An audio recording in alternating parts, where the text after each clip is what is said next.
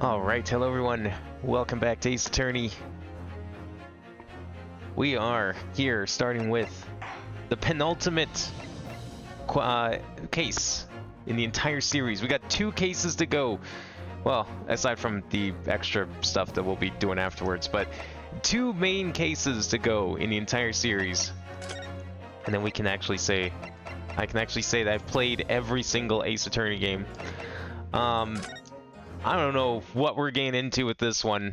Twisted Karma and the Last Bow. I'm assuming that's bow and not bow.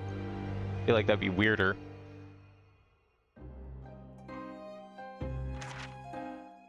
Pipe in hand, Sholmes looked down at the thick, rolling fog outside our window.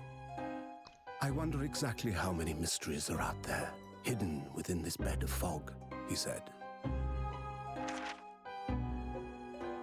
Indeed, a most bizarre incident, born of a Right, welcome. How's it going tonight? A hellhound's mad gallop. Apologies for the late start today. I kind of just lost track of time. That's pretty much the long and short of it. But well, I think we should still be able to get through a huge chunk of this. I don't know how long this case is. The Great Ace Attorney cases have been all over the place in terms of length and pacing. There's no pattern here like the main 6 games. Other side, which compels me to the They just do whatever they want, what's needed for the story.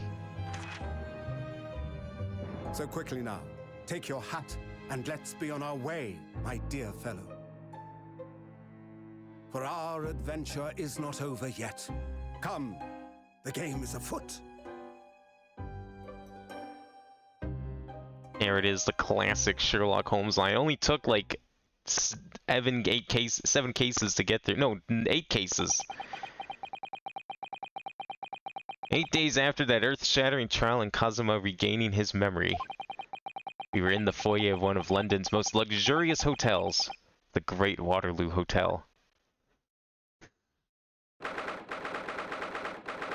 Oh, look at this fancy place. I haven't had a hotel location in a long time in a Ace Attorney. What was the last one we did? I guess technically, no, was it game 3? Yeah, 3-2? 3-2, I think, was the last time we had a hotel. I don't think Investigations had a hotel. Professor Mikotoba is due to arrive at any moment. Yeah, I'm so glad we got here in time. Sato-san hasn't been the same since what happened. Not that I'm surprised. The truth about Kazuma-sama's father. Do you suppose my father knew? That he was actually the mass murderer, the professor, you mean?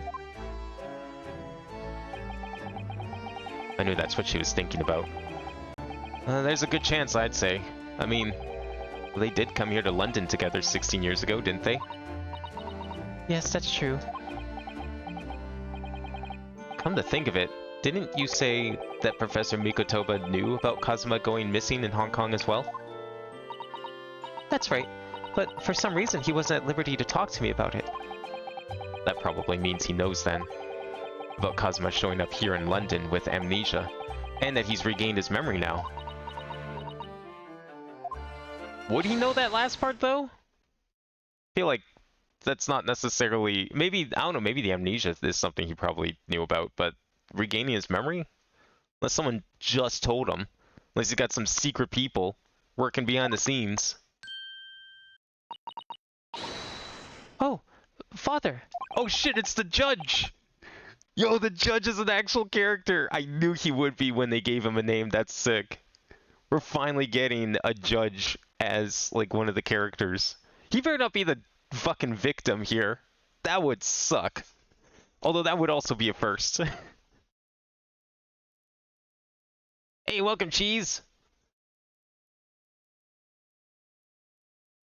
Wait, what's censored? Didn't look like anything in the game? Hello, Susato. How are you? I'm very well, thank you. We're delayed you've arrived safe and sound. Man, that fucking power stance that the judge has is sick. I love this guy. Hello, Mr. Naruhodo. Very kind of you to take the trouble to meet us here. Oh, no, not at all. It's my pleasure. We've heard about your extraordinary exploits here in London, you know. The news has crossed the seas. It has? I always look forward to reading the monthly reports that arrive with the steamships from Britain. Oh, I see. Well, thank you very much. Who is this man? And why do I feel as if I've seen him before? I take it from your expression that you can't quite place me. In that case, how about a little reminder, Seishiro? A firm tap should do it. Yes. A firm tap? What? Here do we go then. He brought his gavel.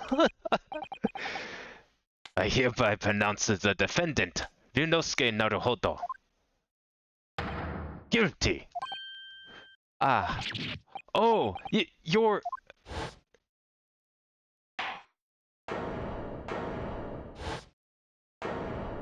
Yes, wonderful memories. I'm sure he definitely wants to remember this. The court will now hear the trial of Ryunosuke Naruhodo.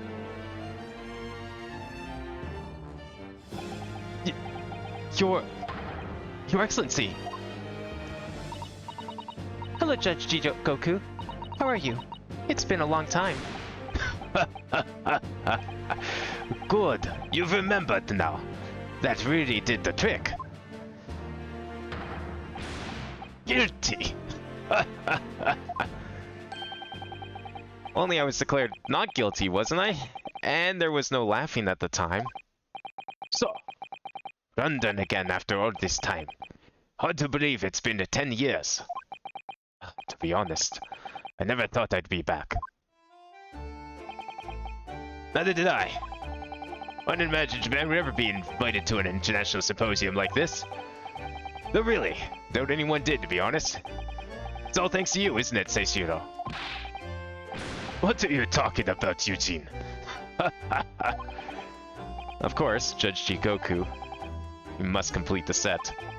He's the other man who 16 years ago came to London with Kazuma's father and Professor Mikotoba. He's a third visiting scholar. It censored Judge? Did it? Well, I guess it just didn't come across as a censorship to me. Which would be really weird in this game that's like not afraid to have certain topics and stuff. It'd be kind of weird to censor that. I don't know if that's what I would call it. You got the Iggy Funko Pop. There's a Funko Pop of Iggy. Honestly, the only thing I'm surprised about is that it took this long to get any sort of JoJo Funko Pop.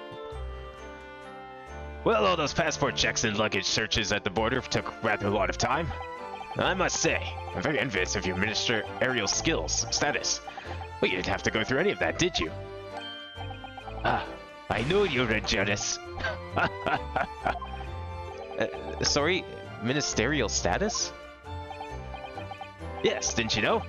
Seishiro here is also Japan's Minister of Foreign Affairs. It was his personal insistence that allowed you to take Kazuma's place here on the study tour. Guilty as charged. Oh, well, thank you very much. He's really every bit as important as he looks. Oh yeah, Naruhodo. I received a telegram from Lord Strongheart yesterday. Oh, you did? It appears that some things came to light in a trial you were involved with 8 days ago. About what happened 10 years ago. That tragedy.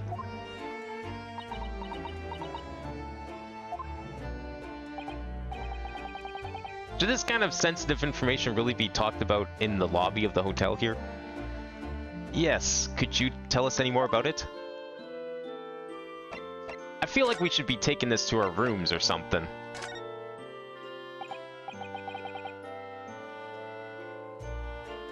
As long until that bearded fella said, that's what I was thinking, unfortunately. I fucking hope not. He's pretty fucking cool, and like my favorite judge in the entire series, aside from the Canadian judge. So how was the voyage here? Well, 50 days at sea is a long time by anyone's standards. but it wasn't as bad as when we first came 16 years ago. No, that's true. Then I truly wonder if we wouldn't be drifting in the vast ocean for the rest of our lives. But this time we followed the same route as you, so we were able to relax and enjoy the experience. Oh, so you stopped in France's beautiful capital, Paris? We did, yes. Though only for one night. And yesterday evening we left the port of Dunkirk for Dover. Just in time for the symposium, in fact. It starts tomorrow. It's wonderful that you were invited to attend such an important international event. Very proud of you, Father. Well, it's thanks to Seichiro here. 16 years ago, he managed to integrate himself with Britain's Attorney General. Well, I'm sure that's why he was invited, and I suppose I could say you could say I'm something of an appendage by default. Speak for yourself, Eugene. You were of course friends with the professor for forensics science at a major hospital. Yes, well, I'd rather not dredge all that up, really. No. There's been a lot of water under the bridge since then, but it doesn't bring him back. Kazuma's father, I suppose. The professor, the killer who took the lives of the 5 members of the British aristocracy, was actually Kazuma's father, wasn't he? That's correct. Genshin Asogi. Genshin. You knew, I presume, Father? Yes. He was a close friend at the time. Genshin came to Britain as a police detective. He was studying investigative techniques at the Scotland Yard. I never understood what drove the man to commit such heinous acts. It was a closed trial, so the public never knew the truth, and he was executed with little ado. To this day, very few people know what really happened, even in our homeland. But what about Kazuma? Did he know? Did he know the truth about his father? No, of course not. He was told his father passed from sickness. However, I suppose he may have had his doubts. Oh, why? Well, as you know, I tried to guide Kazuma growing up as if he were my own son. Then one day he came to my office at university and said, I've decided I want to travel to Great Britain and study there.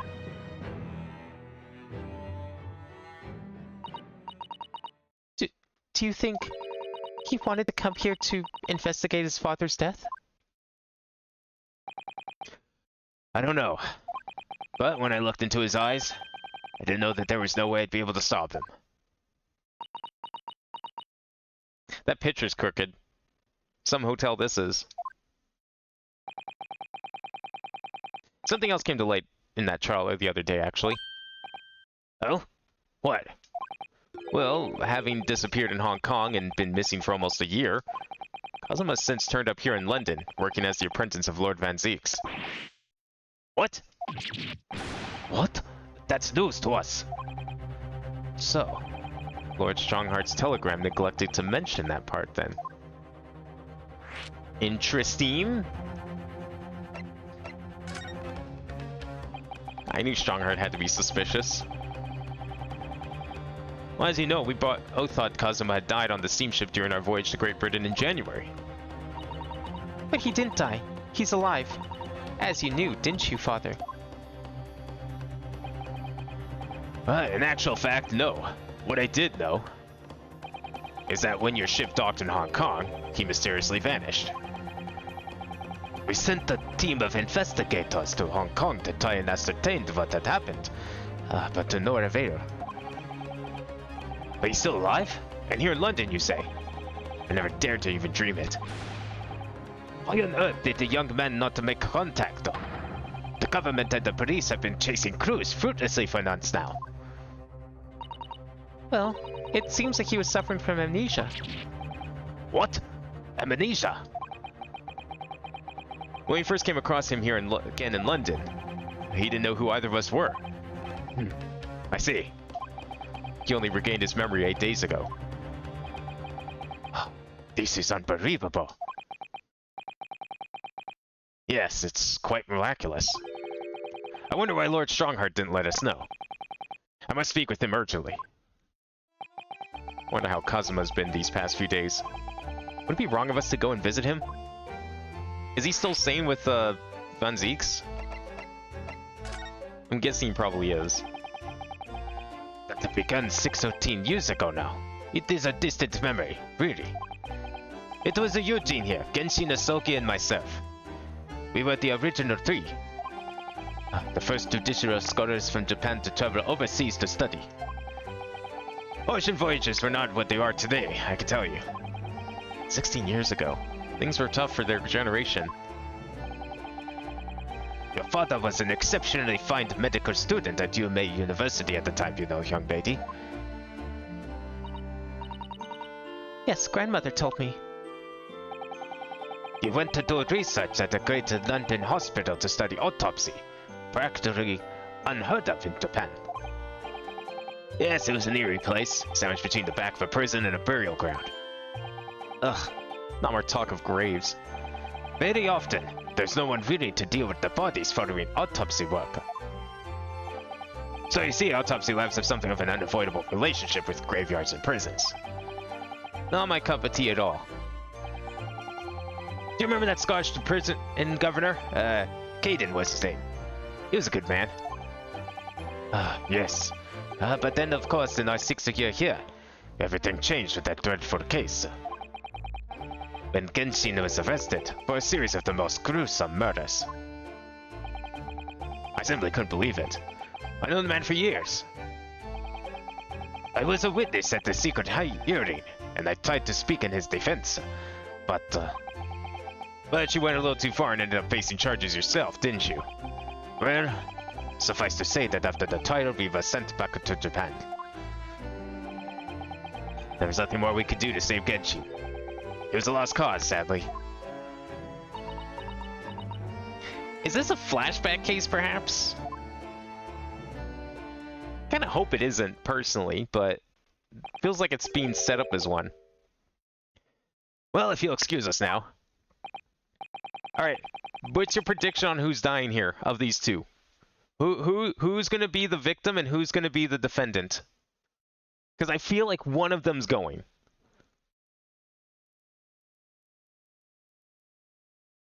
Yes, I'd like to get this trunk up to my room as soon as possible. Oh, I'm so sorry. I shouldn't have held you up here for so long. I'll call for the porter then. Just wait here. Sasato-san's gone off on a run. I'd like to stay and talk more, but I do have various preparations to make for tomorrow. Yes, of course. It must be a big responsibility representing our entire country. I wish you the best of luck. Naruhodo. I hope you'll keep an eye on Sasato for me. Keep looking after her as you obviously have been. Okay, no, he's dying. He's dead. He's fucking dead. Yeah, fatherless child, 100%. Dude, he just spoke straight at Naruhodo and told him to keep looking after his daughter.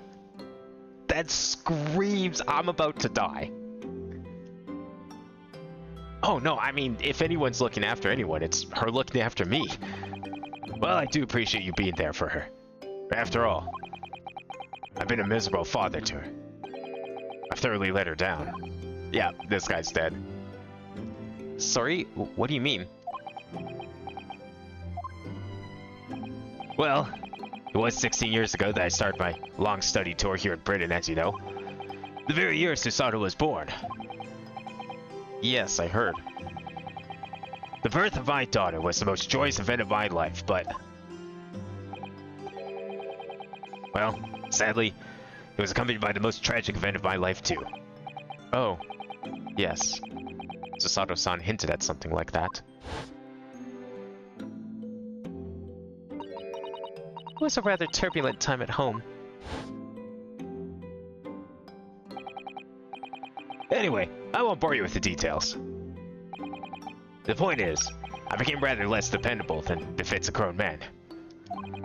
And it wasn't then that Seshiro offered me the opportunity to study here in Great Britain.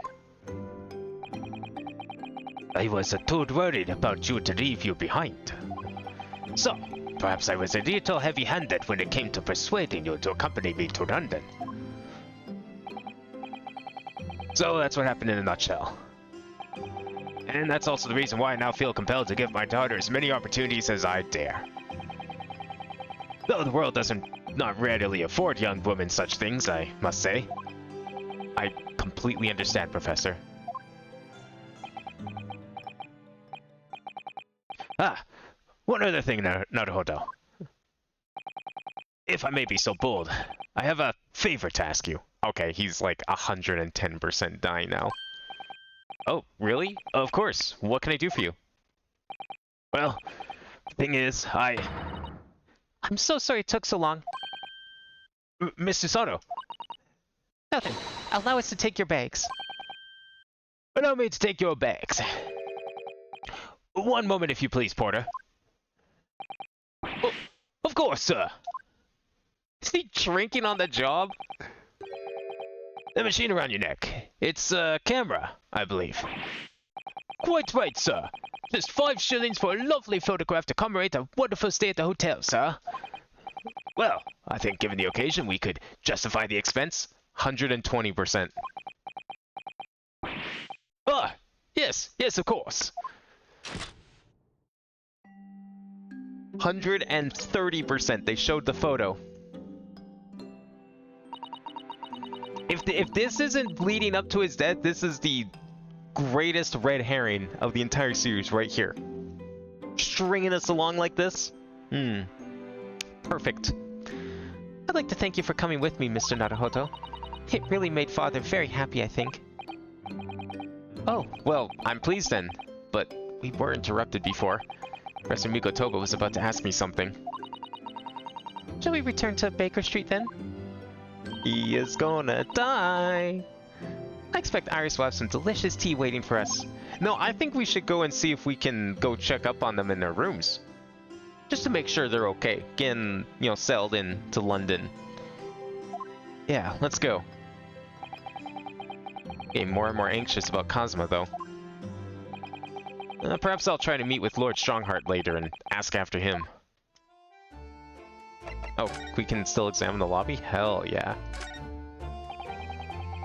Look at those cases just left there on that trolley. Aren't they worried about thieves? I know I am.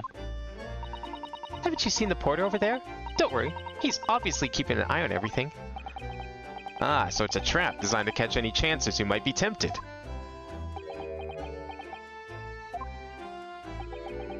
Why did the porter give me such a scathing look just now, do you suppose? Well, some might say you look a little suspicious with your jet black clothes. Not everyone clad in black is some sort of ninja with intent to steal, you know. I don't think it's necessarily the clothes. I think she was just being nice. We see all those sparkling jewels up there? You must have gathered every gem in the world for that. It's called a chandelier, I believe. It's designed to provide elegant lighting at large, spacious rooms like this. So they had to gather every gem in the world? So they had to gather every gem in the world just to illuminate one room? It's probably electric light bulbs they're actually throwing to light. If I tried to hang something like that from the ceiling in the office, it would be scraping on the floor. I think perhaps chandeliers aren't for you, Mr. Naruhodo.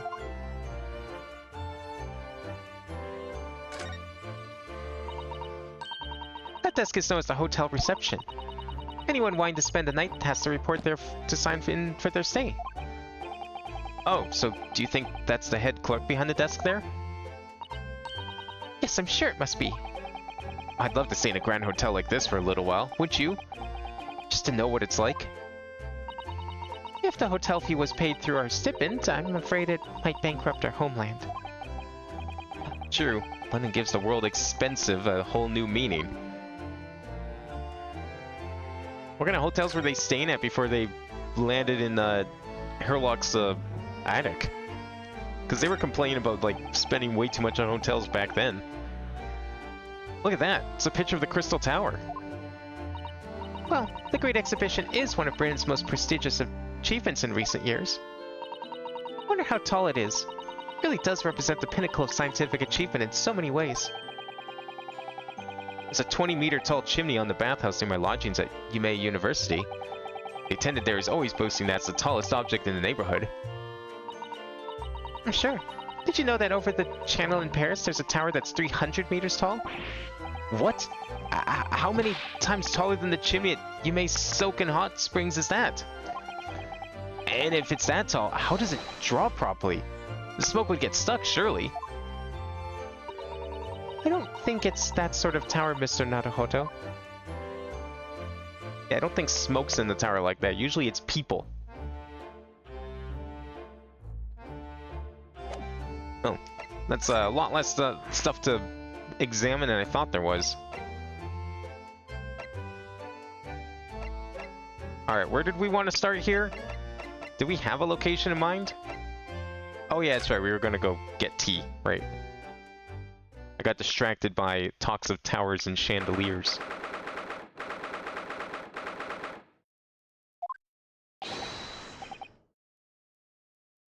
What?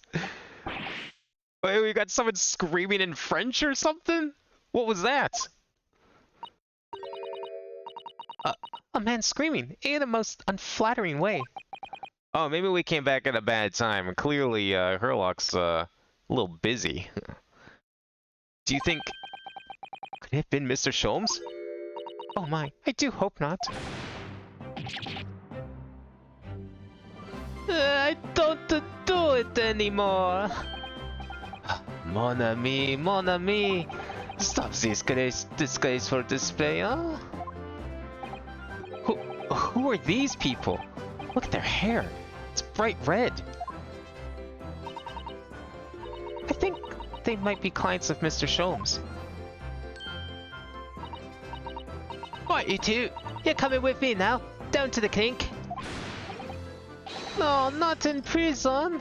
It is dark and damp and I don't like it. Off the darkness, it is my friend. I am not scared. But you are always scared of the dark. Shut your mouth, you idiot. I will sit quietly in the dark and plan our next daring heist. I don't like this. I don't like it. Well, tough. We'll finish this down in the yard. Now get moving. Bye then, Ginny. Have fun. Oh yeah, thanks, Iris. And thanks, you great detective. Wait, Herlock actually solved the case? What? Gina makes a fine detective herself, doesn't she? Oh, Susie. And Runo. Hello, Iris. We're home. Well, did you find your daddy? Yes, we arrived at the hotel just before he and his friend. Oh, well that's great news. I hope they'll get to see my daddy again soon. Yeah. I sure hope you do too. Ah, yes, of course. Definitely. Dr. John H. Wilson. So, Iris, all that remains now is the greatest of problems known to man. What the fuck, did he dye his hair? But before we concern ourselves with that, I believe some tea is in order. Don't you, my dear fellows?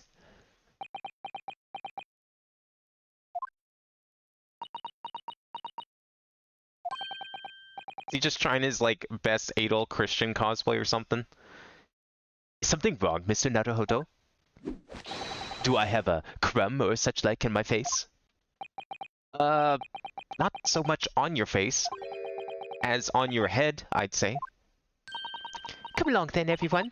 I've brewed a lovely special blend. Time for tea. Whatever is going on here today? In that case, let us sit and drink now. For I'm, in fact, expecting a guest later today.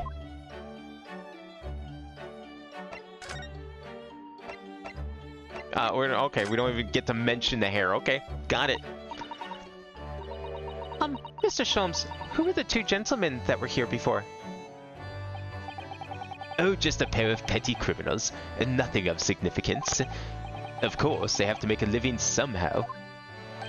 And when the mood takes me, I'm willing to turn a blind eye to all manner of infractions. When the mood takes you? All manner of infractions? Does that include murder? That better not include murder.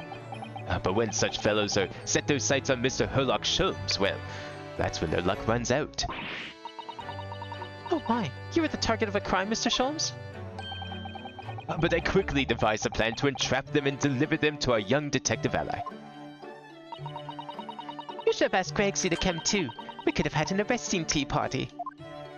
Sounds fun. I did send word, but no answer was forthcoming. Oh, the man is consummately in the wrong place at the wrong time. There's a word for it, I'm sure. Ah, I have it. A bungler. That's the word. It's a good job he's not here to hear you say that. So those redheads have been up to no good? I wonder what the men did. Wonder if it has something to do with his hair. What was that about the greatest of problems known to man that you mentioned before? Is it another fiendishly intricate case, Mr. Sholmes? How should I best explain it? Are you aware of the theory of evolution by natural selection, perchance? Well, I think I've heard talk of it somewhere. Possibly.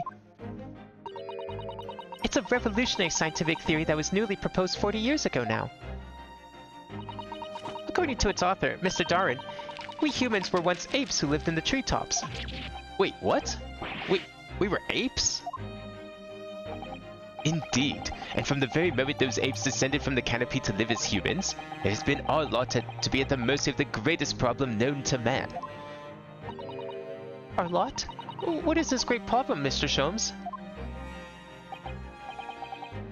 Gregson didn't respond. You think Gregson is dead? I don't know how I feel about that one. Yeah. That'd be interesting. It would also suck. I think I would definitely be a bit disappointed at that. Why is it not obvious, my dear madame? The problem of rent.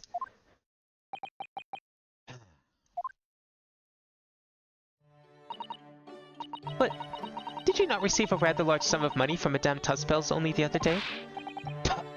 A large sum. One potted herb for Iris and a new motor car for me later, and all of it has quite disappeared, I assure you. It's like that meme. Help me budget. Can you help me budget my month's salary? And it's like menial thing, menial thing, menial thing, and then just like $10,000 purchase. I don't know what could have been the problem here, Sholmes. Not sure I could help you with this one. Honestly, Harry, you know you squandered it. Yes, well, anyway, 2 days ago, I discovered the answer to man's greatest problem, for the coming month at least. And what was the answer? Why, there is a substantial clue before your very eyes. Don't tell me. Let me see. Humans are sorry creatures, unable to see what is in front of their noses. Let me give you some assistance. Don't look, but observe me very closely. There is one particular feature about my person that has changed.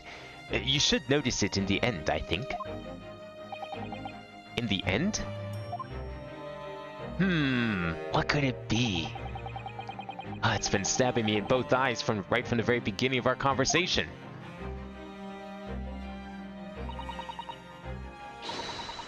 I think we might need another clue before we uncover the full answer, Mr. Naruhodo.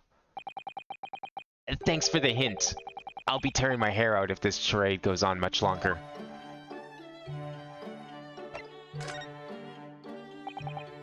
Mr. Sholmes, isn't it about time you told us the truth? Just over a week ago, you said to us, I will now tell you something of the first importance, my dear fellow. Great detectives are wont to lie. It will serve you well to remember that.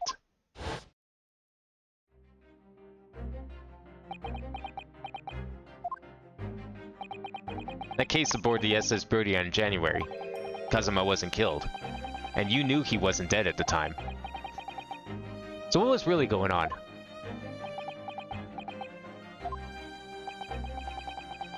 The fellow was unconscious for a very long time. If he hadn't regained consciousness when he did, his life would have been in mortal peril. Of course, a side effect of the prolonged comatose state was amnesia, as you now know. It was a simple enough task to silence the crew. But how? After they carried him out of the cabin, I assembled them in the lobby area. Then I made them swear to leave him unconscious and have him unlaid from the ship in Hong Kong as a murdered corpse.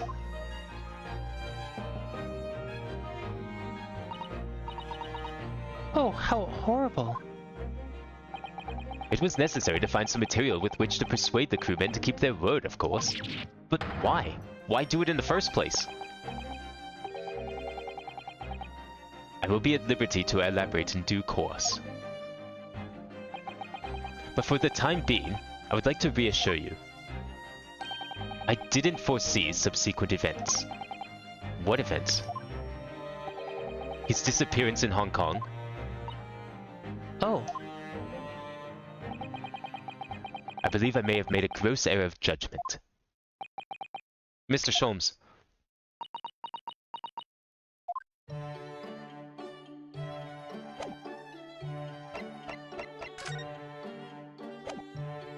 That's it?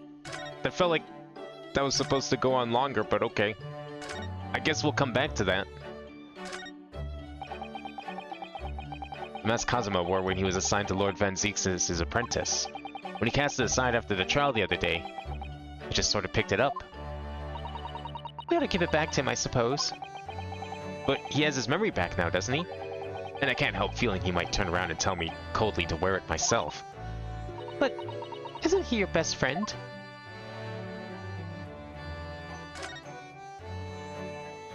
Speaking of apes, you just finished 101% DK64? What? Holy shit. That's an insane achievement. I want to do that someday. I love that game. I think I might play that on stream, actually. That might be one of our... Maybe that'll be our next big collectathon platformer.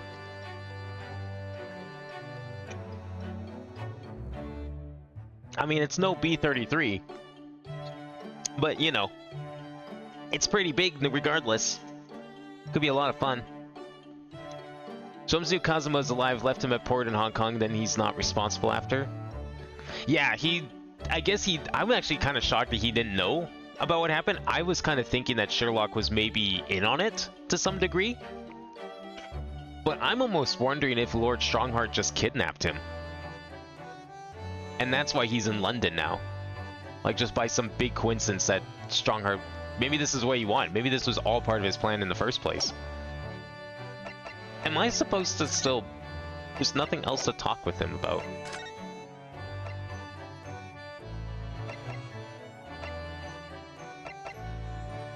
I'm sure we've asked everything we need to. Okay, I guess we need to pick something up here. Okay, we'll just start examining everything as usual, I guess. Yeah, I know it's on the Switch. I would probably just play that version. I want to get like a cartridge of it personally, but I mean the Switch version's perfectly fine. Technically speaking, the Wii U version's like quote unquote better, but that's only because everything in that game runs faster, so it feels like it's running smoother. But the mini games are way harder. Meanwhile, the Switch version's more accurate and therefore a lower frame rate. But everything works properly, so it's like pros and cons with both. Does the Switch version have Rumble support? Like the Wii U version does? I imagine it does. That would be a pretty big deal breaker if it didn't for me personally. But yeah, I'd probably just play the Switch version out of convenience, because I don't know if it even would boot on my Wii U at the moment, because then it depends if it was stored internally on the Wii U, or if it was stored externally on the hard drive. I tried so many things to get that console fixed, and it's just, I don't think there's any fixing it. So it's either I continue trying, or I just get a new Wii U and hope that it's better. It's like actually newer and doesn't have the problem that mine does, because mine's like 14 years old. Finally managed to remember this behemoth's name, the Great Analytoscope. I don't think it was here when I left for Japan, was it? Oh, is that right? Yeah, because it was with the pawnbroker. Oh, of course. Oh, that's given me a wonderful idea. I could pawn everything that's on your desk. The office would be tidy at last. Don't even joke about it, Mr. Sato. You are joking, aren't you? I don't think you could pawn off important legal documents. I'm sure that's what he has on his desk, right? It's all important work? Definitely. It's all sorts of on those shelves. Chemistry apparatus, books, papers, and lots of things I've never seen before. It's all heaped up so high I can't help feeling that the whole lot is going to topple at any moment. It looks as though it might topple, and yet it doesn't. The epitome of Mr. Sholmes' brilliance. I don't get it. As it happens, I'm quite well practiced when it comes to stacking shelves myself. Well, just the other day, the shelf in my office finally gave way under the strain, though. Looks as though it might topple, and it does. Yes, the epitome of your disarray. I really don't get it.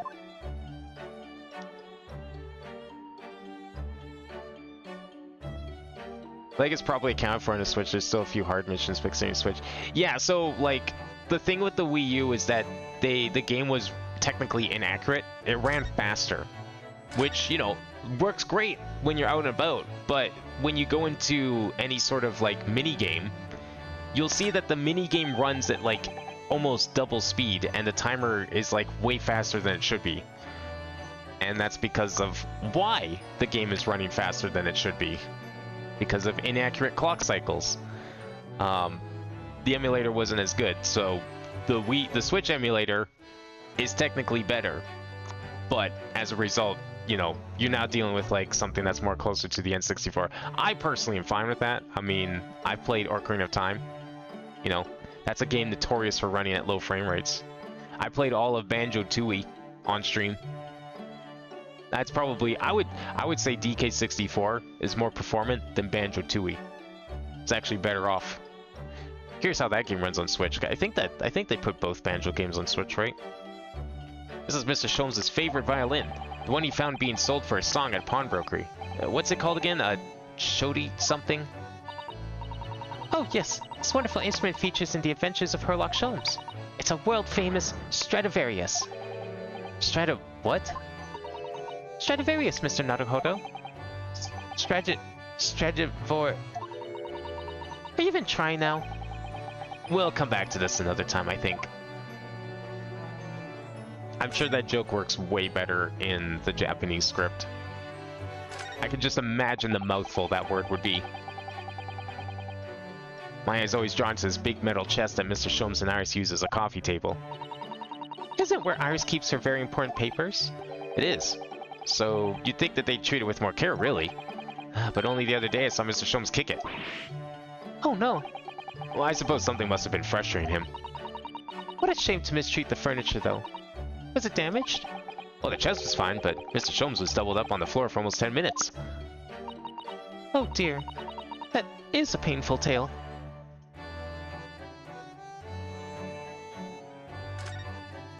Is there anything new here? Like... apparently there's more things we have to ask Sholmes, but I don't know how. Maybe we need to come back with evidence? I do like this fireplace. It's one of the best things I've seen since we've arrived in the country, in fact. Although, I do yearn for a Japanese kotatsu. Putting your legs under a warm blanketed table is so comforting. Do be careful, Mr. Naruhodo. Don't mistakenly put your feet into the fire, will you? You'd suffer terrible burns, you know. I worry sometimes about how Susato-san sees me. As far as NSO doesn't have Diddy Kong Racing yet? Yeah, I'm surprised that one's taking so long. You know what I want next? I want fucking Conker's Bad Fur Day. I would stream that in a heartbeat if they had Conker's Bad Fur Day. They went through all the trouble of making like an M-rated N64 virtual console, and it only has like 2 games on it out of like 5 that are on the entire console. You'd think with like all the nice relations they have with Microsoft and Rare, you'd think they would ask for Conquer or something. So I'm shocked it hasn't happened yet. Iris' pretty low tea set is set out beautifully as ever. Look. Well, it's only by carefully taking care of a tea set that you can make good tea. Is that a roundabout way of telling me I need to tidy my desk? Mr. Naruhodo, you do overthink things at times. What, you're telling me it wasn't a roundabout way of saying that he's messy? This blackboard is where Iris scribbles down her latest ideas, isn't it? Let's see. Oh, she seems to have drawn a lot of little stick figures all lined up. Look. Cheap apples at the mark is what all of them say. What? The little figures can speak? All your questions would be answered if only you would read this month's Rants magazine. So I'm the only one who can't make sense of this? Fucking nerds. Have I seen the 18 plus section lately? Why? What's on it? There's only like 5 games on N64 I thought that were M-rated. What's on there? There's like Perfect Dark I know is on there. GoldenEye's on there. And I thought there was one other game. I know that Jet Force Gemini is on there in certain countries for some reason. Don't know how that game got such a high rating outside of North America. What else did they put on there? That's Iris' wonderful collection of medicines, potions, and chemicals. Just look at all the little bottles she squeezed onto the shelves. Yeah, and there are charming little ribbons tied around the bottles too. But the labels aren't quite so charming, are they? This one here reads, Deadly Poison. I've been so excited about the idea of helping Iris with her experiments, you know. Just try to avoid any bottles labeled Deadly Poison or Highly Explosive. I think we need to come back. There seems to be nothing new here. Let's go to our room. Maybe this is one of the times we have to go here. I'll check it first, not last. I've learned my lesson. Nothing? Okay, cool. I hope it's not that. I'm gonna trust it's not that. Let's just go to the office randomly. Show up and have a chat with him. Maybe we'll ask about Kazuma. Literally everything except Conquer, actually. Okay, I want to look up a list of N64. Because there really is, like, only 5. I believe.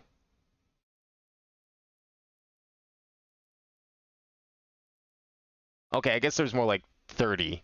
But even so, half of these would never be coming there because it's like South Park and some wrestling games, I guess. I know Turok's on Switch elsewhere, so there's no way that's happening. We got the remake of Resident Evil 2, so that's out. Oh, I forgot Nightmare Creatures existed. So that's like already half of them. Doom 64 is on the Switch elsewhere. Good luck getting Duke Nukem. I guess Hexen could be something. I think Mortal Kombat already has a re-release collection on Switch. So that leaves like what? Biofreaks, Carmageddon, Conquer, and that's kind of about it. And where the fuck War Gods is.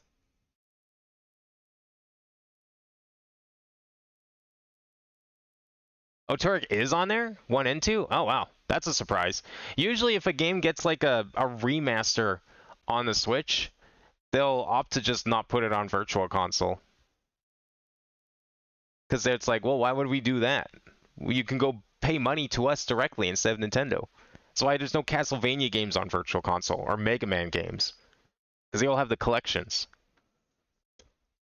So I'm surprised the Turok got both treatments. This is a final draft of the opening address to tomorrow's proceedings. I've supplemented the original with the figures you've asked for from Ziyad. I see. Excellent work. Thank you. You're welcome, my lord. What's Lord Van Zeek's doing here? Man, there seems to be an awful lot of tension in here, wouldn't you say? This place is stifling enough as it is. We really don't need any more tension.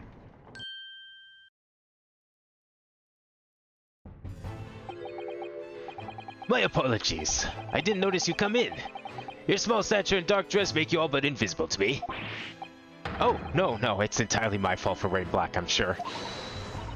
From now on, you must dress in white from head to toe whenever you come here. Now then, Mr. Naruhodo. Yes, my lord. I'm right here. Ugh, kill me now.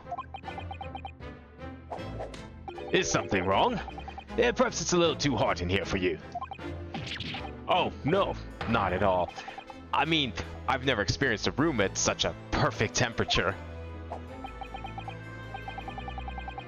If you're sure that beads of sweat carving their way down your face seem to suggest otherwise. Because of the daggers you're staring at me with, mainly?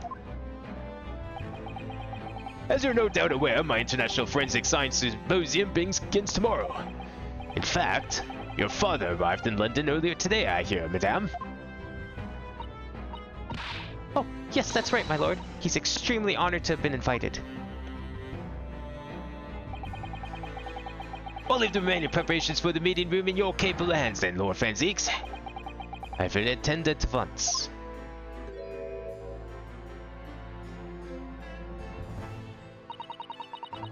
He gave you a very cold stare as he left, didn't he? I know, but I haven't done anything, have I? I think he's more worried about what you might be doing here. These past few days, my feet have barely touched the ground, I must say. My dedicated right-hand man of many years was recently put out of action in spectacular fashion. Oh, I'm sorry to hear that. Is your left hand still of service?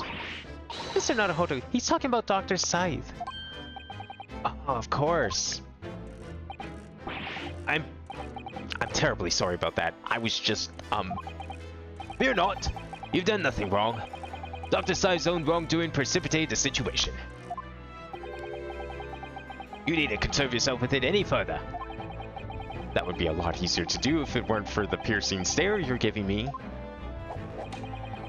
Lord Van Zeeks is doing an admirable job of holding the fort. Though, disturbingly, his apprentice has been missing since yesterday. Oh, missing? What's become of Kazuma-sama now? He knows we know, right? Not long ago, visitor numbers to the Great Exhibition exceeded 30 million. 30 million? Are there even that many people in the world? 30 million's a pretty big number. As a comparison, Mr. Naruhodo, the population of the imperial capital Tokyo is 2 million. I'll be opening the International Forensic Science Symposium in the exhibit's main auditorium. This event has been 2 years in the making. 2 years of preparations and negotiations with other countries. Sounds like a tremendous achievement. Congratulations. The 20th century will see the wholesale adaptation of forensic investigation techniques, and cooperation between police and organizations around the globe will be essential. Which is why this landmark first symposium had to be hosted here, at the heart of our great British Empire. In order that Scotland Yard can become the leading investigative organization in the New World. He's the same as ever, I see. That passion of his is quite something. Every bit as passionate in your own way, I'm sure, Mr. Naruhodo. I'm the only person in this country who truly cares about a future that embraces forensic science. It was my intention to become Her Majesty's Attorney General and reform the Yard from the ground up. So the disgrace of the forensic investigation team has been a bitter blow to my ambitions. Yeah, real sorry about that one there. I first established a forensic investigation team a year ago, experimentally to start with. With Dr. Scythe at the helm, it was steadily accruing an impressive record of achievement. I was on the verge of changing its name and elevating its status to a full-blown forensic investigation department.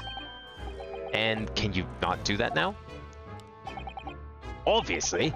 Nobody wants to hear anything about it at the moment. Even I can't keep the story off the papers.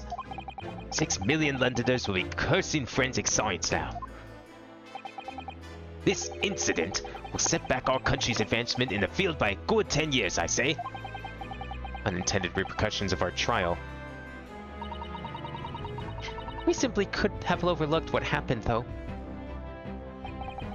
Of course not. We should all be grateful to you both. Anyway, I'll still reform this country's policing when I become Attorney General. Well, this might delay my plans, but it won't alter them. Well, nothing will stand in my way.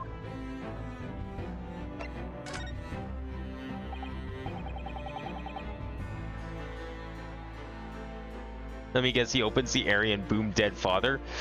Oh, that's probably what's gonna happen. Like, we're gonna go back to the hotel and one of those two is dead, and it's probably gonna be the dad. I'm calling it. About Lord Van Zeek's appearance. Ah, yes. That came as a surprise to me, I must say. That you and he are old friends. How did he become an apprentice to Lord Van Zeek's in the first place? It came about 3 months ago. An unidentified Asian man was apprehended by border police. I found him hiding aboard a large goods vessel. Oh my, so he stowed away to get here. So he do it on his own? Like, how important was this mission to go to Britain? He had no papers to identify him, no passport, and he was suffering from amnesia too. Other than the fact he was clearly of Eastern descent, I had no clues as to who he was. So I decided to assign him to Lord Van Zeek's. Well, that way I could keep an eye on him. But then, why the mask? I didn't want to burden Lord Van Zeek's with tiresome explanations about why he had an Eastern apprentice.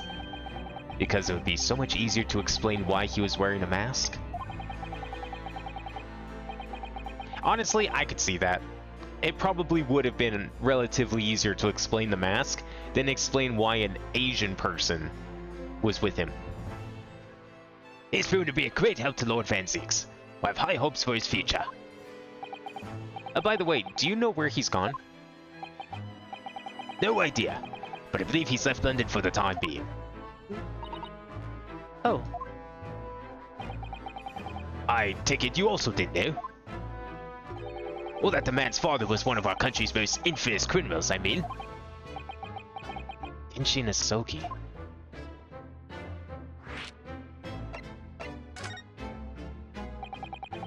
What we learned from that trial 8 days ago was a huge shock, finding out my friend's father was... Ah, yes. Genshin Asoki. Professor case 10 years ago caused great stir here in Britain. There were such awful murders, and unprecedented.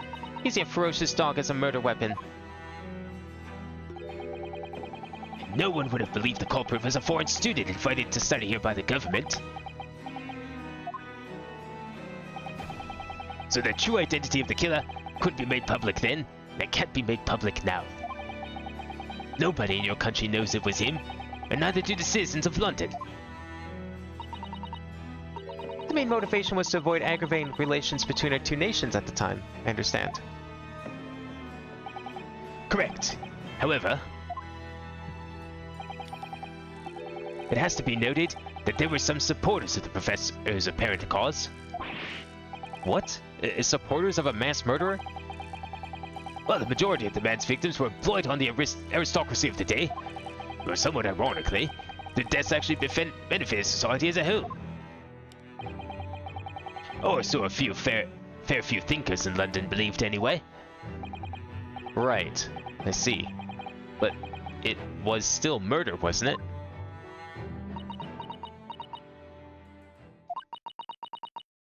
Seems very similar, doesn't it?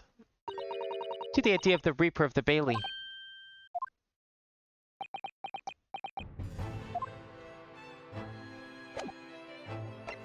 Interesting. So maybe the Reaper of the Bailey is someone who took up the mantle of the professor?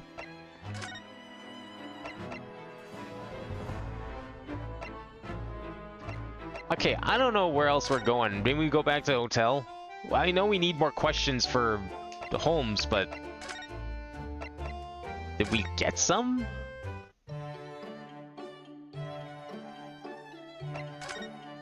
We haven't picked up anything. And there's no one here.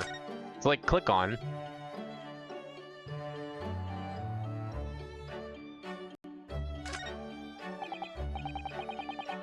Ah yes, Mr. Sholmes' curious collection of trinkets from the various mysteries he's solved.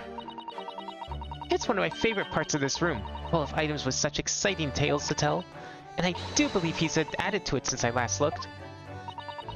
Now there's a mysterious pince nez, a mysterious little box, a mysterious horseshoe, a mysterious biscuit. I think that last one might just be one of Iris's unfinished snacks.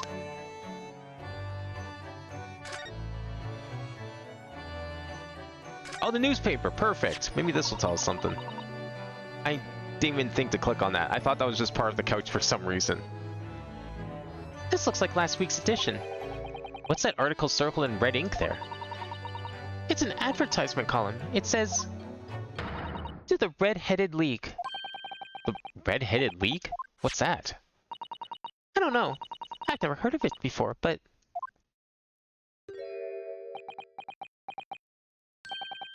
Is something on my face? Clearly this has something to do with that. Lively hair. There we go. Now we can ask him about things. Didn't think his hair was that important.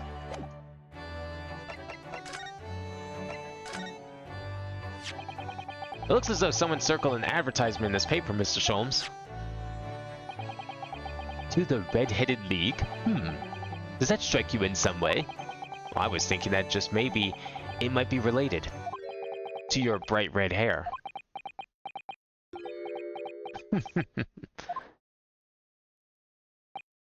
So, at last you have learned to apply my methods, Mr. Naruhodo. Sorry? In the first instance, and quite indispensable, observation. Believe me, I could have seen that hair with my eyes shut. So then, allow me to regale you with the details of my latest exploits. Regale or boast?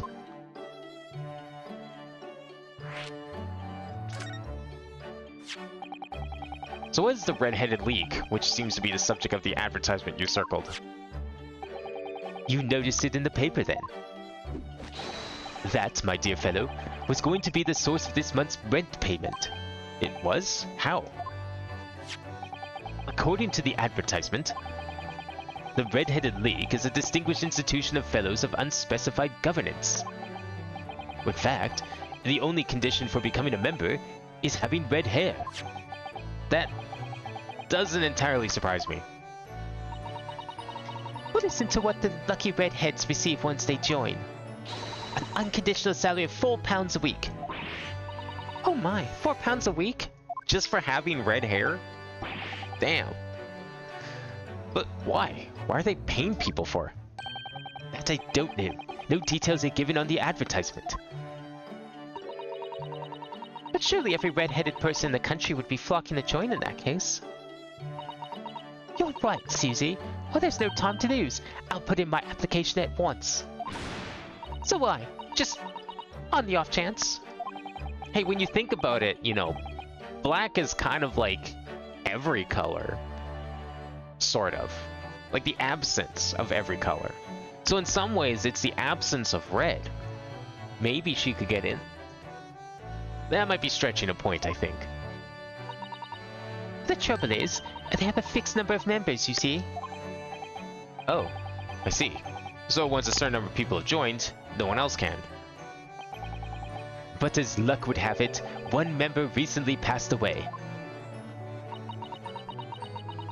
It wasn't particularly lucky for the redhead in question, I feel, Mr. Sholmes. So you decided to join in his place? Correct. I mean, look at me. You ever seen such a red-headed fellow? No. So why did it have to go so wrong? What on earth happened?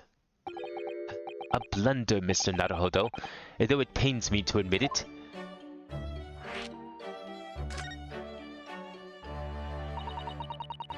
What'd you actually do to your hair, Mr. Sholmes? I'm glad you asked, Miss Susato. What you see atop my head is neither dye nor a hairpiece. I changed the color of my hair overnight. By the wonders of chemistry. Chemistry? I was conducting some research into a method of rejuvenating spent tea leaves, and in the course of my work, I stumbled upon a potion that, when taken, turned one's hair a flame-like red. Would you like to try it? It'll make every hair on your body perfectly crimson. I think I'll pass. But, Mr. Sholmes, is it quite safe to drink? Surely it's bad for you, isn't it? Amateurs are always hampered by such fears. Oh, I should have never doubted you, Mr. Sholmes. You mean to say... But of course. To earn £4 a week, one must be prepared to turn a blind eye to a little danger. That degree of red signals more than just a little danger, surely. So anyway, Hurley left full of confidence yesterday in his new red hair. For the park on Lime Street, where the Red-Headed League were interviewing prospective new members. They couldn't have picked a better street for that.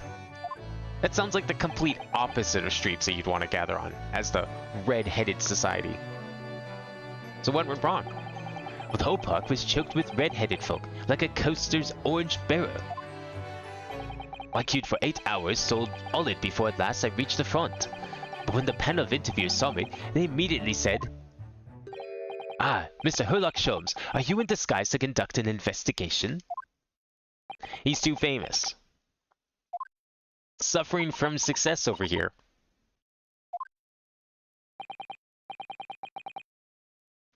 So naturally, I had no choice but to reply, "Shh, don't give me away." After which I could do a little else but turn and leave. Then this morning, when I looked in the mirror, irritation stirred within me. So I turned that pair into the police. Oh dear, what a disaster. For Hurley and those two redheads. So he got really upset, so he's just like, no, you two are, I'm gonna pin a crime on you two. You're going to jail, because I hate that you didn't pick me. Aha, here is my guest now, my latest client, with money to spend. Oh, I do hope it's an exciting case, Hurley. Remember, Iris, we are at present gripped by the greatest problem known to man. I must be willing to accept any case, no matter how unstimulating. Save locating a runaway, of course. Don't spare anyone's feelings, will you? Oh dear, I'm afraid that Hurley can lack a little tact, especially just before the rent is due. Why doesn't he do runaway cases? Mr. Sholmes, Mr. Herlock Sholmes, please, oh please. Please find my husband, he's run away. Wow. Perfect timing. To upset me? I beg your pardon? Never mind. A personal matter. My apologies. What exactly are you trying to say, Mr. Naruhodo? I didn't say a word. Come, my dear madame. Be seated. Iris, some tea, if you please. Of course. What's the matter, Mr. Sato? Oh, it's just that gentlewoman. I feel sure I've seen her somewhere before. Very recently. Yeah, now that you come to mention it.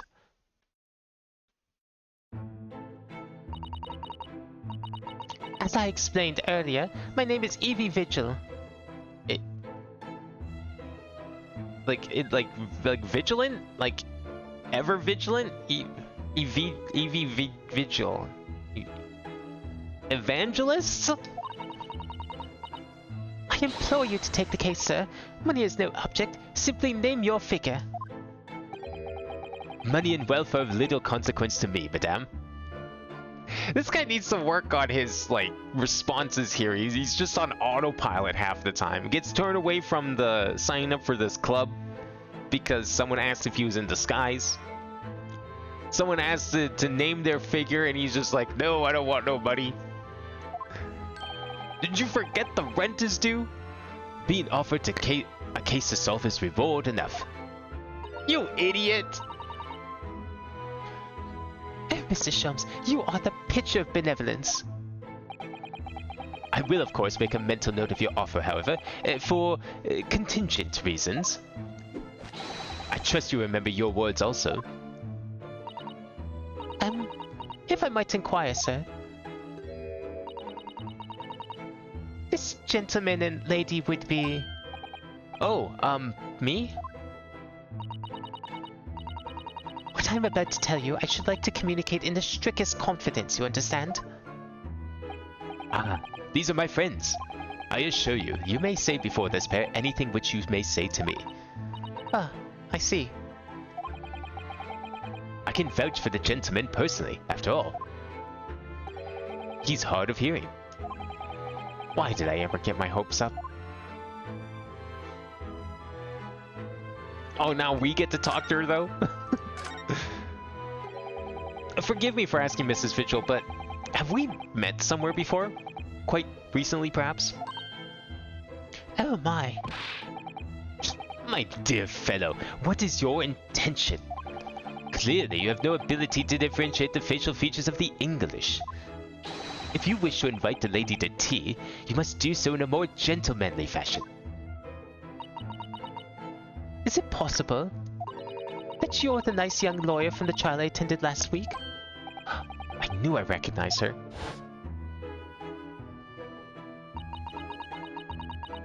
To have this man's fate in the palm of one's hand. Oh, gosh, oh golly, it sends shivers down my spine.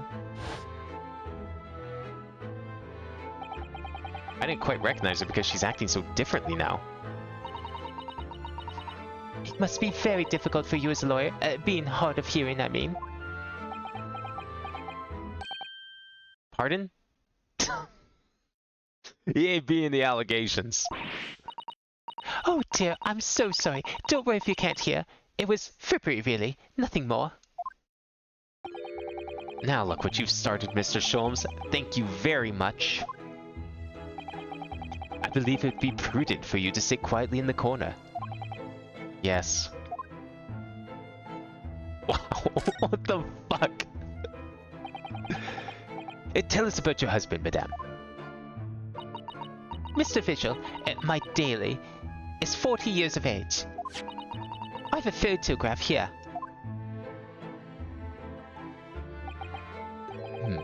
An entirely unremarkable gentleman, by appearance at least. How long have you been married? It will be 15 years this year. We have a cordial relationship, and my husband's income is more than adequate, so we live quite comfortably. As it would appear. I need only look at you to know these things. Oh, gosh. Your dress is the latest style, your hat clearly regularly groomed, and your eyes are animated. When short, you have no inkling as to why your husband might have disappeared, correct? That's right. He's a quiet man with a strong sense of loyalty, and he rather dotes on me. Which would point to the possibility that he has become embroiled in some incident or other. Oh, that is exactly what I must fear have happened, Mr. Sholmes. I'm quite beside myself. Is her husband the dead guy, perhaps? Maybe he's dead, and Susato's father is like the defendant or something. My husband's employment is somewhat unusual, you see. What if he's incurred some miscreant's ill will? What exactly is your husband's line of work? He's a warder at the prison. A guard? Well, that is somewhat unusual.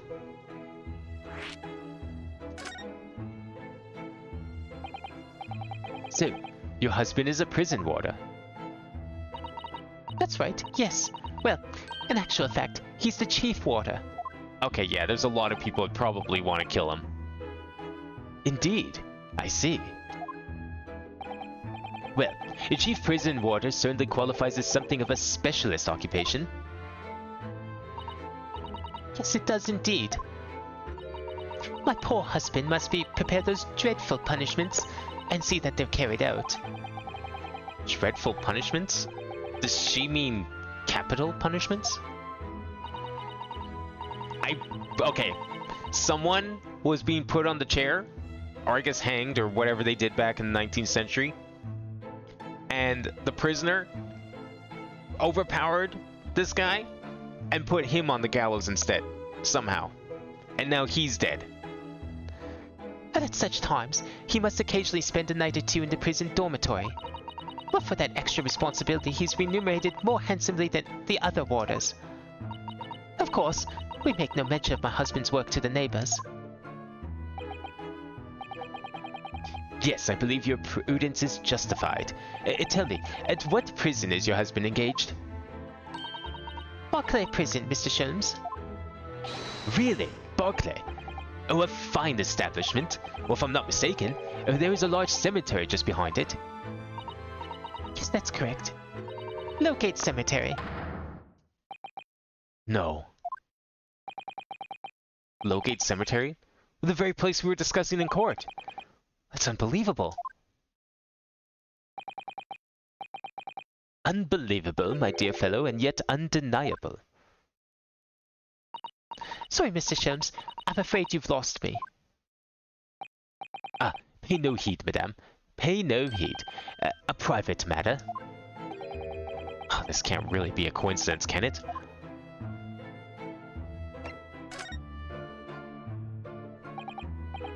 So, to the matter of your husband's disappearance. When did you realize he was missing? Please try not to laugh. It was yesterday. I'm sorry, yesterday? That really is recent. Laughably so. Well, the truth is, my husband does at times have occasion to spend the night away for his work. It's not at all out of the ordinary for him to not return home at night. But this is different. For him not to make any contact for a whole day, that has certainly never happened before. Oh, my dear Daly, whatever could have happened?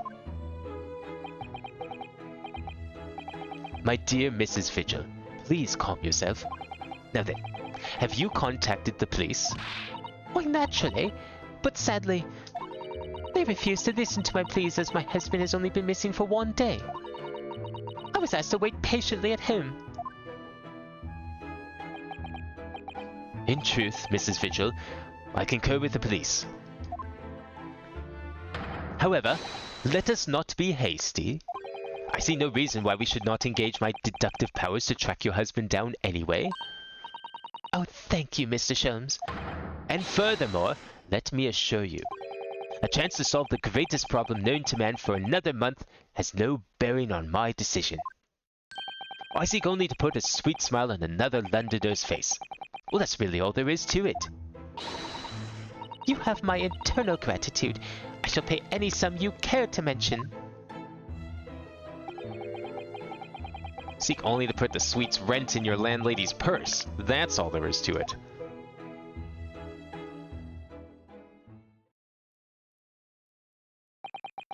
Thank you for everything you have shared with us, Mrs. Vigil. I believe I have all the information I need to begin my investigation. Oh, please report to me with some good news soon with some good news, sir. Fear not, madame. In a day or two, I shall be contacting you with a heartening report, I'm quite sure. So soon? Oh, how splendid, Mr. Sholmes. The good news should be delivered early, I always say. If you would be so kind as to leave the photograph of your husband in my possession. Photographic print received from Mrs. Vigil in order to aid with locating her missing husband. He appears to have no particularly distinctive facial features. Interesting how much emphasis they're putting on his lack of uniqueness. Thank you. Now, allow me to show you the door. I can't thank you enough, Mr. Sholmes. You've simply been marvelous.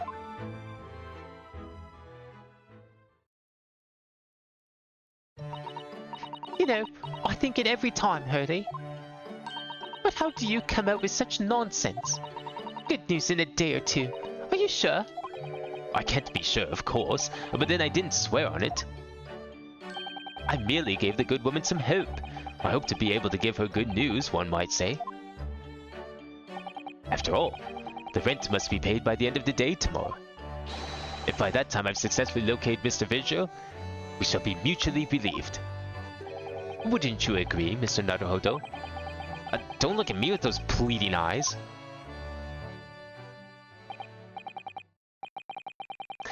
Well, my dear fellow, did you hear the details of the case? Yes, my hearing is surprisingly good, actually. Excellent. And what did you make of it? Well, I was surprised to learn where her husband worked. At Barclay Prison, I mean. Ah, so you noted that? Of course, especially with the mention of Lowgate Cemetery. Lowgate Cemetery is at the rear of Barclay Prison, so it was renowned among us students at the university for being haunted by the ghosts of condemned convicts.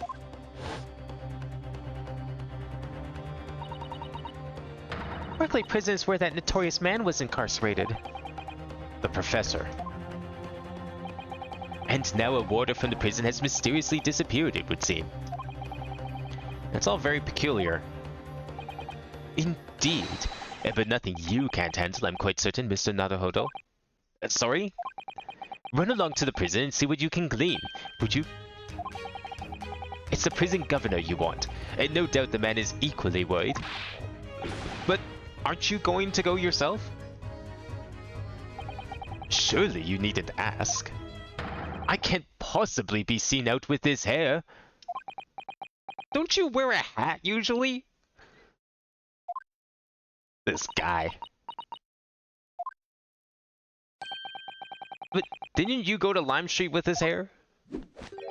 It was quite a different matter. So I leave it in your capable hands. Now, if you'll excuse me, I'm rather busy.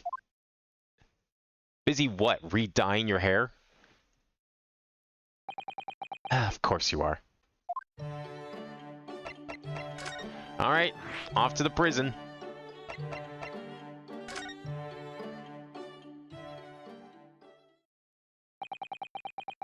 Barclay Prison is on the outskirts of London, backing onto a lonely burial ground. Its four high outer walls loomed quietly before us in the fog. Having requested a meeting, we were shown to the governor's office in the watchtower. Look at that clock, that's great. Holy shit. Okay, is that bird gonna be a witness? Are we getting a throwback to 1-4? This place is full of hardened criminals. I cannot remember the last time a civilian was down here. And you didn't want to talk to an inmate, but to me.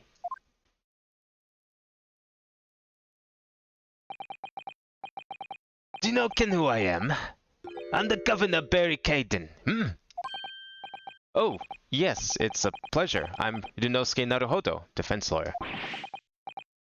And an Easterner, I see. Does that mean... Yes, I'm a visiting student of law from the Empire of Japan. Japan? Did you say Japan? Yes? Well, there's none of any of your kind in here, laddie. Maybe you should try the prison next door, eh? I didn't notice another prison next door, sir. Anyway, we came to ask you some questions about... I didn't ask you to be so direct, but... I have no intention of speaking with the likes of you suspicious-looking Easterners. Now get out of my hair! So as soon as he finds out that we're from Japan, he reacts like this. That surely means... I think it's because of the professor case. You think so too? 10 years ago, Genshin Asogi, also known as the Professor, was incarcerated at this prison. And then, after his execution, he apparently re-emerged from his grave in the cemetery behind the prison. I might have known. You're sniffing around about that case, aren't ya? Your agency, part of the Professor's great web, no doubt. No, not at all. We just... Get going with ya, before I punch your lights out. We're going. Clearly the ghost of that killer still haunts this place. We're not gonna get anywhere here. Unless we can somehow prove to this man that there's nothing suspicious about us. How the fuck are we gonna prove that? Governor Caden. What are you thinking, Mr. Sato?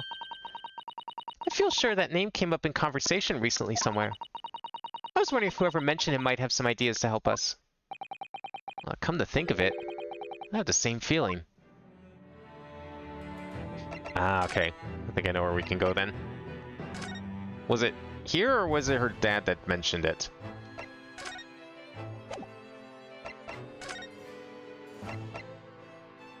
I can't remember. Was it... Who mentioned it? Was it him or was it her dad? Okay, I thought there was going to be like some investigation on this paper, but nope. Just straight up, if you're redhead, you get 4 pounds a week. On account of the bequest of the late Ezekiel Hopkins of Lebanon, PA, USA, there's now another vacancy open in which entitles a member of the League of a salary of 4 pounds a week for purely nominal services. All red-headed men who are sound in body and mind above the age of 21 years are eligible. Apply in person on the morning of the 31st at the large park on Lime Street.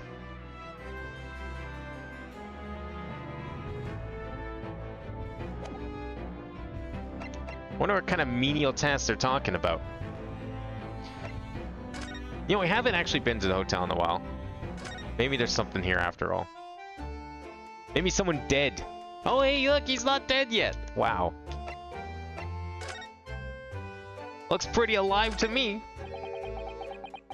That's Professor Mikotoba over there. Ah, hello, you two. I was just taking a moment to catch up on the world now that I'm unpacked. But where's Judge Jigoku? Yes, he's not the relaxing sort. He's taking himself off to pay his respects to all the legal bigwigs. Having only just arrived in the country today? Goodness, he is full of energy. Professor, you mentioned something before about how you'd known the prison governor at Barclay Prison. Oh, Governor Caden, you mean? So it is the same man. Father, we must speak with the governor. But he refused to talk to us. He said we were suspicious Easterners. Well, I'm sure if I accompanied you, it'd be a very different story. Oh, would you? That would be wonderful, if you have the time now. Sadly, as you can see, I'm very busy at the moment. You are? Busy drinking coffee on a comfortable settee? Oh, now, I have rather a lot to prepare for tomorrow, you know? Oh, sorry, I didn't say that out loud, did I?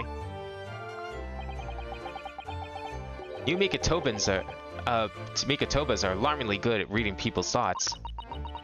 How could it be that you Naruhodos are alarmingly bad at hiding your thoughts? Let's not fall out now. I have an idea.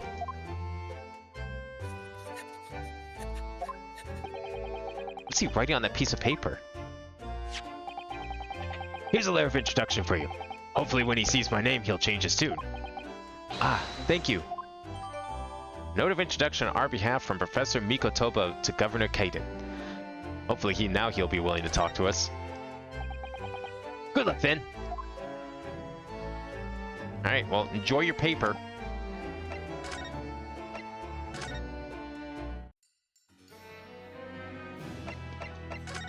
Alright, let's see if you want to talk to us with this. Oh, what's on the back here? Oh, looks like this is some sort of steamship ticket.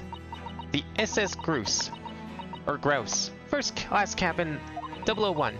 Yokohama departure 11th September. London arrival 1st of November. Oh, that's the boat that Professor Mikotoba and Judge Jigoku came on from Japan, isn't it? Yes, I think it's called at Dunkirk on the north coast of France for a night before finally arriving in Dover. I think it's been almost a year since we arrived in Dover on the SS Brutia. It seems a shame not to keep your ticket as a memento of your trip, don't you think? Yes, I agree. Have mine safely in my diary. And I keep mine in my wallet, so I have it with me at all times. Oh, well, how strange. Where could it have gone? Are you like this on purpose, Mr. Naruhodo? Did I imagine it? Or was that comment accompanied by a little sigh? Steamship ticket, eh? Wonder how that's gonna come in handy. Oh, right, yeah. Your note. Can we read the other side? Nope. Mr. Mikotoba has wonderful handwriting, doesn't he? This dark-suited young man is not in the least bit untrustworthy. Is it just me, or does that make me sound extremely untrustworthy? I do wish he'd at least call you a nice young man. I'm not really sure that would help.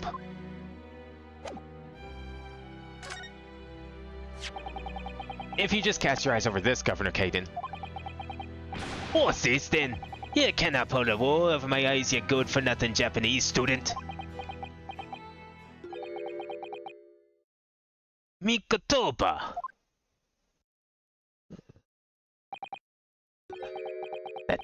That young jock from the forensics laboratory. That Mikotoba. Yes, exactly. Him. Oh dear, perhaps I should have said something sooner. I'm Eugene Mikotoba's daughter, Susato. Jinx, you're the young man's daughter. And you didn't think to mention that before. I do apologize. Aye, well, you'd best take a seat then. Can I offer you a cup of tea, perhaps? And didn't forget to try out these wee handcuffed big skits.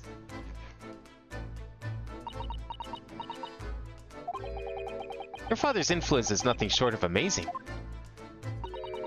I'm bitterly regretting not announcing who I was from the outset now. So then, what can I do for you then? Well, we're currently investigating a case. It's one of your warders, you see. He's gone missing. Missing? That's right. It's surely been reported to you as well, being the prison governor. And before this guy's the killer? Nah, he seems too nice to be the killer. I wouldn't believe it. I have not heard anything of the sort. There's no missing persons in my prison. Oh, but how can that be? It's Mr. Daily Vigil, your chief warder. Vigil? That's right. His wife came to us and asked us to investigate his disappearance. Let's skip the part about him only going missing yesterday for now. Clearly that means something to him. Would you be so kind as to tell us what you know, sir? Aye, of course.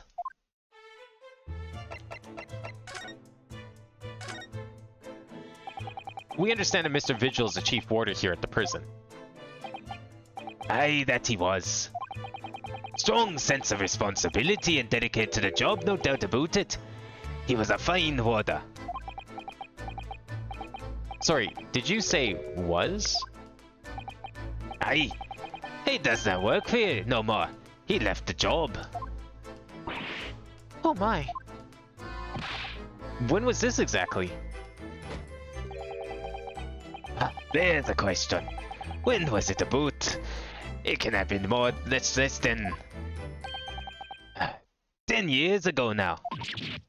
What? 10 years ago? He stopped working here 10 years ago? Aye, as I mind it. Do you ken, I've nae heard the fella's name in all that time. That's a worry if he's gone missing though. But Mrs. Vigil made no mention of it. I think perhaps Mr. Naruhodo, that his wife simply doesn't know. I think she's unaware that he no longer works here. Then what the fuck has he been doing the last 10 years? Probably up to no good. Governor Caden, can you tell us what happened? Why did Mr. Vigil give up his job here? That's important, is it? Yes, I believe it might be. What are you thinking, Mr. Naruhodo? I can't help wondering, given that it was 10 years ago. Which is exactly when the professor was being held at this prison.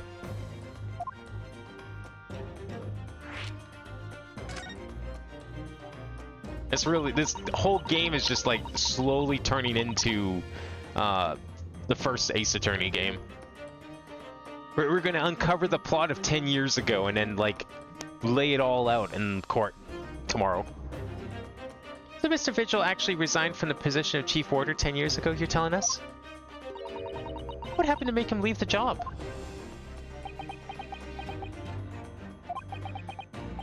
In actual fact, he didn't leave the job willingly. He had no choice in the matter. You mean he was dismissed?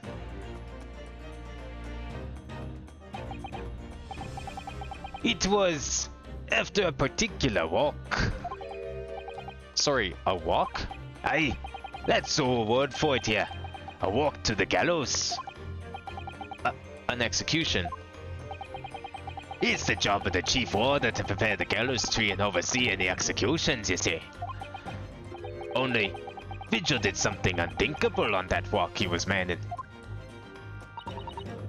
What'd he do? I'm sorry, but I cannot reveal that information. But I can tell you it's very rare for a chief warder to be relieved of his post. But why wouldn't Mrs. Vigil know about it? She appears to be under the impression that her husband still works here. I wouldn't know anything about that, I'm afraid. Can you perhaps answer one more question about the circumstances of his dismissal? And what would that be, Hen? That last execution that Mr. Vigil was responsible for overseeing. Was it, by any chance, the professor's? My thoughts exactly.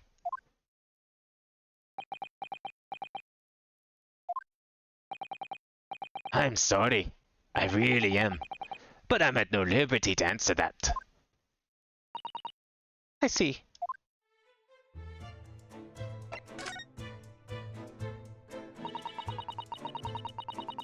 My father came to Britain all those years ago in order to study forensics medicine. But you seem to have been well acquainted. The dead room, the prison, and the cemetery have a lot to do with one another. After all, they need fresh corpses for forensic research, Deacon. Yes, I can imagine. The advancement of medical science isn't always particularly palatable. Your father worked in the laboratory just on the far side of the graveyard. In the basement of St. Sinners. It's still in use today. St. Sinners? Well, that's come up before, I'm sure. Yes, that's right. We've been there. Was that Sight's office before she got arrested? Mikatoba and I have to use the ride in a carriage together and negotiate the terms. Or more fresh material, I suppose. Aye, and we used to sit in here for hours and gab on about the section and all sorts. Oh, it takes me back. Over a pot of tea and a plate of cup biscuits, of course. How charming.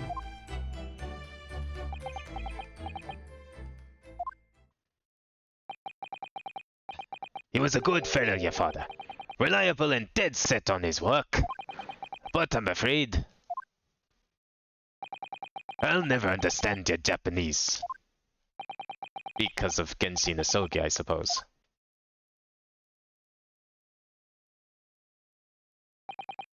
Well,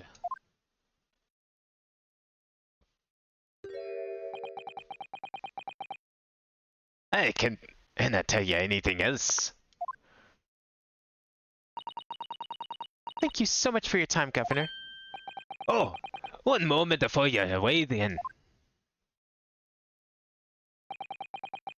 Sure, I have it here somewhere. Ah, found it.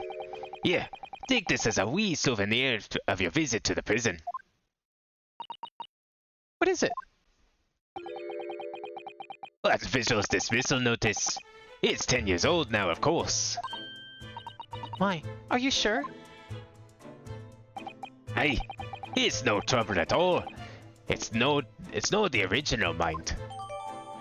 A harsh reprimand incurred by Mr. Vigil 10 years ago that resulted in him losing his job as chief warder of Barclay Prison. I'm guessing that's because he couldn't dare kill the professor. Thank you very much, Governor Caden. Well, in return, Do me a favor and never come back here. That case is closed.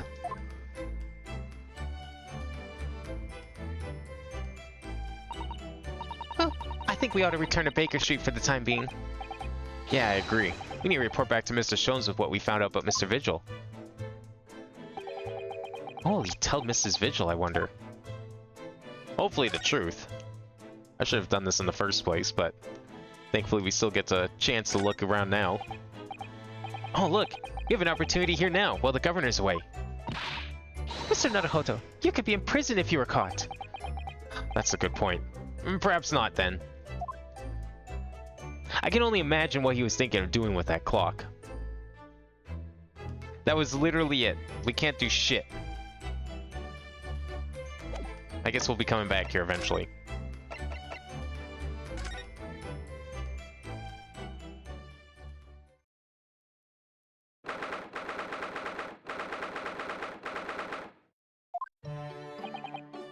We're back. Hello, you two. I thought you'd be back before long, so I baked some scones for us all. Oh, so that's what the delicious smell is. Greetings, my dear fellows. So upset with his hair. They was like, nah, I gotta make it blue now. That'll fix everything. You returned a great deal sooner than I was anticipating. Hello, Mr. Sholmes. Hello, Mr. Sholmes. Say nothing. Your thoughts are written all over your faces in any case. Turns out that it may have been advisable to test my hair color restoration tonic before application. Oh my. Pray tell me, what of our border friend? Have you garnered some new information? Oh, yes, something very surprising, in fact. Though it's not a patch on your hair, to be honest. It most certainly isn't, but still, we discovered that... Oh. Stop everything, Sholmes. This is more important. Gina? I can't Adam and Eve it.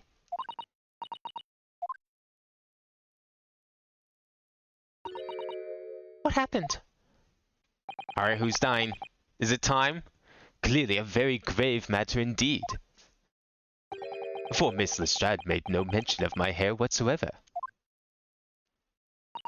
Maybe because someone died. It's the boss. What do you mean? Inspector Gregson? The boss is... He's dead. Oh fuck, it was him! What? They just found his body. Shot. With a pistol. What? But... Inspector Gregson? He was murdered? No. Not Gregsy. Come in, my dear girl. Tell us the whole story.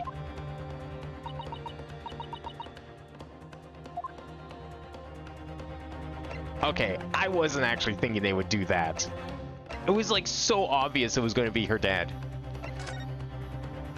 That makes this all the better, because it wasn't her dad.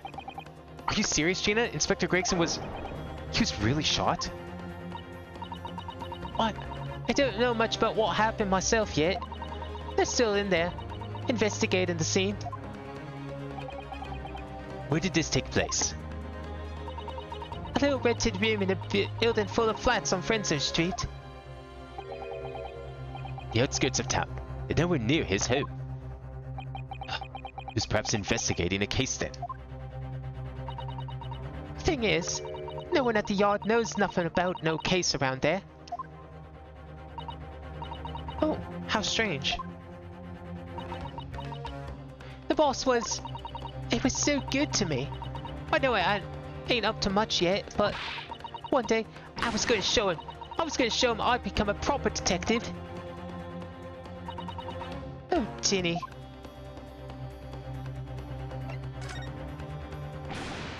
So, who did this? Do you have any idea who the culprit is? They got him already. Already? Is it her dad? It's her dad, isn't it? Her dad's the defendant then. If he's not dead, he's gotta be the defendant. We've caught the shooter so soon? I don't know where he would have gotten a gun, but I bet you he's been arrested. A witness reported something was going on, and the boys got straight down there and took him in. Who? What awful person did this? Yeah, that's definitely him. Yeah, you were right. Gregson's fucking dead, and I'm guessing Mikotoba is the defendant. Oh, I still can't believe it myself. Gina?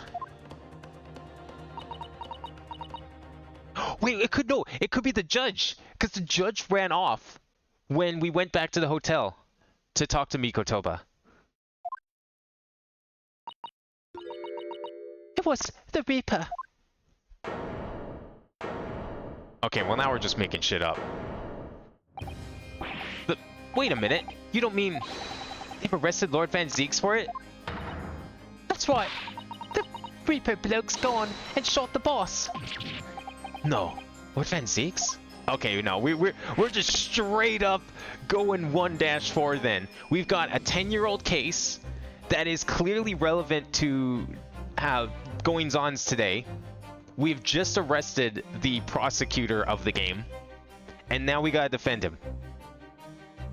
This is just mark for mark 1-4. Are you quite sure, Miss Lestrade? It's Berg Van Zeeks the police have arrested? I saw him with my own eyes. In the interview room at the yard. I don't believe it. But there were witnesses. And they're all saying it was him. So you mean there were actually multiple witnesses? Well, they heard the gunshot apparently. And when our lot got to the scene, there was only the boss and that Reaper bloke in the room.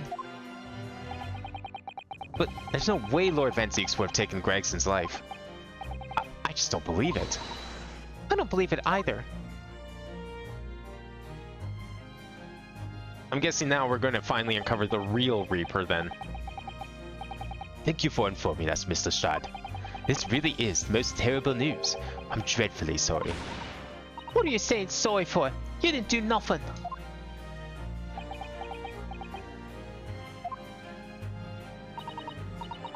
Well, anyway, I'm taking a cab over to the scene right now. Please come and all, as soon as you can. You gotta help.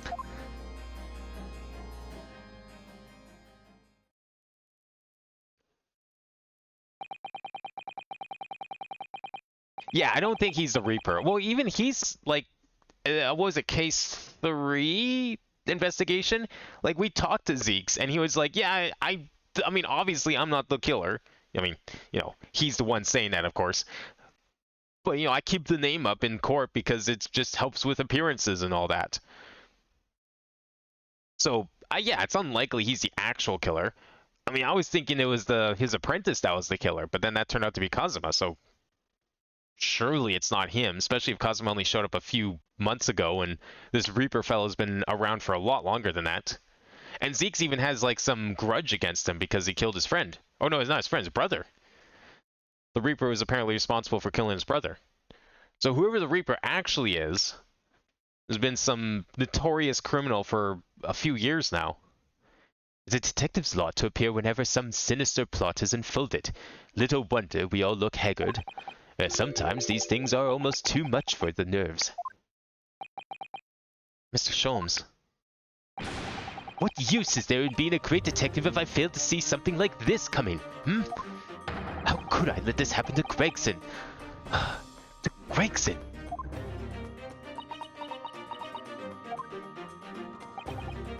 Mr. Naruhodo, I shall leave at once to begin my investigations. Of course, yes, we will too.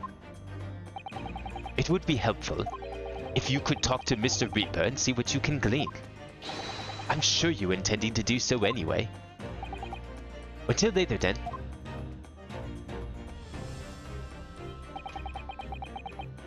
Yeah, but the professor's dead. I'm thinking like whoever the Reaper is, he's probably someone who took up his motto or something. Like the Professor 2.0. Inspector Gregson dead, and Lord Van Zeek's arrested.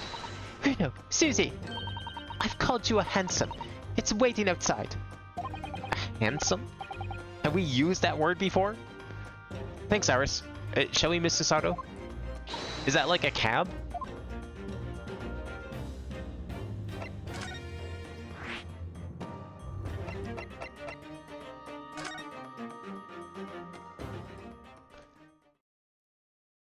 How the turn's tabled. He doesn't seem too tossed up about it.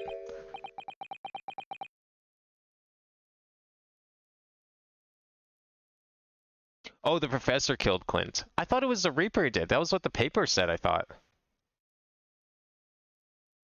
There he is. Lord Van Zeek's behind bars. So it's true. He really was arrested. He's sitting with his back to the wall, reading something. I don't think he's noticed us. Lord Van Zeeks. So who's going to be the prosecutor then? Strongheart? Just like 1-4? Fancy meeting you here. It's the last place on Earth I'd like to be, with the last person on Earth I'd like to see. I can very well not come. We heard what happened. That Inspector Gregson was... Go home. This has nothing to do with you. But... Forgive me, Lord Van Zeeks, but I must disagree. Inspector Gregson was very helpful to us on a number of occasions. We're indebted to him. At the very least, we owe it to him to find out the truth behind his death. You must help us with our investigations, please. There's really nothing I can tell you. What were you just reading at the back of the cell there? Was it something related to the case? Is this? The Yard isn't quite so cavalier with its information as to share case details with the suspect.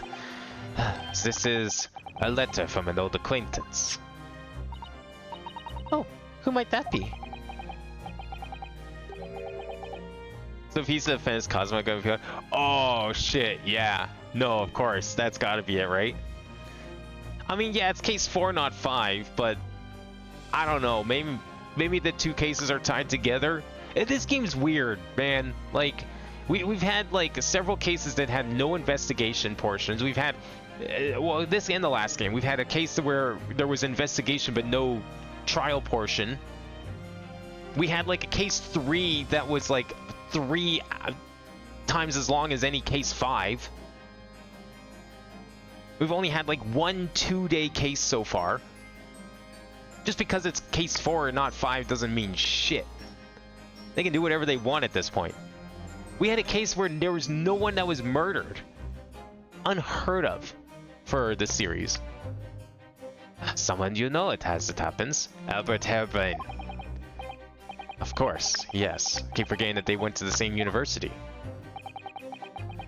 And I would like to read my correspondence in peace. So let's get this over with, shall we? What is it you want to know? Strange. I mean, let's face it, Lord Van Zeeks never minces his words. But they seem to have less bite than usual somehow.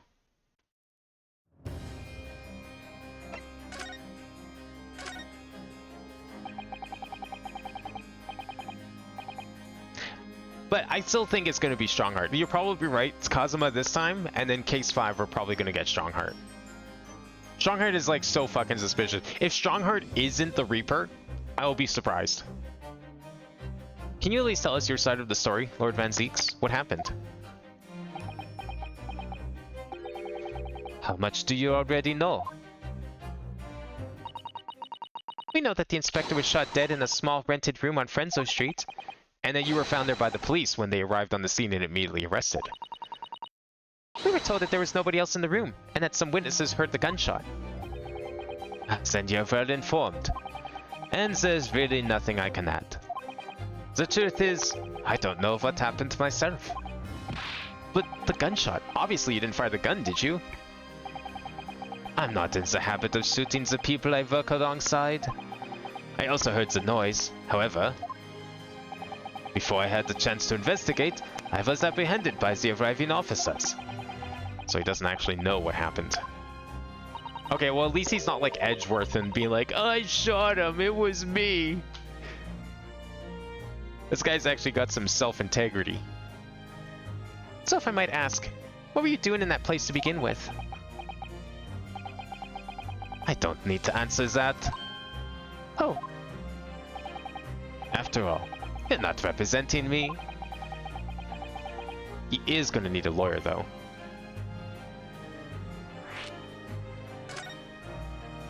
What if Kazuma is the lawyer in this case, and we actually switch over and play as Kazuma? Like tag team, you know, like remember when we switched over to and played as Edgeworth for a little bit in 3-5? Or 3-4, whichever one it was? Who's gonna be representing you in court, Lord Van Zeeks? Anyone other than you, I should imagine. Ah. would I be right in assuming that you have no representation as yet? Defense lawyers shy away from any trial involving the Reaper, as I'm sure you know. But this is different. In my career, of all the defendants I've prosecuted, only 19 have ever been acquitted. Of them, 16 subsequently died in mysterious circumstances. Questions will be asked now. Surely not. I assure you, no defense lawyer will want to touch me with the end of a barge pole. But you didn't actually have anything to do with those people's deaths, did you?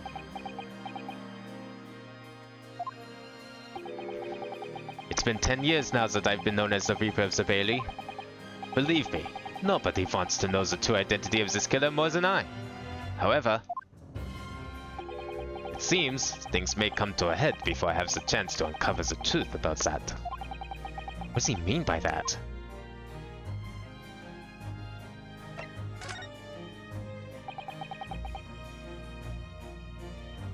Ever said he saw his father not roaming. Well, yeah, but like, still, he said he killed someone when obviously he didn't. He was like, sure he did because he was holding the gun. He was like, oh, I did it. Oh, I'm the killer. Just lock me up. Like so many defendants were back in those days. Never really occurred to me just how much they used that ploy of like, oh, I'm so guilty. And in this game is actually doing a pretty good job avoiding that trope. After the trial, Professor Harebrain was supposed to go straight back to Germany, I thought. It's a letter to inform me of his safe arrival at home. I arranged this passage by sea and rail. It's a relief, I must say. He should now be beyond the reaches of the Reaper. Because the Reaper doesn't follow people abroad, you mean? Yes, so it seems. You stooped little Nipponese friend, for example. You told me he was keeping well in Japan when I inquired the other day. Yes, that's right. He's an author now, happily working in Tokyo.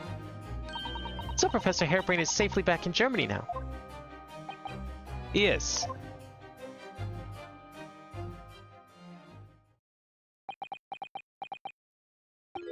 So, it appears our conversation has run dry. There was a 2-second silence, that's all. Well, in any event, if you'll excuse me now, I wouldn't like to detain you. I was wondering, Lord Van Zeeks, if you'd like, I'd be happy to advocate for you.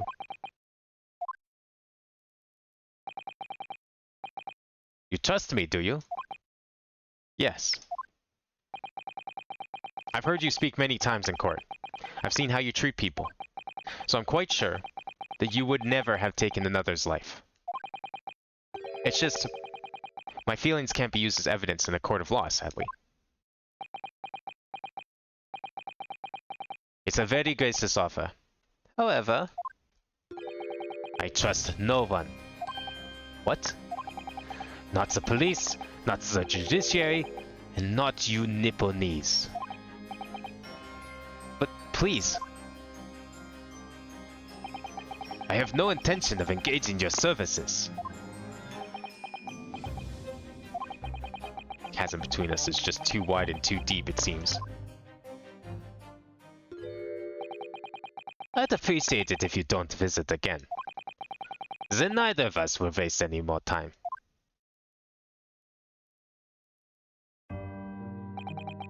Perhaps we need to dig a little deeper and find out more about Lord Van Zeeks and what happened to Inspector Gregson.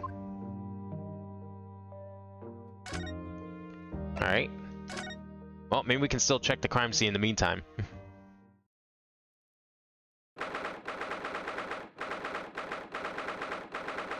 Man, what the hell was going on down here?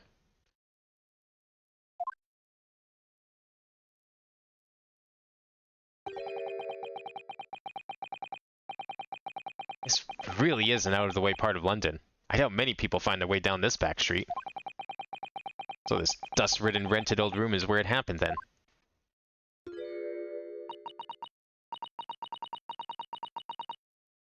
So this is where poor Inspector Gregson lost his life. Yes, and the police are already hard at work investigating, it seems. Is that a red-haired wake? Oh no. I don't see Mr. Sholmes anywhere, though. Perhaps his investigations have taken him elsewhere. What you think you're doing there? Maybe one of them drawers has got to be taken out right out so you can look underneath and all. I want the space above the ceiling checked. And don't forget to look inside the chimney stack too. Blimey, ain't you lot ever gone over an house looking for dough when the owners are out of town? I would suspect they have not. But you know what? I think a thief makes a great detective. Takes one to know one, after all. She has obviously got some unique investigative techniques she wants everyone to adopt. Oh, so it turned up at last. Mind you, I haven't been long here myself. Hello again, Gina. Jobs has only just left. You're lucky you missed that. You were prancing around in here, pointing at stuff and flicking that at others in is and just scampered. Oh, he's finished investigating already, you mean? Yeah, he didn't stop to say nothing to no one, not even me. Gina, would you mind if we investigated too? Listen, Odo. You're a lawyer, right? Yes? Why? Well, you're not thinking of trying to out that Reaper bloke, are ya? Oh, poor Gina. She's never going to forget, is she? That child will haunt her forever. Gina, if you don't mind me saying, if Lord Van Zeeks really is responsible for this crime, he'll be duly and fairly judged in court. I suppose you're right, yeah. Go on then, Odo. Get investigating. I want to know the truth about what really happened here. Thank you, Gina. Alright, let's see what we got. Turned over paintings. A fireplace that doesn't even look like it works. An empty fireplace makes a room feel even colder than it would be otherwise, doesn't it? Doesn't even look like it's connected to the chimney properly. Stick with us. Look. I think it'd be fair to say it hasn't been used in a very long time. In other words, whoever lived in this room must have been extremely hardy in cold weather. Or nobody lived here at all, and merely visited when the occasion arose. I would like to say which is more likely. No, that's right. It's one or the other.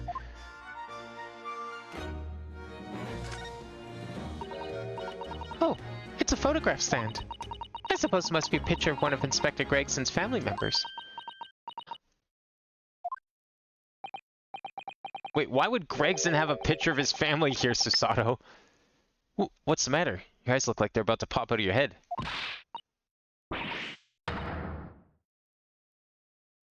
I want Detective K. Faraday with Little Thief in 3D. Well, unfortunately, I think we've proven now, like, multiple times that time travel just doesn't exist. Or any sort of, like, crazy sci-fi shit exists in this world, so sadly we'll never get to see that. As cool as that would be, Maybe we could like have a modern game that goes to London and we see like her like great granddaughter or something. Here, look, Mr. Naruhodo, quickly. I don't recognize that person at all. Why do I feel like this woman is familiar somehow? Of course she's familiar. We only met her only this morning. It's Mrs. Vigil. Is this where she's been living the last 10 years? Trying to deny the fact that she has no money? This makes no sense. Why would there be a picture of Mrs. Vigil in here? Well, to be frank, I don't think I've ever been more stumped. I'm sorry to say, I have no idea either. Photographic print of a smiling Mrs. Vigil in her younger years. It was found on a desk at the scene of the crime.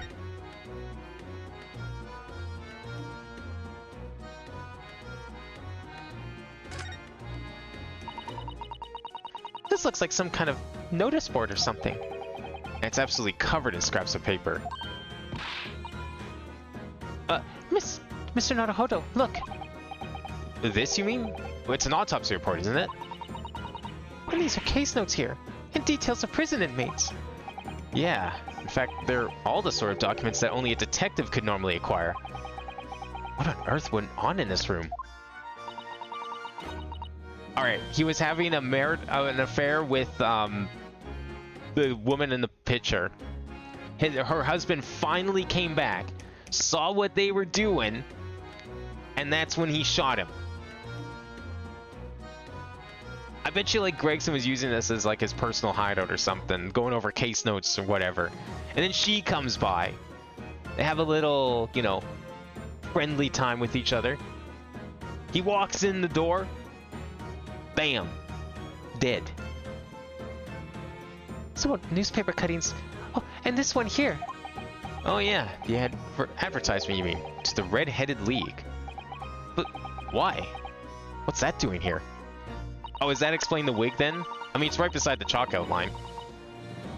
He was probably wearing it when he died. Maybe he was going to infiltrate it. Whoever occupied this room was clearly interested in it for some reason.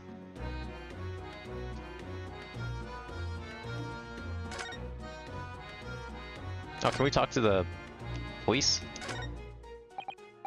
Excuse me. Oh, Inspector. Oh, sir. Poor man. Can't possibly be able to focus on investigating when he's so upset.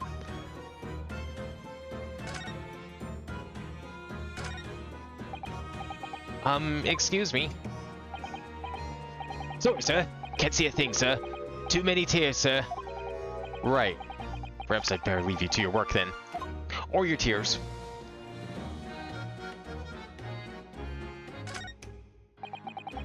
Ever since we came in here, I can't take my eyes off this thing. Oh, funnily enough, neither can I. It's a hairpiece, isn't it? It is! A bright red hairpiece. And I suppose the fact that it's right there next to where the body was found means we have to accept that Inspector Gregson wore wigs, does it? And it's such a flame-colored red, too.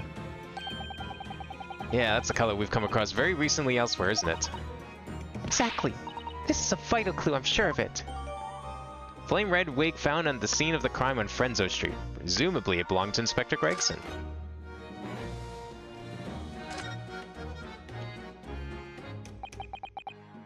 So I suppose this is where the victim... That's right. The rope is laid around the body to show exactly how it was found. Poor Inspector Gregson himself has already been taken away. And would probably be under Dr. Sight's scalpel by now if not for what happened last week. From the shape of the rope, it would appear that the inspector was curled up in a ball. That's a little weird. Is he sleeping on the floor? Is this how he affords all that fish and chips? He lives in this shack? That way he can save all his money for food? Are you feeling alright, Mr. Naruhodo? You look like you've just seen a ghost. I know it's just a rope, but, well, it conjures up quite a terrifying image, that's all. Especially with that bloodstain next to it. Oh, I do understand. In some ways, what we picture in our minds can be even worse than reality. Sato-san is so strong, though. She's taking this far better than I am. Probably helps that she hangs out in forensic laboratories back home. Oh, what's this? It would appear to be a little model policeman. It's rather charming, isn't it? In a way.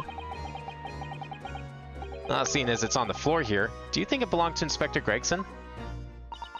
It's a little hard to imagine Lord Van Zeek's playing with something like this. It's only about 8 centimeters tall. It could have fallen out of someone's pocket, I suppose. I think we should record as evidence just in case. Yes, I agree. It is rather delightful after all, in a way. What do you mean by that? Small, rather endearing model of a British policeman found at the scene of the crime on Frenzo Street.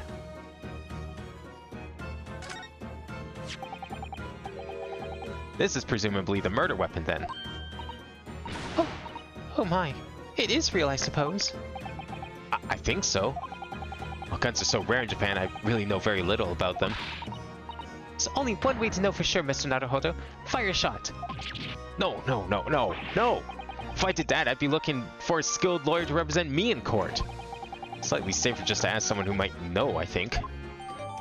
Murder weapon that was found at the scene of the crime on Frenzo Street. Probably a best to avoid handling it. I've never seen a gun with like a little eyelet on the butt of it like that before. Or on the grip. That's kind of weird.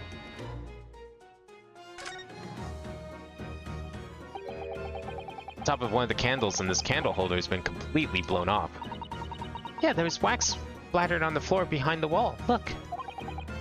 Well, I suppose if a bullet had hit it. It does seem likely that the bullet hit the candle. How he first passed through the inspector's body. But... so what, he was like standing up, got shot, and then somehow curled up into a ball before he died? Maybe he was trying to like wince through the pain? So he was just curled up in the corner and then he just bled to death? Ugh, now that wax on the wall looks like blood to me. Where is this wax on the wall? I see like a tear in the wallpaper. I see no wax. They couldn't depict it? Candelabrum from the wall of the room on Frenzo Street where the inspector is found dead. The top of one of the candles appears to have been blown off. I guess that's supposed to be wax markings up here? I thought that was just like ripped wallpaper, but okay. Somebody's very haphazardly nailed those boards over the broken glass, haven't they? You can't even really call it a window anymore. Well, if you remember the window in Mr. Natsume's room, that was totally blocked up with bricks. This one does at least still let in some light. You could say nothing more about it. I'm starting to feel even more sorry for Mr. Natsume now. Yeah, at least Gregson had windows. Living the luxury life over here. Excuse me. You're looking down from us from the great beyond, Inspector. Don't worry. We're looking after things at the yard. I've interrupted some deep thoughts there.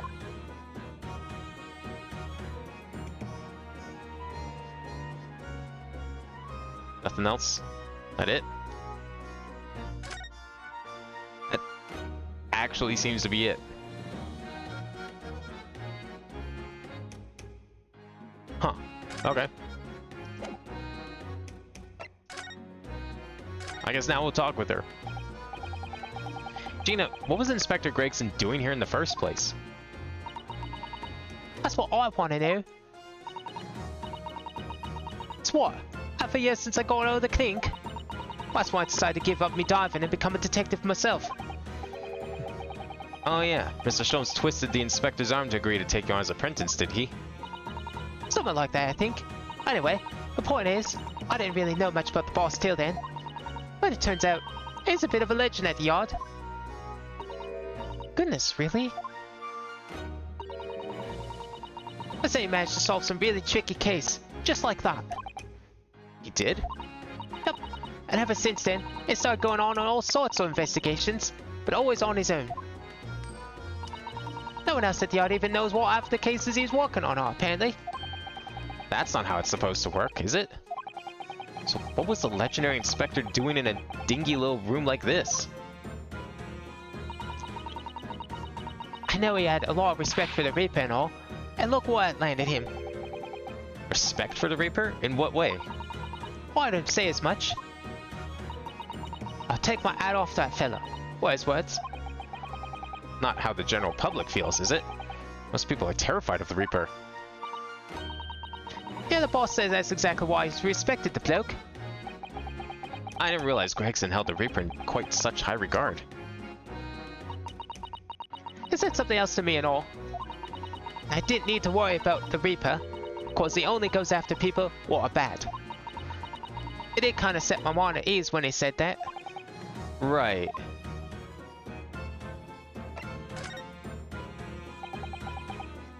What is this place then? Does anyone live here? Apparently, it's been rented by some cove called Hugh Boone. Hugh Boone? It's a sort of here today, gone tomorrow name that, isn't it? Hugh Boone. Hugh Bone? Is it Bone or Boone? It should be Boone, cause like book, bone. It's Boone. That's usually pronounced Boone. I can't think of what that's supposed to be. That is what we call an unidentified person. We haven't been able to get in touch with him. Or is that just like Britain's version of John Smith? I see. Well, judging from appearances, I'd have to say this place hasn't been lived in for a long time, if ever. Right? All the lads from the yard piled down to get stuck into the investigation. But there's just so little here, nobody knows what to do with themselves. I do wonder. Yes, Mr. Sato? It's a Holmes reference? Oh, okay. That's definitely why I don't recognize it then. I don't know that character at all. Well, could it be that this Hugh Boone is in fact Inspector Gregson himself? What? How could that be? Well, if he was investigating on his own, it's quite possible that this was in fact some kind of secret office of his. I've never even considered that. Nice work, Zeus. We're actually following a line of inquiry like that ourselves. You are? If you look around the room, you'll see there's a few things that ain't at it. So wait, if this is Gregson's place, then why the fuck does he have a picture of her here? We should really investigate this place in detail. Maybe I can present some of the evidence to her after this. I see that's where the inspector was found over there. Yeah, that's right. They said it was a single bullet watered him in. Apparently, a bullet went right through him and struck that candle tree on the wall. Oh yeah, it's blown one of the candles apart completely. So which way was he like curled up? Was his head like closer to the camera? But then why is the wig on the floor on that end? And even if he was on that end, he was shot in the chest? But then the candle was shot off. So was he shot at an upward angle? Was like the perpetrator on the ground? I'm trying to picture how this could have gone down, because the candle is so high up. Unless Gregson's like 7 feet tall, which I don't think he is, and the perpetrator is also 7 feet tall, which I don't think they are, I feel like something else is missing here. And the gun that used on the floor there, it's the Reaper's, is it? No denying that. What? Really? How do you know that? Take it easy. I don't know what to do with myself when you stare at me with them big wide eyes. I'm only saying what I heard. I don't know much about guns myself. But if some bigwig lawman or whatever said so, why don't you ask him? Bigwig lawman, is it? And how would they know that was the Reaper's gun? Anyway, Frenzo's street runs along under that window there. There's some street cells just outside where the gun shot. Oh, but I don't recall seeing anybody outside. Yeah, they've all been taken down to the yard for questioning, that's why. We're talking about the yard's legendary inspector here, after all. They'll be getting a grilling. Do you think we might be able to speak with those street sellers ourselves? Oh, I doubt it. The lads at the yard will just want to know what you're snooping around for. He'll be up in the grilling and all. So we can't interview the witnesses then. Shame.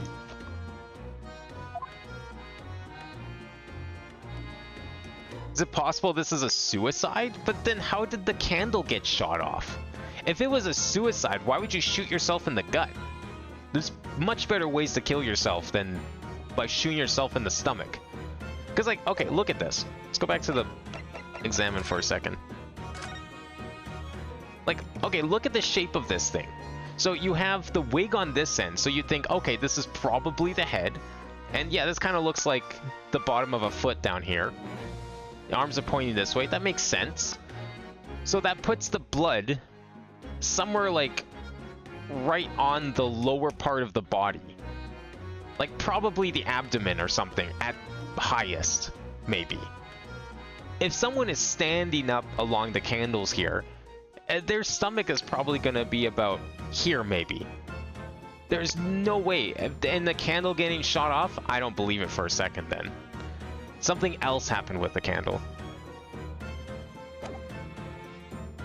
Unless the perpetrator was like nailed on the ground and shooting like straight up at him, and it went clean through his body to the candle. Plus he's like so close to the wall. You know what the angle would have to be for that to work? That would have to be almost like straight up. Like the bullet would have to be like right up against where he is.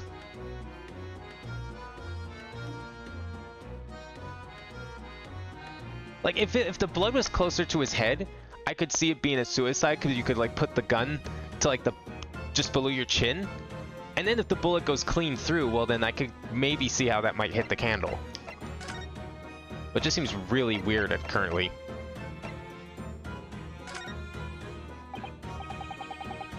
Okay, so we're probably not going to get too much about this.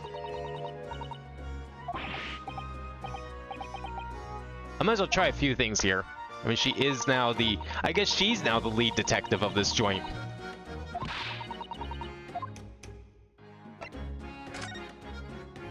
Anything about the wig? Nope.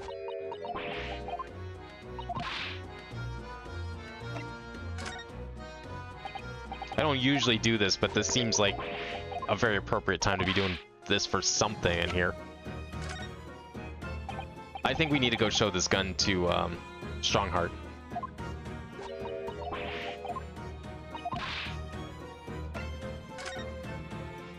And of course, I'll check the evidence myself.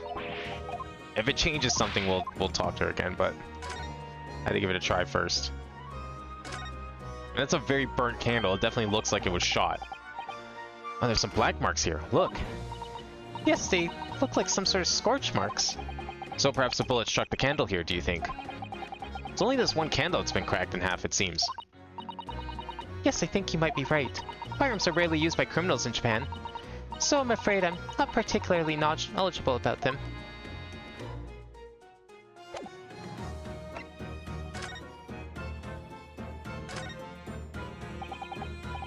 I suppose this must have been the murder weapon. Oh my. It is real, I suppose. I think so. Because it's so rare in Japan, I really know very little about them. Perhaps someone more familiar with firearms could shed a light on things here. Oh wait, I know who we have to talk to, not Strongheart. Definitely not Strongheart. There's someone else that we've met today that probably knows a thing or two about guns.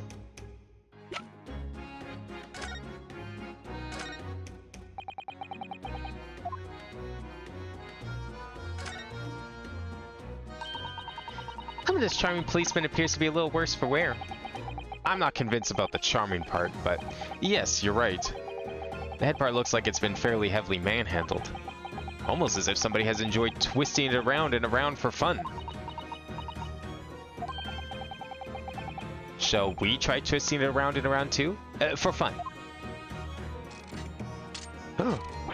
What the fuck? What's that? It appears appears to be some sort of key. But it's tiny though. It could be a key for a door.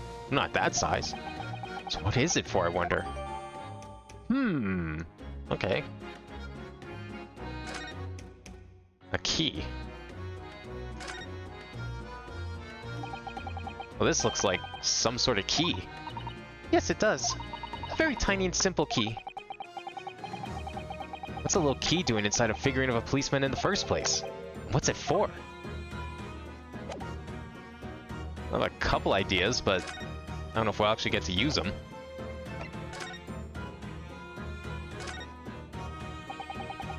I've always wondered what the underside of a hairpiece looks like. That doesn't surprise me at all, Mr. Naruhodo. You always want to see what lies beneath, don't you? I'm not sure that's quite how I'd put it. You must have to use lots of bird lime to keep it in place on your head. So it doesn't get blown off in a gust of wind, I mean. That might be a little inconvenient when you wanted to take it off again, don't you think? I mean, I'd say you just tied to something and there's like nice hooks right here. I didn't miss anything on this, right? No.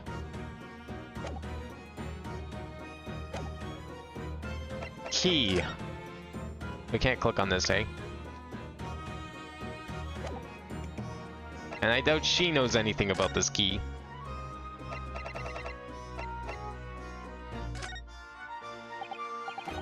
No, okay. Alright, let's go ask around about the gun then.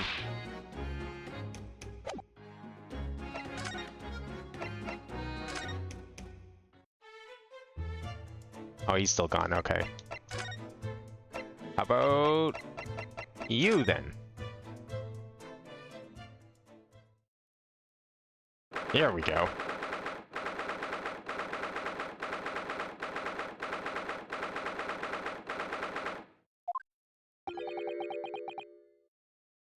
You've made good time. Took an express train back to London. I can hear Lord Strongheart. Can you? Yes, it sounds as though he's talking to someone.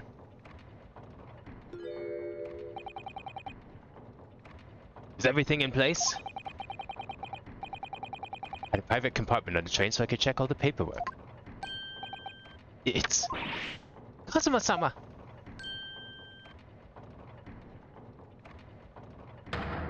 Ah, your timing is impeccable. It is? No doubt you have heard the sickening news about the Reaper's latest devilry. Yes. I'm sure you don't believe it, of course, though, Lord Strongheart. That Lord Van Zeeks could have done such a thing to Inspector Gregson.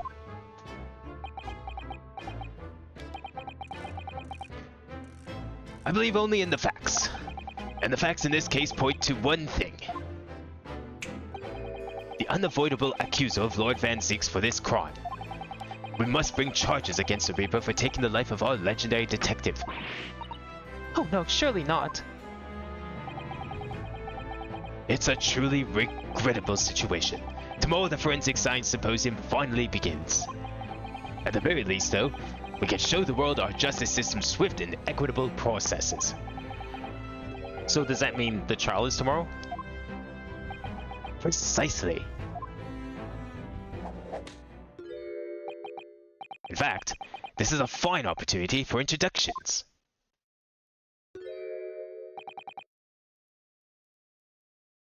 Kazuma. Ah, but of course, you're already acquainted, aren't you? Mr. Osoki here will be present at tomorrow's proceedings, leading the prosecution. Wait. What? Kazuma? Well, I'm sure you're aware, he's a very capable practitioner of law. Kazuma-sama, a prosecutor?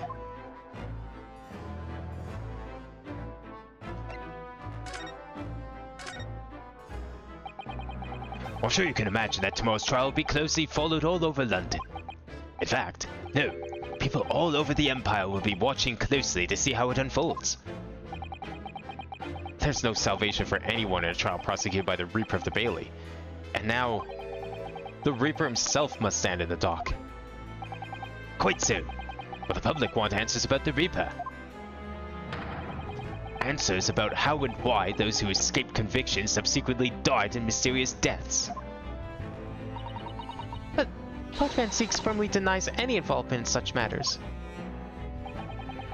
And there have been thorough investigations that have proven him to be innocent. Well, that's certainly true. Or, it has been, at least until now. No. Tomorrow's trial will mark the start of a new chapter in the country's great judicial history.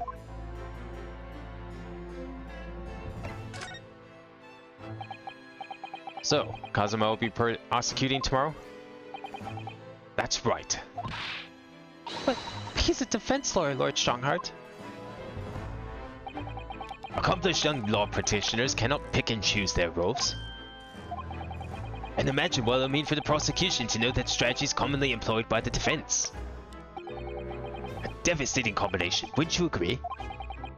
Absolutely. I've no doubt at all that Kazuma will be razor sharp as a prosecutor. But why Kazuma-sama? There's surely so many other highly skilled prosecutors in Great Britain. It was a personal request. I asked to be assigned to the trial. You asked for this? But why? It'll all become clear tomorrow. I'm guessing you intend to stand for the defense, don't you? Although, the Reaper appears to be turning down all offers of representation.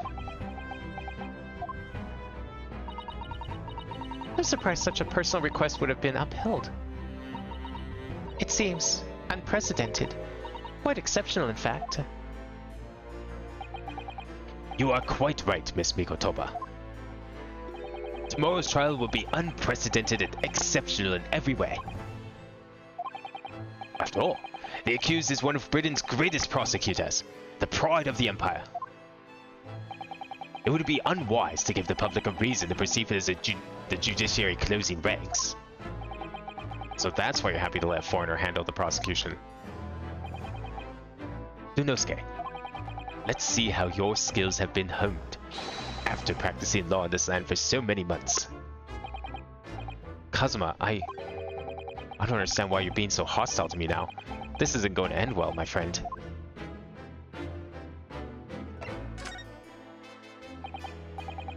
Oh yeah, we noticed there was a gun at the scene of Inspector Gregson's death. Do you know if it belongs to Lord Van Zieks? That would be a question for the lead detective investigating the case. Well, the thing is, she wasn't sure, so she told me I should ask somebody higher up who might know. That's right, Mr. Naruhodo. Be direct. Certainly a motto that's issued to all personnel involved in law enforcement, yes. Which includes prosecutors, as I'm sure you can imagine. What the hell is a prosecutor doing with a gun? In that case, it could actually have belonged to the victim. No. Gregson had his gun on his person. What about Lord Van Zieks? He claims it's currently not in his possession. What? According to his story, he lost it. In short, it's more than a little suspicious. But just because the gun in question is the same type as the defendant's, is no proof that it actually is his. No, of course not. Nevertheless, the situation is grave for Lord Van Zieks. Can we talk to Kazuma directly? You're his protege. I can understand why you want to, Kazuma. Yeah. I figured this might happen eventually. It just, considering Kazuma seemed like the Edgeworth equivalent, I was actually shocked that he wasn't the prosecutor sooner.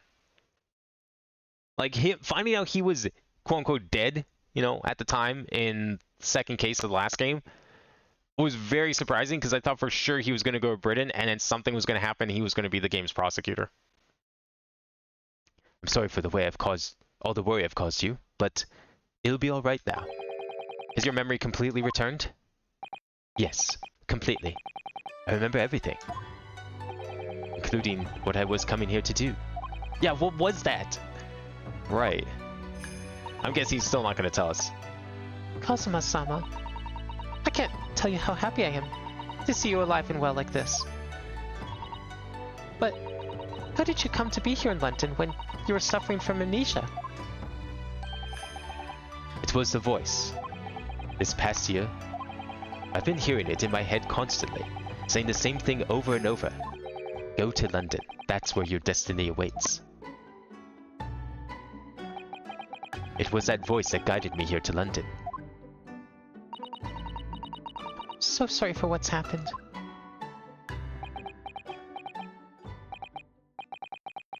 Anyway, my memory might have returned to me, but there's something that won't return to the way it was before. Huh? What do you mean? I'm a prosecutor now, so I'm sure our paths will cross again very soon.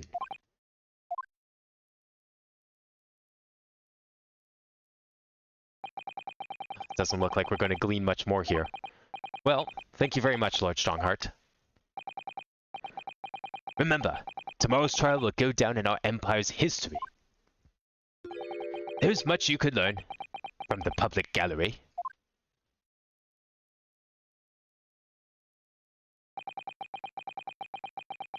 Sorry to have taken up so much of your time. We'll see ourselves out. Hold it! Before you go, Dunosuke. Oh, what is it, Kazuma? I just wanted to thank you. Kazuma-sama, what? You took my determination to heart and brought it with you over the ocean in my stead. And you carried out my role to perfection. You always were intent on studying British law in order to change our own justice system. It was your dream, and Mr. Naruhodo didn't want that to die with you. Yes, but I had another purpose for coming here. Oh, I actually have a favor to ask. Which is, this trial I'll be prosecuting tomorrow. I'd like you to be there to see how it ends. Right in front of me, as the defense counsel. Why? What's this all about? I know you have what it takes. But Lord Van Zieks would never put his fate in my hands. On the contrary, he recognizes your talent. He does? It's not easy to see behind the facade sometimes. Here, have a look at this. that's Lord Van Zieks and Inspector Gregson. A photograph that must have been taken some time ago by the looks of it. And who's the third person?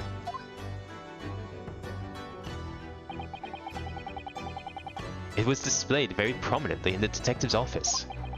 In Gregson's office. In Gregson's office, you mean? Yes. What I'm trying to say is, if you really think you can trust the Reaper, you might find that some straight talking makes him take a different view. Take it. An old photograph print displayed rather prominently in Inspector Gregson's office, as if it was a treasured memory. I don't understand. Why are you giving this to me? Just hurry, Ryunosuke. Visiting hours at the prison are almost over. What are you doing, Kazuma?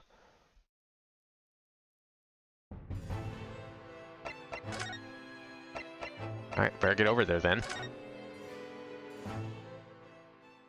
Third man is Zeke's brother? Yeah, I think it is. We haven't seen his brother's face. We saw his back in a newspaper. So we don't know what he looks like yet, which is a little weird. That means his reveal is pretty important. You know, it also kind of reminds me just a little bit. Just a hunch I have. But perhaps there's a connection. Maybe Kazuma is not the only one who somehow cheated death.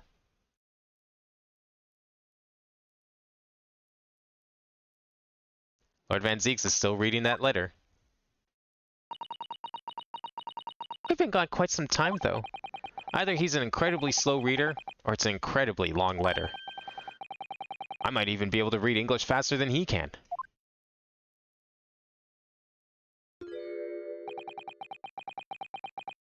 I was intending to ignore you entirely, but I can't turn a deaf ear to such an insulting Nipponese. Oh, sorry, I didn't think you'd hear that. I had the case notes brought to me in secret. I was reading them to pass the time. Yeah, we heard your trial is set for tomorrow. Which is none of your business. So, have you found a lawyer? How many times must I reiterate the same thing? This has nothing to do with you. In other words, no. We were just talking to Lord Stronghurt, and the prosecutor for your trial has been decided. I'd expect nothing less. Though I have no idea who it is, it's going to be Kazuma Asogi. Asogi? That made the color drain from his face. What color? Well then. It seems I'm going to have to engage in conversation with you again after all.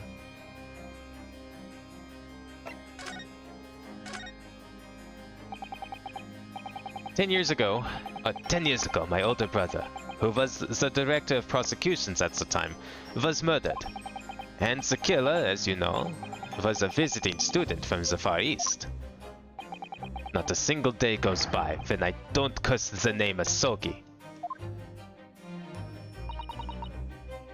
Genshin Asogi was Kazuma-sama's father. So what cruel twist of fate is this now, 10 years later? The man's son is to crucify me in some kangaroo court? I still don't understand why Lord Stronghart apprenticed Kazuma to you. It's what he does. No doubt he knew of the young man's true identity from the outset. Wait, you think Zeke's is married? Wow. Maybe. You don't think Zeke's is somehow the missing husband, is he? Let's see. You got fired. Husband gets fired from prison 10 years ago. This guy shows up and now starts prosecuting. Coincidence? That would be pretty funny. No, see, that's why I think his brother. It's either his brother who was married, or the guy, or the Reaper. Or they're one and the same. His brother is alive and is the Reaper and is also the missing husband. He's probably all three of those things. Because that would, I don't know, just seems likely. She's like, where's my husband? And that's because he's in jail. Yeah. I mean, he could be him. He could be in jail right now. Or he could be the one that should actually be in jail for murdering the detective. It's one or the other. But what could he have been hoping to achieve? And let's not forget that it was only 8 days ago that Kazuma recovered from his amnesia. Why would Lord Stronghart assign his child to somebody like that? Asogi. That name is the very epitome of my bane.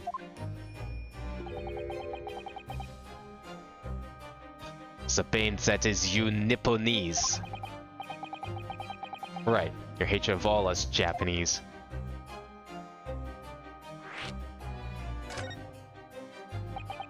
I'd only just been appointed as a prosecutor when it happened 10 years ago. Ah, see, he was just appointed as a prosecutor 10 years ago. What were you doing before that, Van Zeeks? Care to share with the class? My brother Clint, the director of prosecutions, was hunting down a mass murderer. The so-called professor. Assigned to the investigation as his partner was a certain visiting student dispatched from Scotland Yard. Clint was in the big wall. Oh yeah, he was. I don't remember what he looks like though.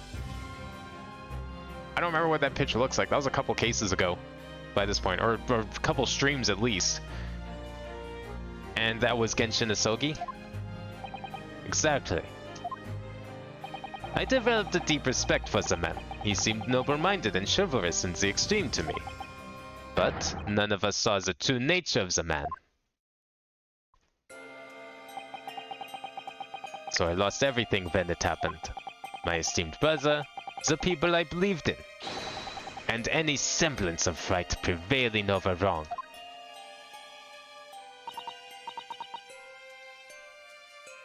Oh, how awful. To avenge my brother, I prosecuted an Asogi's trial. It would ordinarily have been allowed, but I beleaguered the ascribed prosecutor until he consented. What do you mean by the ascribed prosecutor? The man in charge of the professor case inquiry, Lord Mail Strongheart. Wait, what? Lord Strongheart? He was a highly accomplished prosecutor, but he agreed to relinquish the trial to me and act as my advisor instead. Since that time, he is the one person to whom I felt indebted. I'm sure you must have seen your zeal for the case and recognized your potential as a prosecutor. Anyway, time passed, but then earlier this year, who should arrive in London but you? And of all things, as a lawyer. I felt your animosity the first time I ever faced you in the courtroom. Your obvious deep loathing of us Japanese. I kept telling myself it was illogical. But for so many years, that hatred had festered inside me. I could no longer control it. And I can understand why. Now I know the history. But in the same way as that I long felt the Nipponese to be the bane of my life, to Kazuma Asogi, I am the bane of his. The Reaper who sent his father to the gallows.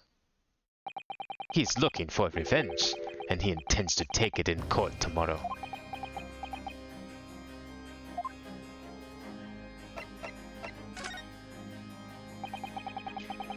Gregson's transfer to the Paris police prefecture had finally been arranged for the coming month. But he'll never make it to France now. It's a tragedy. Oh yeah, come to think of it, he did mention something about that, didn't he? I wonder, does it happen often? Being transferred internationally, I mean. It's the first time I've ever encountered it. Oh, The Paris police welcoming an English detective is almost inconceivable. I can't imagine what kind of magic Gregson must have worked to put that arrangement in place. Sounds like that mystery has even the Reaper perplexed. I'm afraid to say that we were very ignorant about Inspector Gregson's standing. We heard that he was considered something of a legend at Scotland Yard. Again, it was 10 years ago that he first made a name for himself, by uncovering a decisive piece of evidence that exposed the professor's identity. If it wasn't for Gregson's singular approach to the case, the discovery would never have been made. What sort of approach? After my brother's life was taken, the inspector pushed for a full autopsy. Oh my, 10 years ago? Why is that so surprising? Autopsy was considered a desecration of the body at the time and rarely performed. And my brother was of course a noble. Well, that made the idea of it even more unthinkable. But something Gregson had dug up in his investigations made him determined it was necessary. His powerful conviction somehow influenced the House of the Lords, and as a result, I could avenge my brother's death. So, you must have had great confidence in the inspector's abilities then. And it's even more inconceivable that you would have taken his life. I don't have confidence in anyone. Oh, And I'm sure Gregson felt the same way. I've no doubt he thought of me only as the ominous Reaper, just like the rest of London.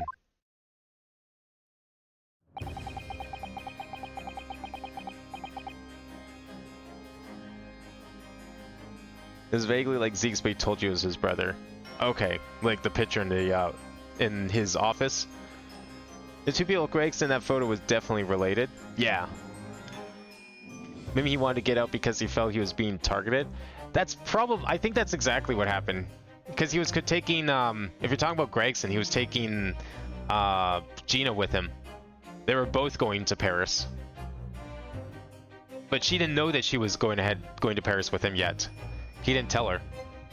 But she was... Because of all the cases she's been in, he was scared that she was also being targeted by the Reaper.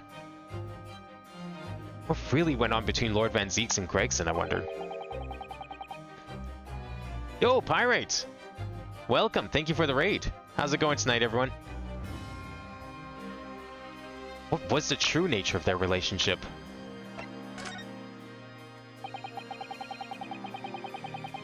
About the gun used to shoot the inspector that was found at the scene. Ah, yes. That's not to mine. Really? Because common opinion seems to be that it is.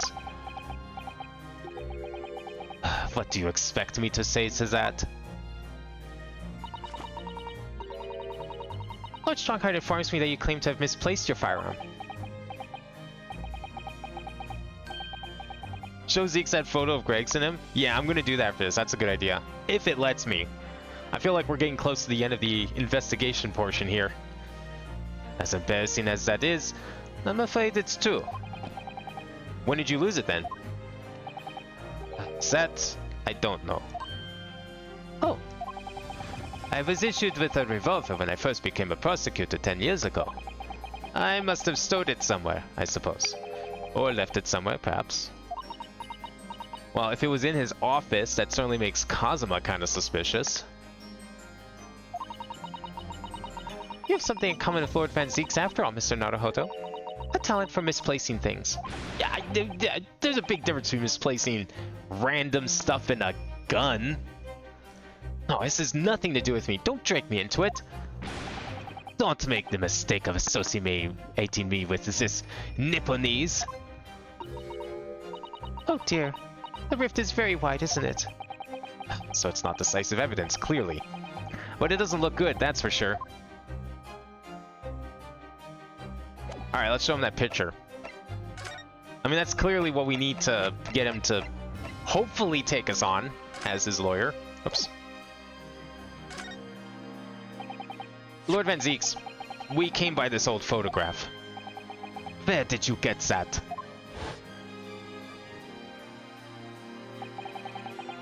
It was taken when I became a qualified prosecutor. It's almost unbelievable. I assumed it was long lost. Is the man on the left there? Yes, that's my brother, Clint. So we got Clint, Baroque, and Gregson. Had to be, really. Apparently this picture was prominently displayed in Gregson's office. He had a deep respect for you, you know? Were you aware of that? Respect? That's nonsense! No, we've heard someone attest to it very clearly. Inspector Gina Lestrade, no less.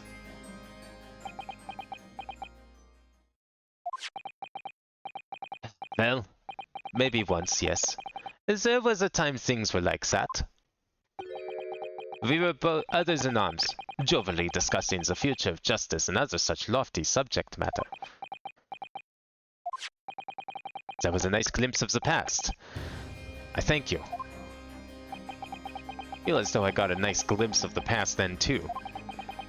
There's a glimmer of light in his eyes, a brief twinkle, an insight into the true nature of this man known to all as the stone-cold Reaper of the Bailey.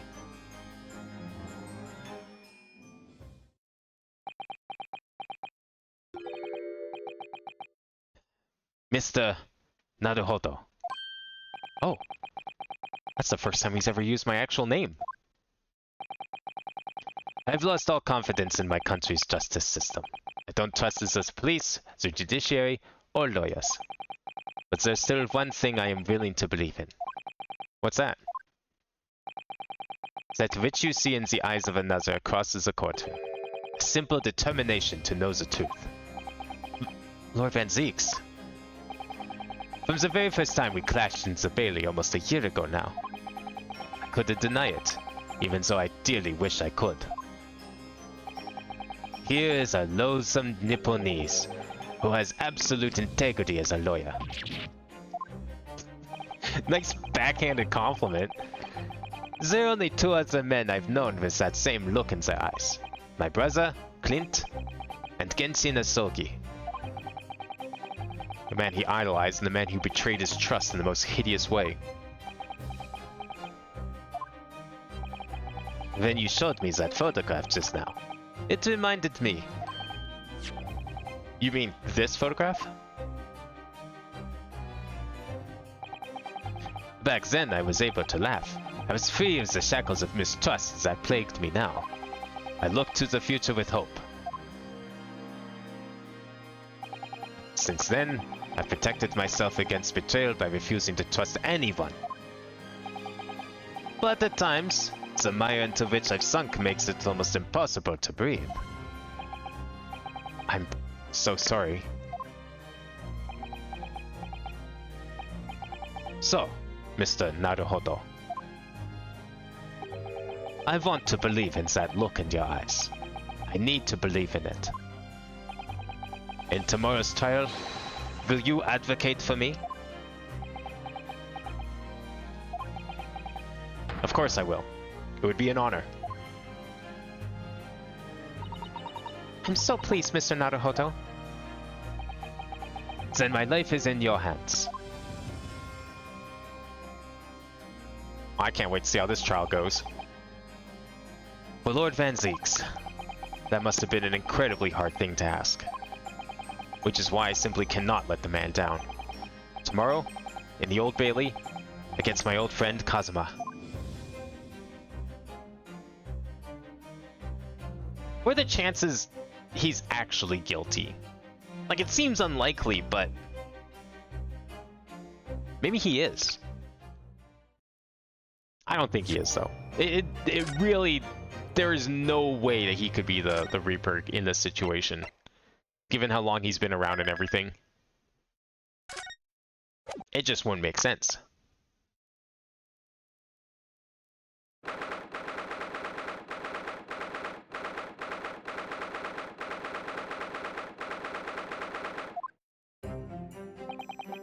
There's that old familiar feeling again. The crushing pressure of this historic courthouse. Actually, no. It's a little different today. There's an even more menacing tension in the air. There is a menacing tension in the air here today, isn't there? I suppose. Yeah, I think so. It can only be the result of the menacing appearance of the defendant. a little more courtesy, if you please. Oh my, I do apologize.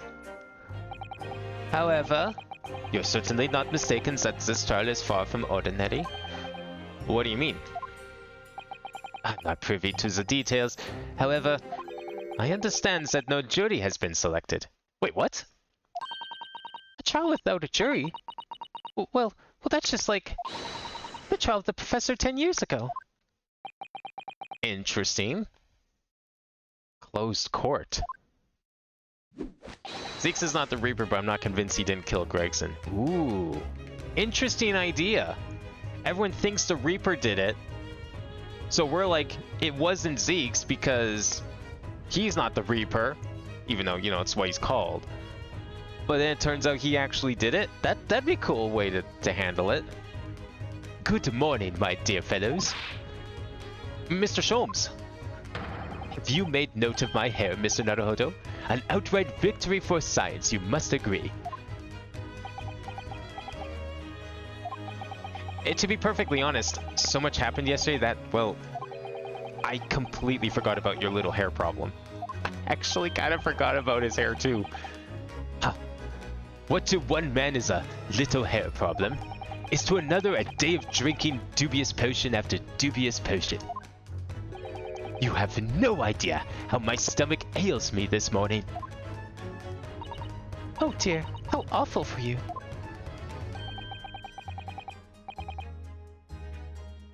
I'm afraid you only have yourself to blame, Mr. Sholmes. And good morning to you, Mr. Reaper. I'm delighted to see you looking so full of vim. And you. I see London's celebrated great detective is as active as ever. Oh, you exaggerate, my dear fellow. Compared to my paltry engagements with a few trivial cases, the Reaper's overbearing presence is a far greater deterrent to the black roots of the crime in our capital. And whilst I may not agree with your methods, there is at least one point on which I would readily commend you. What an honor. And that would be your eye for a good lawyer, sir. Mr. Sholmes. After all, behind this lawyer is a very great mind. My own. Okay. Wow. Just when I thought he was complimenting Dunosuke, he's like, nah, this is all about me. What are you trying to say? I wish only to say that you should be prepared for quite a trial, Mr. Reaper. You know what else I noticed? We didn't have a, like a detective, showdown with Sholmes. Because he did his investigation and just left. What if we're gonna do it in the courtroom? Or maybe they're gonna save that for case 5.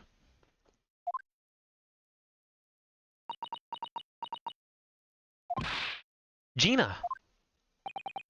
What's that on her arm? It's a mourning band, I suppose. Father, should you be at the symposium? It's been postponed, so I have some free time. I decided to come along with the police inspector to see our country's up-and-coming student action. I shall be very interested to see the fruits of your studies over the past year. Well, it's an honor to have you here. Let's hope there are some fruits to see. Otto? Oh, yes, Gina? Why'd you agree to this, eh? Why'd you take 'em all? This Reaper bloke. Everyone says it was him, what killed the boss?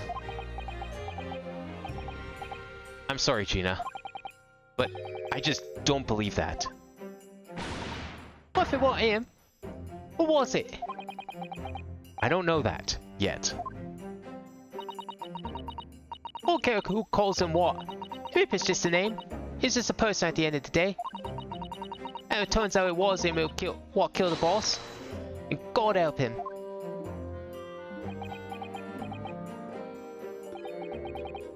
Fiery eyes indeed.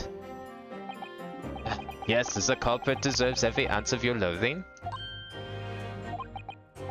At least, that may be some solace to the deceased.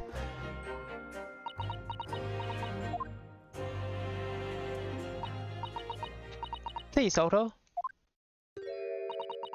Get whoever did this. Or the boss. Oh, Gina. I'm feeling this useless, but there's nothing I can do.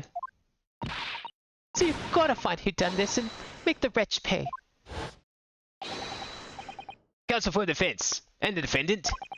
Court will be in session shortly. Make your way to the courtroom at once, please. Alright then, here we go.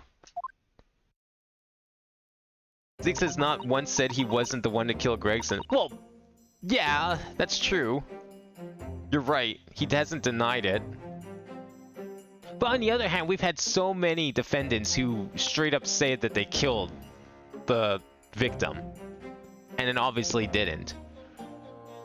So I think if we can look past that side of things, I think we can also consider that the opposite doesn't necessarily mean anything either.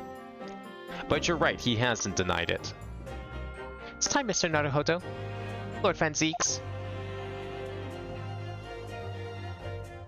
Also, that woman hasn't showed up at all since we first met her.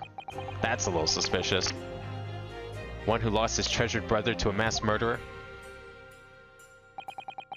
One who lost his treasured father in a foreign court of law. And one who lost the man who helped her escape destitution. All that misfortune, all that pain, on course to collide headlong in this trial. It's time to shine a light on all these dark events. I wonder if there's a chance that Sherlock becomes the final defendant. Or would that be something they would save for Game 3? And whatever truth is revealed, we're going to have to look it straight in the eye.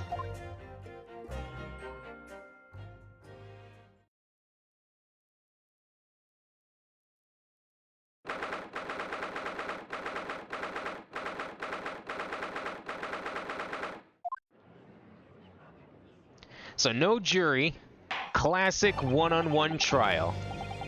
Kind of like the sound of that. In the name of Her Majesty the Queen, I hereby declare this court to be in session. We are here to conduct the fair and just trial of the defendant, Brock Van Zix.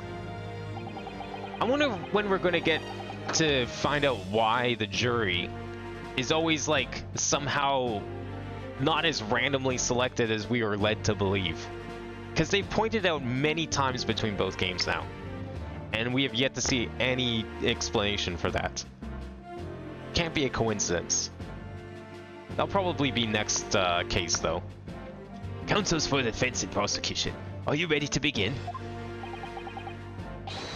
The defense is ready, my lord. The prosecution is more than ready. Oh, Kazuma-sama. Been wishing to see you in court again for so long, it feels. But I never pictured it happening like this. I never thought I'd be facing you behind the prosecution's bench.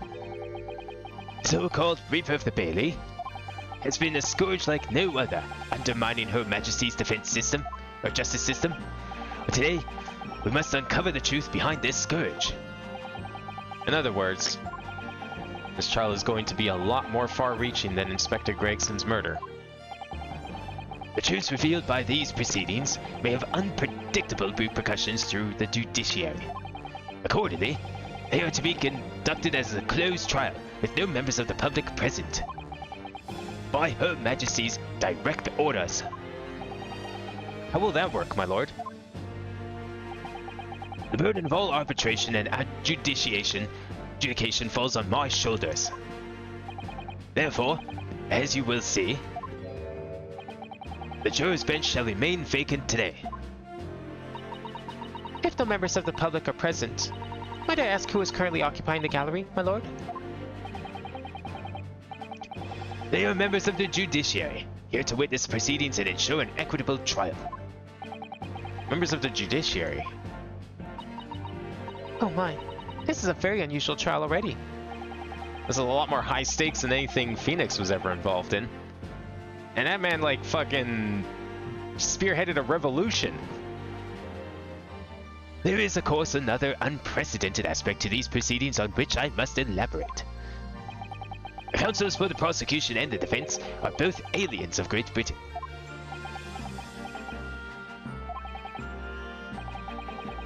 I believe it takes an outsider to see the truth sometimes. And as I stand here in courtroom now, I'm quite certain this is the reason why I had to come to Britain. Kazuma?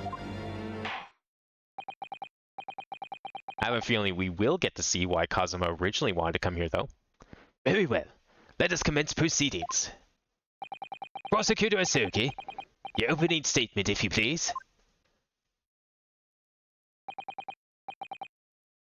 I'm gonna say Stronghard rigged it? Oh, yeah. No, he's behind at least something with this, the whole plot.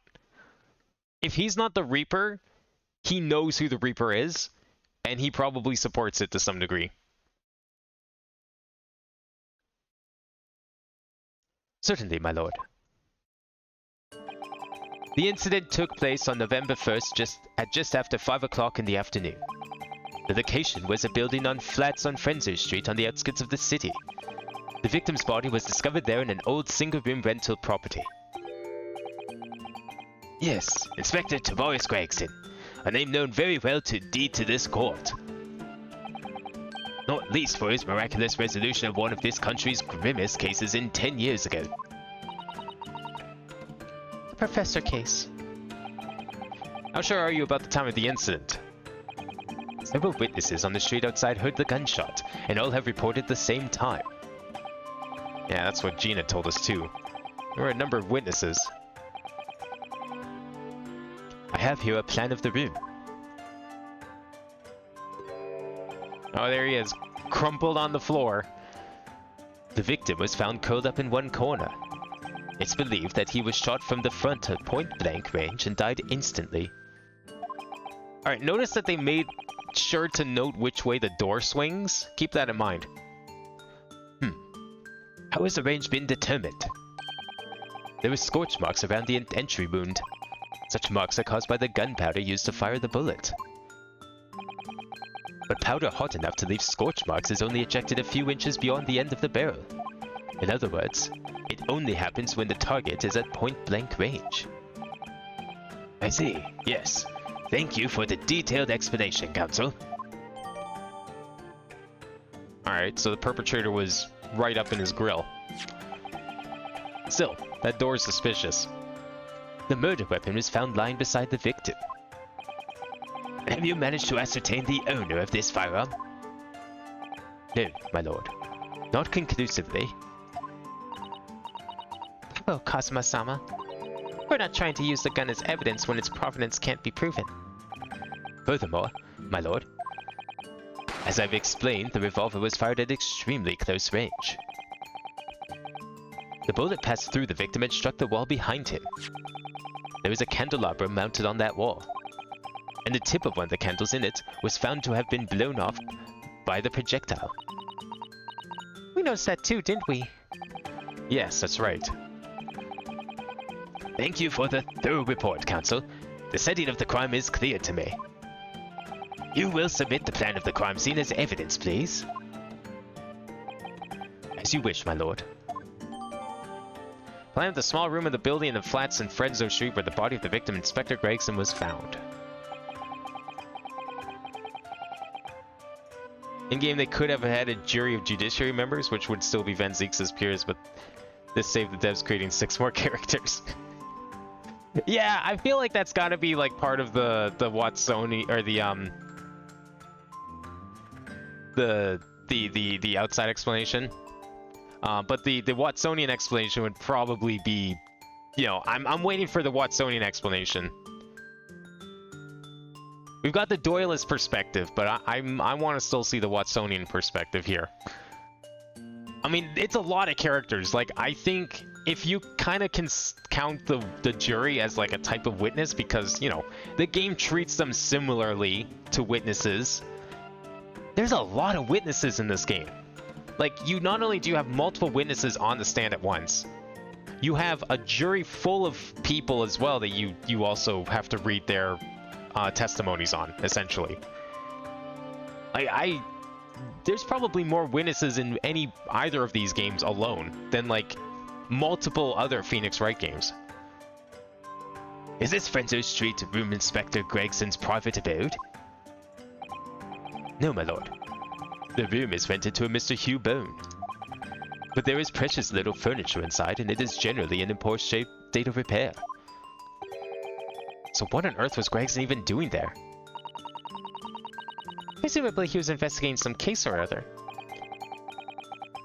When the policeman was informed of the gunshot from the witnesses and rushed to the scene, he found only the deceased inspector and the accused standing alongside holding the revolver.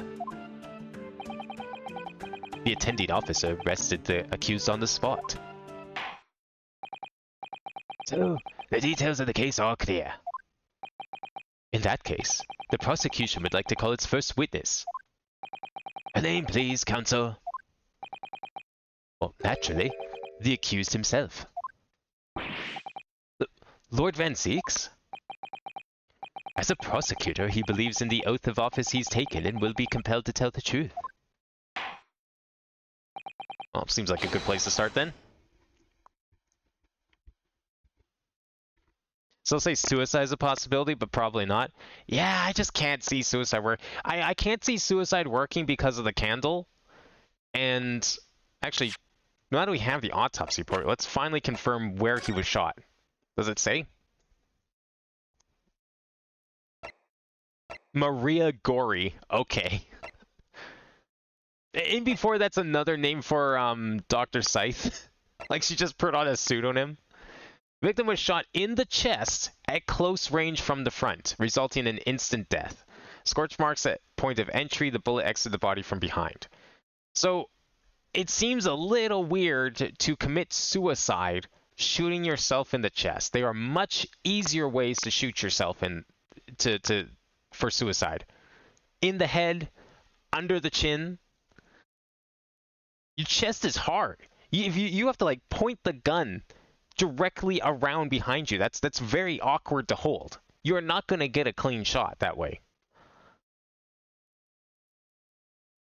And even regardless of all that, I still don't see how point blank shooting someone in the chest also results in a candle that's probably above your head to be shot like that. Caliber of the gun used matches that of standard issue firearms for members of the judiciary. You know who that narrows it down to? Anyone in this courtroom. And I don't just mean in the pit. Very well. Let the defendant take the witness stand.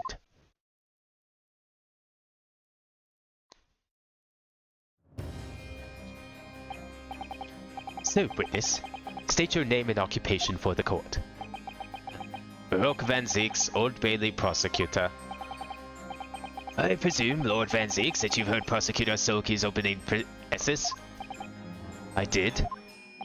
It is alleged that you were found at the scene of the crime, and that you were arrested by the arriving police officer. Can you confirm this? Yes, my lord. Then I'm sure the court would love to hear you explain some things away. Namely, why you were there in the room on Frenzo Street at the time in question. And what exactly took place. I intend to explain away nothing. I will simply tell the truth. I must say, Lord Van Zeeks, I never imagined this day would come. Or rather, I didn't want to imagine it would come. But since you became known as the Reaper, a part of me has been dreading it.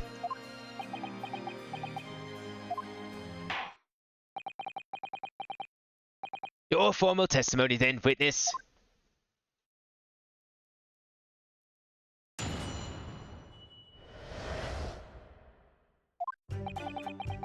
I was investigating Gregson, and my inquiries had led me to that address.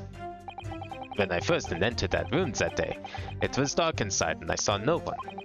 A moment later, I heard the gunshot. I spun around and saw the revolver on the floor. Just as I picked the firearm up to examine it, the door flew open and I heard a man scream.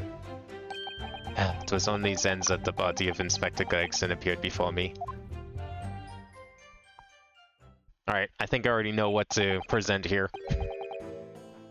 I may have found a contradiction in the facts. That testimony was the whole truth? It was.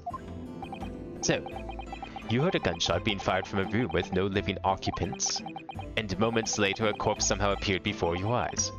Is that it? You're right. You haven't explained away anything. In fact, that would barely qualify as an excuse. I thought you were my mute apprentice. Yet it turns out you have a way with words, Prosecutor Asoki. It would appear to be a singular tale indeed. Singular isn't the word. It's laughable. What's going to Kazuma? He's not behaving like himself at all. This is like that time Phoenix and Apollo faced off with each other. Very well then. So, you may begin your cross-examination. Yes, my lord.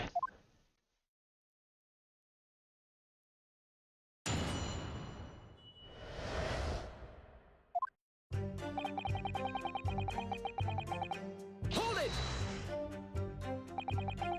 You were investigating the inspector? What on earth for? I'm not at liberty to say. Sorry? I'd identified the distinct possibilities that Gregson was involved in the case I was investigating. Regrettably, though, he was killed before I could secure the proof I needed. Is the court to understand, then, that on the day in question you followed the victim to the scene? No, I was privy to his movements in advance. How?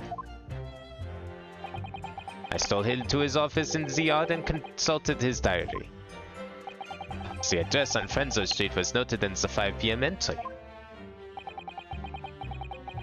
You illegally entered the man's office? In Japan, that alone would constitute a very serious offense. As it does in the Great Britain, I assure you. Is that not the case, Lord Van Zeeks? I was aware of the possible consequences.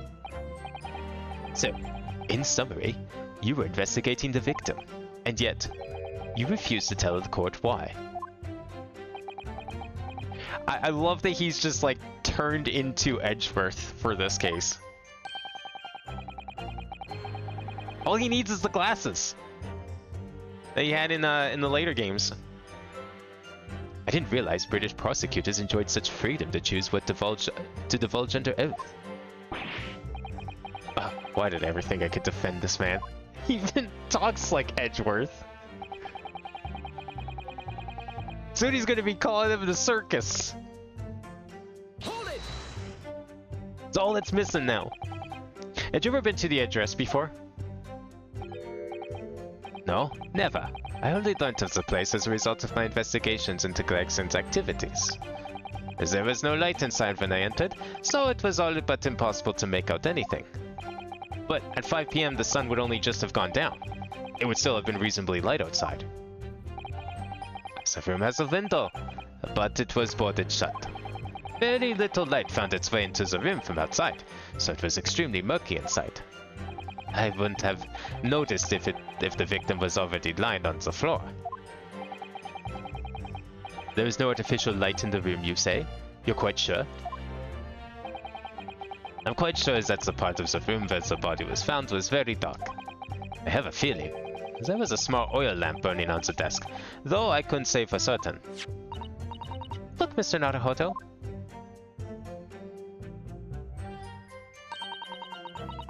There is a small desk in the room just here. Yeah, I remember. And there was an oil lamp on it, as well as the framed photograph. Are we to take that diagram at face value here? That there was no photograph at the time of the police arriving? Then when I entered the room, I closed the door behind me and started towards the desk to investigate. And what'd you find? Nothing. I never actually reached the desk.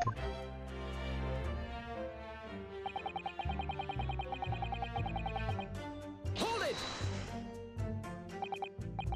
So, who fired the gun? I have no idea. I didn't see anybody else in the room. But you say it was very dark in there. Yes, that's right. All I can tell you is I didn't sense another's presence. Ah! Then could it be that the gunshot actually originated from somewhere outside the room? No, that's out of the question. Oh. Without doubt, the sound emanated from inside the room. I could smell the gunpowder. This is going from bad to worse. His suit swaps Edgeworth's colors. Oh shit, you're right! It does! Even like the little strap on the side. Where it's maroon right now. It's too red though. His clavier is too red. His cravat needs to be like more maroon colored, but I didn't even think of that. That's perfect.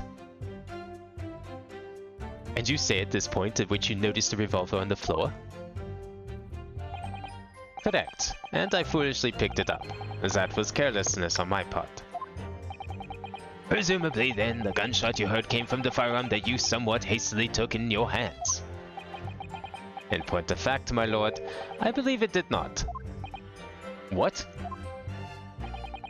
The barrel of the revolver I picked up was cold, and there was no smell of spent powder. But then, where on earth is the gun that was fired? Well, I would like to oblige you with an answer, I'm afraid I can't. I too would dearly like to know that.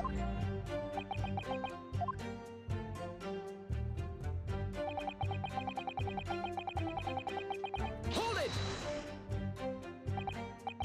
A man, you say? One of the witnesses, I presume? That's right. One of the street merchants working on Frenzo Street. Who are these merchants? A number of them had set up their stalls directly beneath the boarded window of the crime scene. A match seller, a newsmonger, and a peddler. They've all given statements saying that they heard the gunshot. And without thought of danger, they ran inside to see what had happened. Yes, Gina told us about that yesterday, didn't she? They burst through the door with some force, it would seem. They did, and almost gave me a heart attack in the process. But you're supposed to be the Reaper. The first man to come in immediately noticed the revolver in my hand and fled. A policeman patrolling on Frenzo Street heard the commotion, and was able to arrest the accused shortly after the incident occurred. Anyway, the man screamed to my attention in that direction.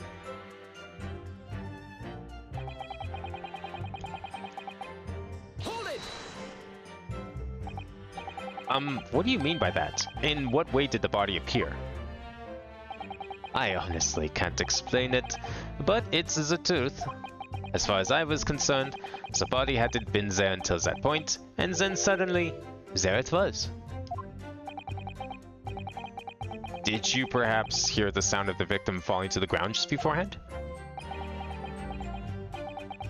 At that moment, what I heard was the sound of the door flying open and the scream of the man who came inside first.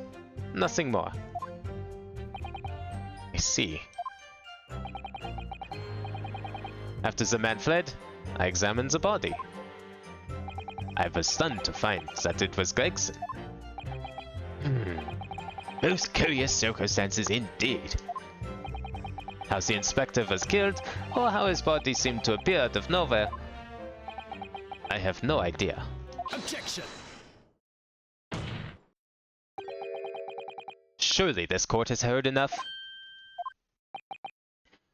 My lord, the cross-examination has clearly revealed that the accused, Barak Van Zeeks, is lying on multiple fronts.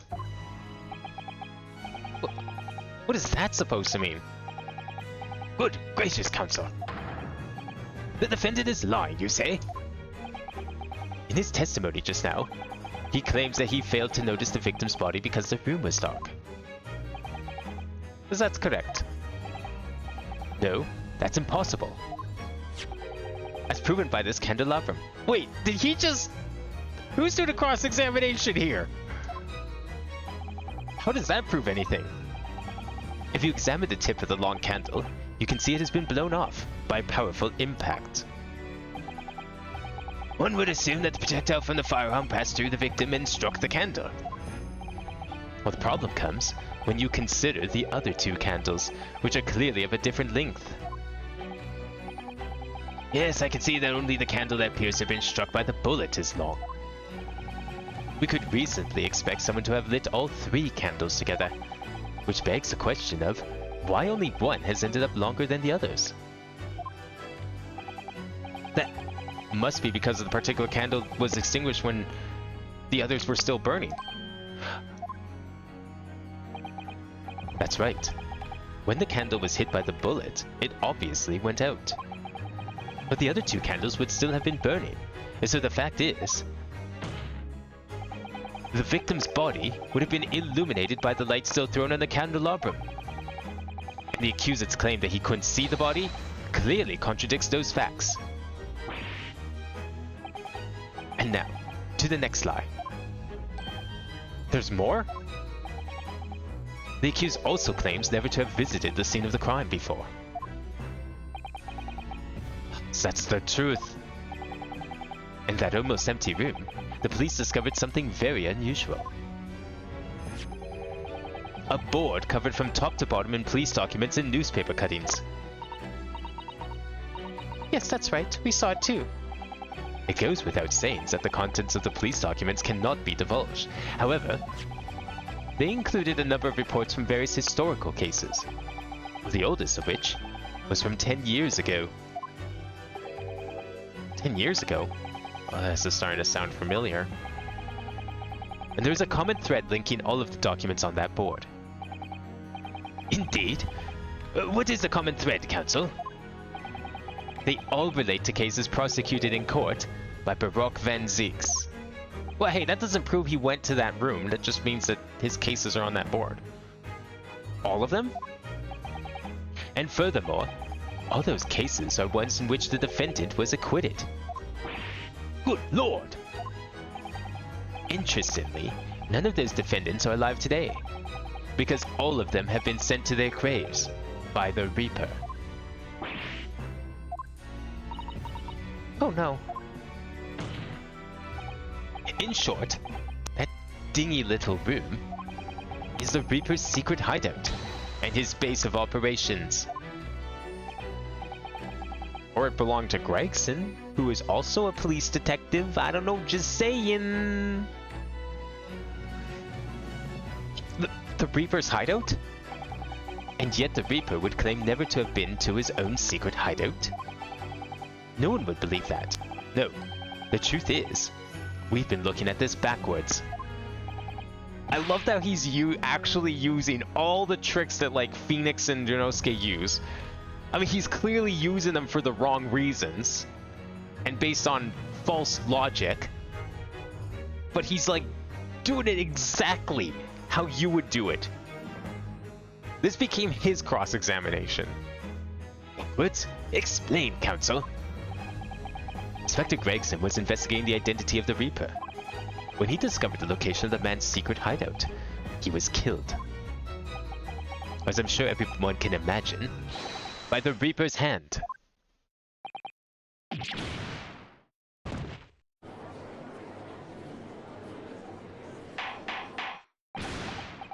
Order! Order!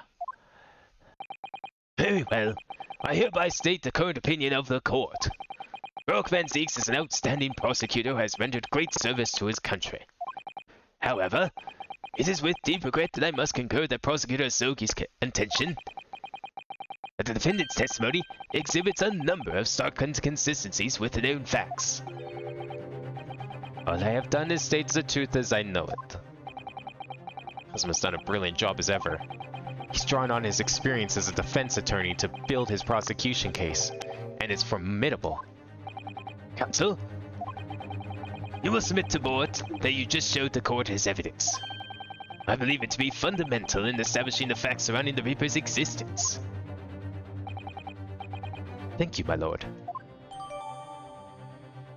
Freestanding notice board completely covered in notes and articles relating to victims of the Reaper of the Bailey. And now, the prosecution would like to call a new witness to the stand. Witnesses who saw events unfold on the day in question. They were mentioned in the previous testimony too, if you remember. Yes, the street sellers who heard the gunshot and went running into the room. Very well. Lead the witnesses in. The defendant may step down from the witness stand. Certainly, my lord.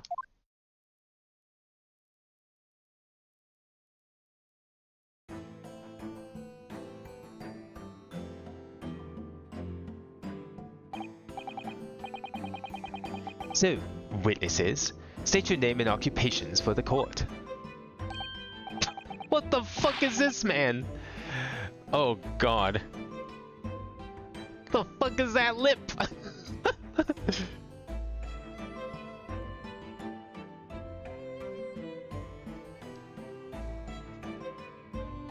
Well, we certainly brought in the clowns.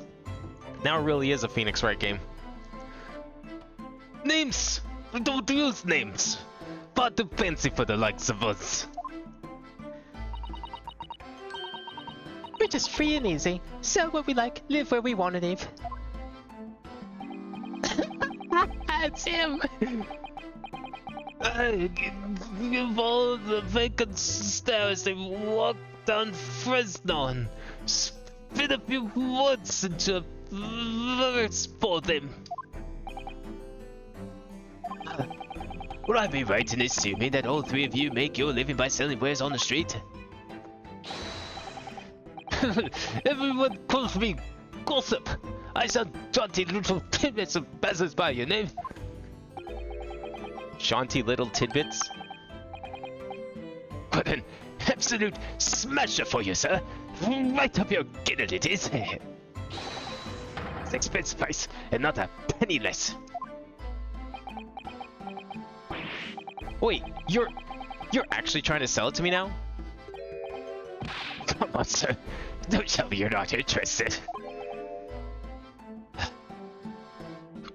Try the man. Give him money and see what it is. Pay the man, counsel. What? I like that we just got full, like, back to the classics here. Even the judge is, like, shooing him on. Alright, 6 pence it is. You won't regret it, sir. Now get your listening ears on. Just between us, a young couple on Slide Street have just had twins.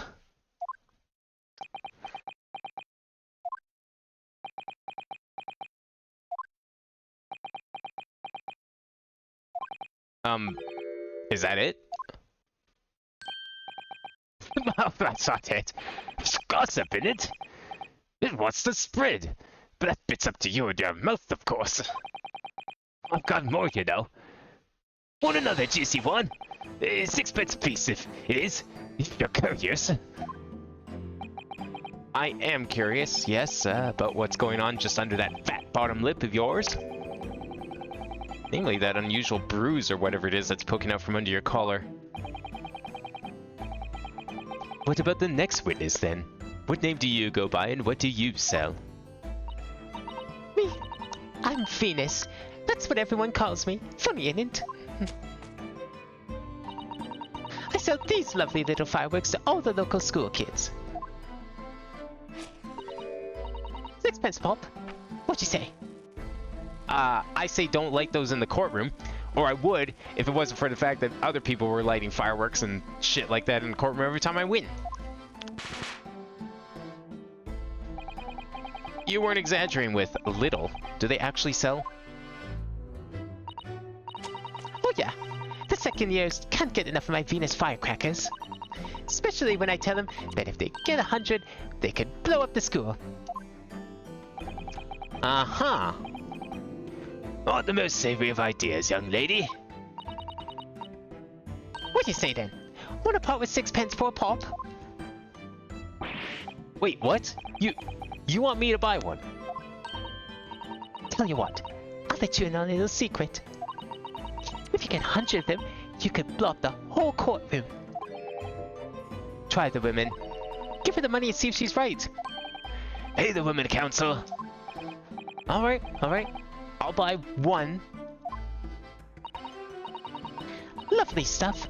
Right then, this is something a bit extra just for you. The Venus Special, only 600 pence. Well, those look a lot bigger. 600? It's 100 of my regular fireworks. Nothing little about that, is there? And there'd be nothing little about the punishment if I blew up the Old Bailey either. We actually got them for evidence. Did we just buy evidence? What the fuck? We can't use that. The Venus Special Firecracker consists of 100 smaller fireworks at 6 pence each. What sort of bang could it make? Wait, we actually bought the big one? And the last witness, what name do you go by and what do you sell?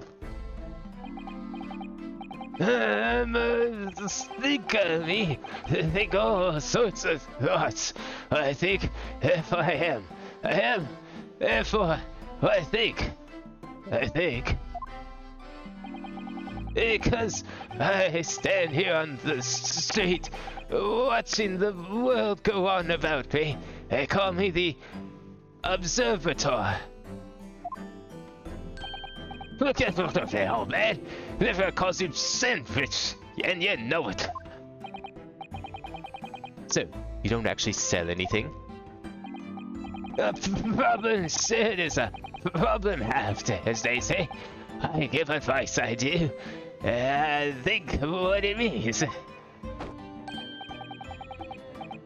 But don't actually sell anything. No, come to think of it. Pity. Yeah, pity. Means he can't spend more of his money. No more purchases today, please. Well, we have quite a cast here, it seems. They conduct their business on Frenzy Street from the morning till night, my lord. And always in the same place, directly adjacent to the crime scene. I see. Unless they heard the gunshot, I suppose. Not only that, but they also very bravely ran inside to see what was going on and witnessed the crime. Well, I'll be bigger than I thought. Just between us. Mr. Miller, what am I to do? What a terrible thing I saw. What I think is, if all what we've seen light and shadow to play with our eyes, is any of it real? Very well. The court will hear the formal testimony of these three witnesses now. You will describe in detail what you witnessed and heard at the time of the incident.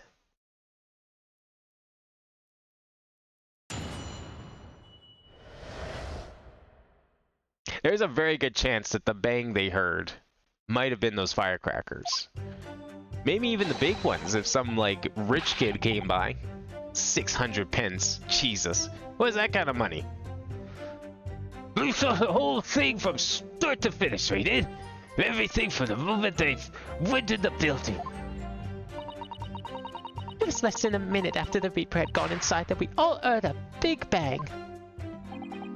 These men are quick to talk and quick to walk. Well, so couldn't wait to go and see what had happened. Went into the room, and there he was. The Reaper, gun in hand, standing over the dead body. I was scared half to death, me. So I ran off to find the copper.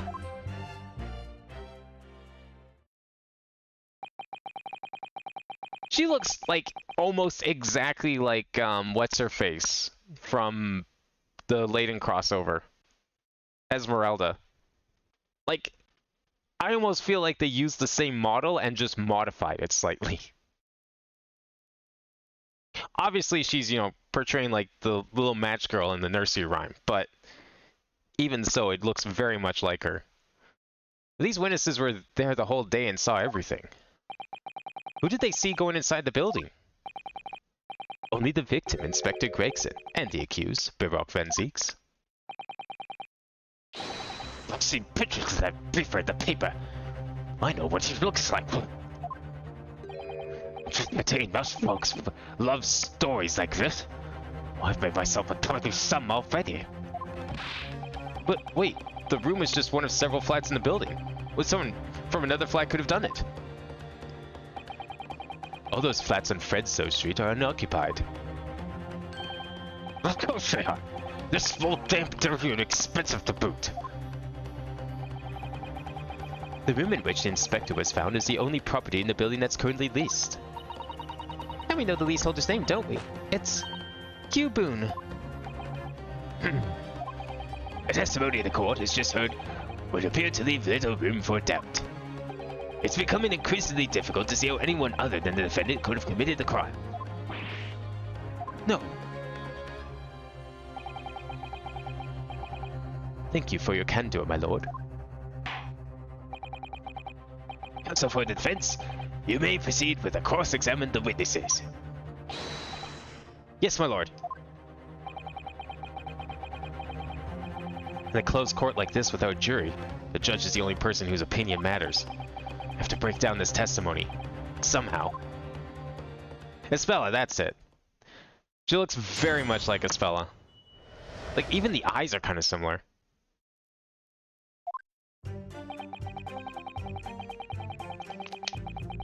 Hold it! When you say they, who do you mean exactly? Inspector Gregson, the defendant, Lord Van Zeeks. I suppose so. The likes of us don't know the names of high and mighty. But I'll tell you one thing. If it's a reaper that wintered blast, that's for sure and certain. So, you know, not necessarily the same person. You're just behind Inspector Gregson? Did they arrive at the same time as each other? No, not at all. We first felt a little... Yeah, must have gone inside a good 15 minutes before we heard the gunshot. The victim arrived 15 minutes before? Are you sure about that? Am I sure? Am I sure? Does it seem like I've forgotten a fellow with bright red hair like that, does it? Yes, it was really well red, weren't it? Better than my flaming fireworks, even. Fiery red mobs burnt on the inside of my eyelids, it is. Wait a minute. You're saying the man was a redhead? What you listening to him? Hey, it was a redhead. We had a big truck with him as well. Well, Inspector Gregson's hair isn't red. Not by any stretch of the imagination. It seems likely a person you saw was in fact Inspector Gregson at all, but some other third party. No, I hate to break it to you, but the witnesses are correct. What? Just have a look at this photograph of the victim taken at the scene.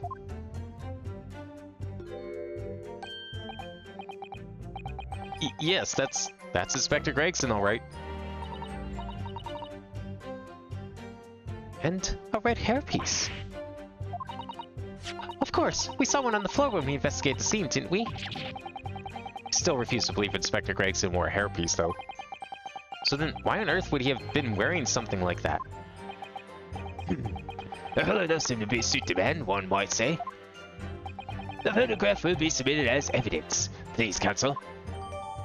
Photographic proof of the victim, Inspector Gregson. Body appears to be tightly curled up, and there's a red hairpiece on his head. And what became of the trunk of that the red-headed victim was supposedly carrying? I was informed that no trunk was found at the scene. So it just disappeared.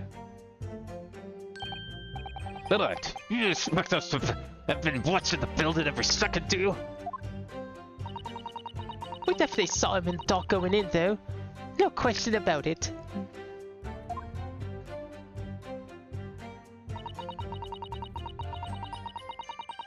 Hold it! By which presumably you mean the gunshot? I know these little things, don't I? How would I know what a gunshot sounds like? But I've always thought that probably sounds a bit... like this, doesn't it? And you say that you heard the noise almost as soon as you saw the defendant here enter the building. That's right. It was almost straight away. Bang! It went. Just like that. Well, he's the reaper, isn't he? It's what the French would call a fait accompli. With the reapers around, people are going in the ground. I mean, what's what he does, ain't it? I think we get the message. The Reaper couldn't have allowed the Spectre to live after he discovered his secret hideout. There can be no clearer motive for the crime. Yes. It's certainly an eminently credible motive. Great. At that point, you ran inside. Is that correct? Seems that me, a quick talk is quick to walk.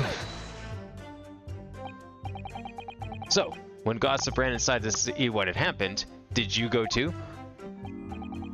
Me, I'm a bit hesitant, you see.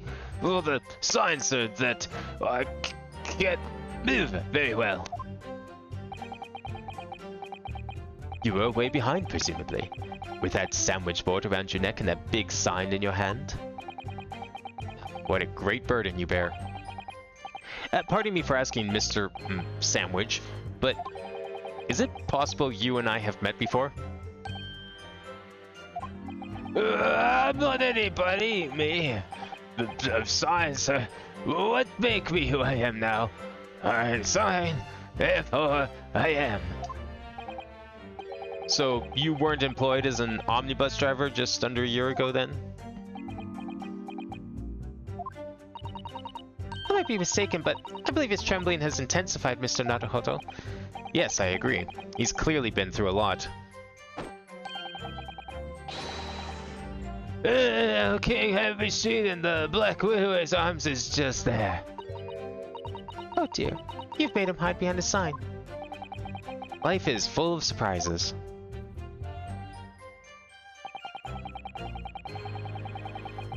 Hold it!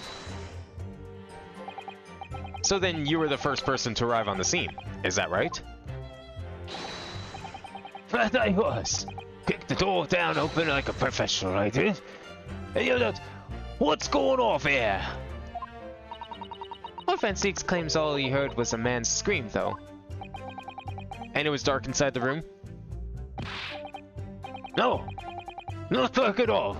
It comes to burning on the wall. Really? And there was a pillow collapsed on the floor. Just between us, was the first thing I noticed when I got inside. Ah, I see. Even though Lord Van Zieks claims not to have seen any such lights on the wall. The first thing I noticed was someone standing right beside the body. The accused, Barak Van Zieks. That's right, the pale-faced Reaper himself. Notice how he doesn't say Barak Van Zieks. He says the Reaper. I was a little shocked about tonight, but I'm no lily-livered cow. But still I granted, get the Reaper, cold-hearted stare myself. Excuse me! Do you have something to add, Mr. Sandwich? Really, nothing is here me. Empty in the head I am. Just two slices with no middle. Not even butter? Not even another slice of bread? I mean, I hear the toast sandwich is a British classic. Although I think that's still a few decades beyond your time. So I don't know what you could want with me. I think that maybe you just remembered something? I mean, heard that Mr. Gossip's last statement, I mean. What I think is, we're all nothings, really. We try to dress ourselves up as something else, but at the end of the day, we're all just street sellers. What's the enough of you, sandwich? Keep your shut down. Unless you want us to make you into a real sandwich. When he saw the Reaper, he clean over on his backside. That's it? You rotten beggar. I told you to keep that a secret. He screamed, he did. Screamed and scrambled off on all fours. That's all I wanted to say. Mr. Gossip, is this true? The floor was dead slippery, that's why.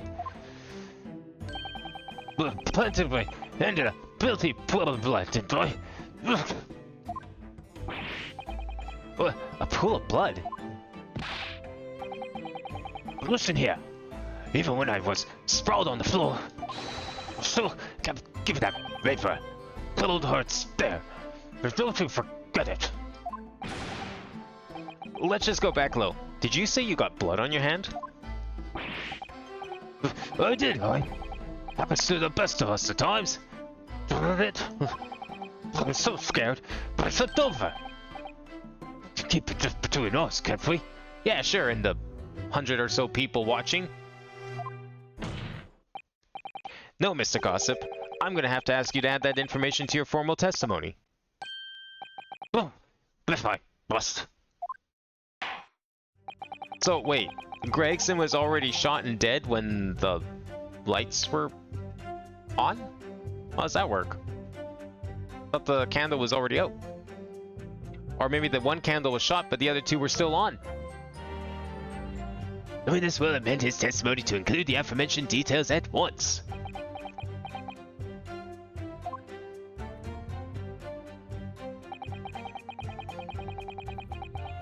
Hold it! You wiped your hand on the floor. Well, what's blood on his hand, eh? Horrible stuff. And they might have thought I'd done it. Nota! And you didn't think that might be a problem? Does it really matter if I left a few grubby handprints on the floor? They'll get cleaned up at the end, won't they? Don't make such a fuss. Must have mentioned from all of us. Is something wrong, Counsel? No, my lord. I didn't remember anything in the report about a bloody handprint on the floor, that's all. Don't come at me with that. You can't intimidate me. I know what I did. On the floor. The blood. I wiped it off. I wonder, could that be what happened? Mr. Naruhodo? I don't have all the answers yet, but I think we may have just uncovered a vital clue.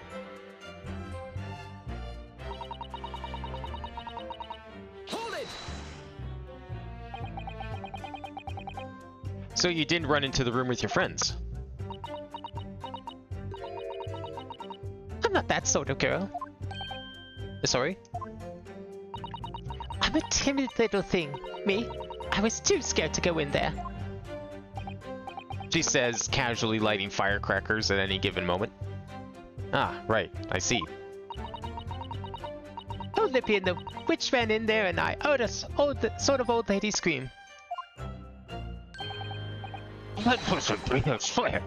If I were to did to him, I'd stick my honor on it.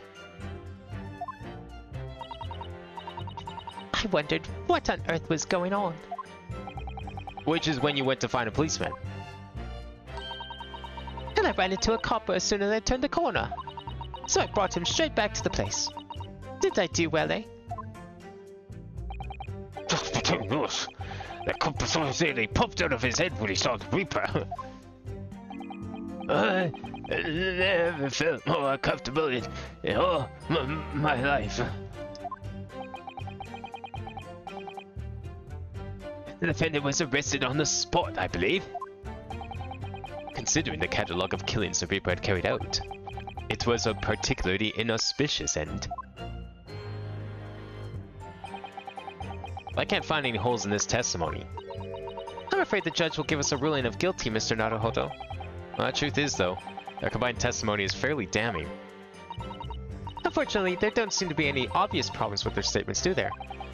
Still, if Lord Van Zeeks really is innocent, then I'm almost certain that we'll find something in there that doesn't quite add up.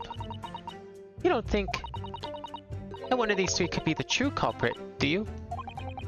I don't know. But what I do know is that there's more to this case than is yet to be brought to light.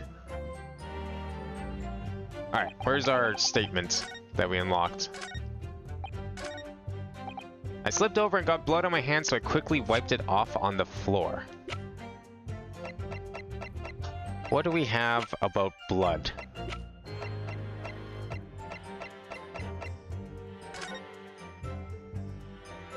Well, we have blood in this picture. I don't see any handprints. Could that be the contradiction? There's not really anything else blood related. Objection! No? Okay.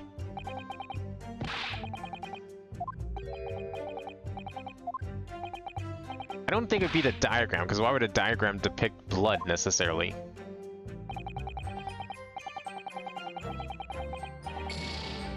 That said, last case we did have a situation where we found a new statement, but it ended up being the wrong one anyways. It was like a straight up red herring.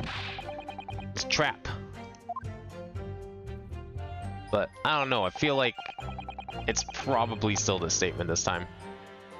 Slipped over and got blood on my hand, so I quickly wiped it off on the floor. Is there another anything? Maybe he saw this, and he thought it was blood, and he just wiped it off. I don't know. I mean, there's no blood on it, but maybe he thought it was blood.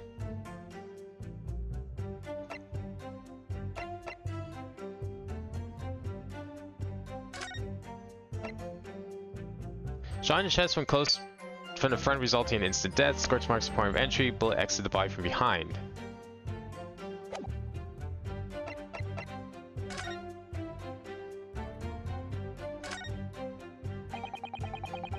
So this is the type of revolver that's standard issue for members of the judiciary, then?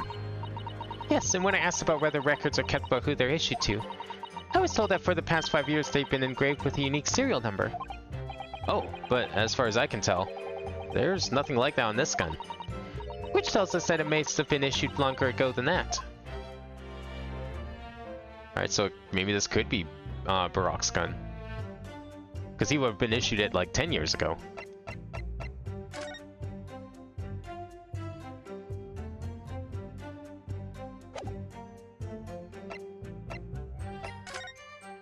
Can we actually look at this board? There are details of a whole raft of cases dating back years on here, aren't there?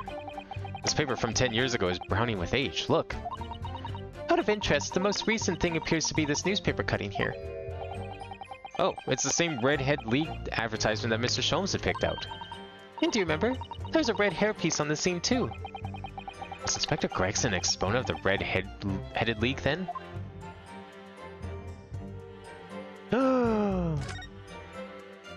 A handprint. Oh, what's this? Mr. Naruhodo, look!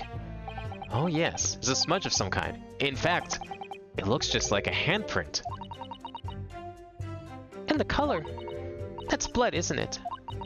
Oh dear, how disturbing. Think we found your handprint, Mr. Gossip Sir.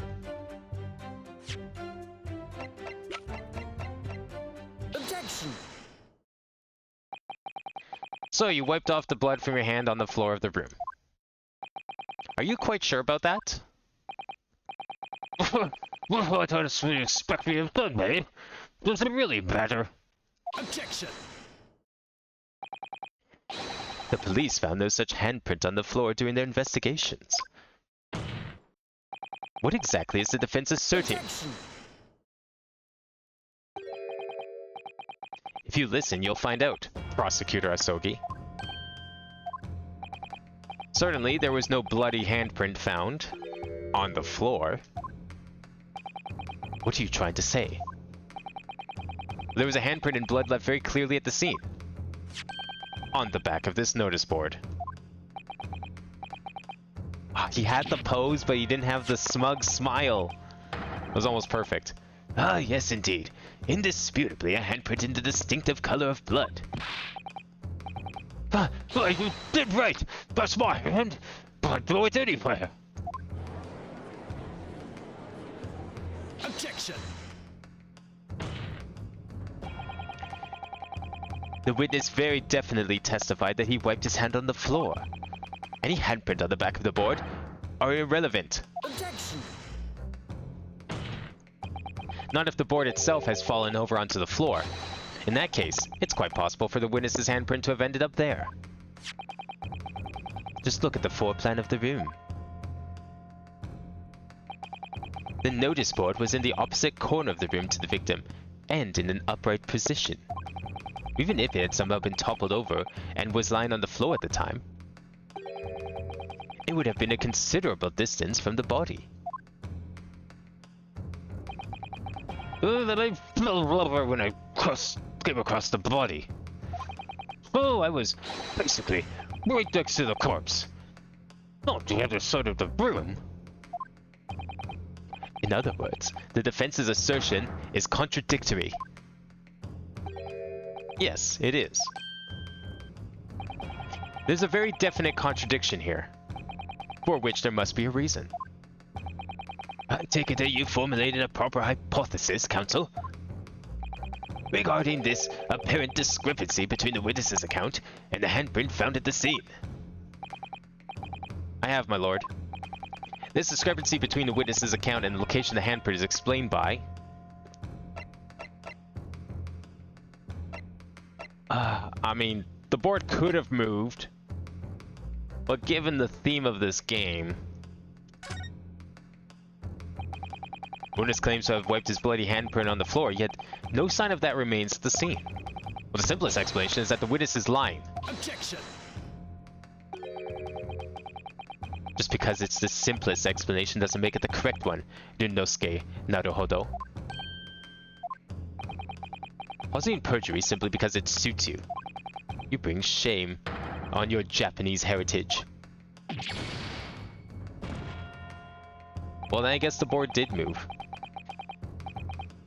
I would ask you not to oversimplify matters again, Counsel. I don't remember fostering that kind of simplistic thinking in you.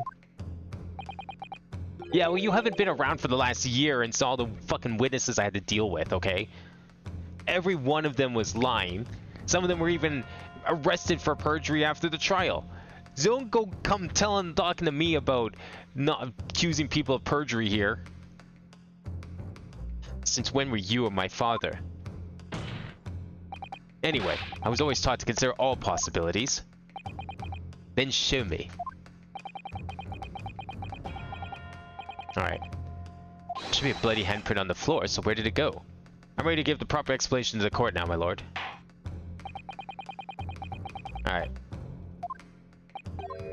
Then it's gotta be that the board moved. Another handprint. I didn't even consider the first one. Well, no, there can't be another handprint. We didn't see another handprint.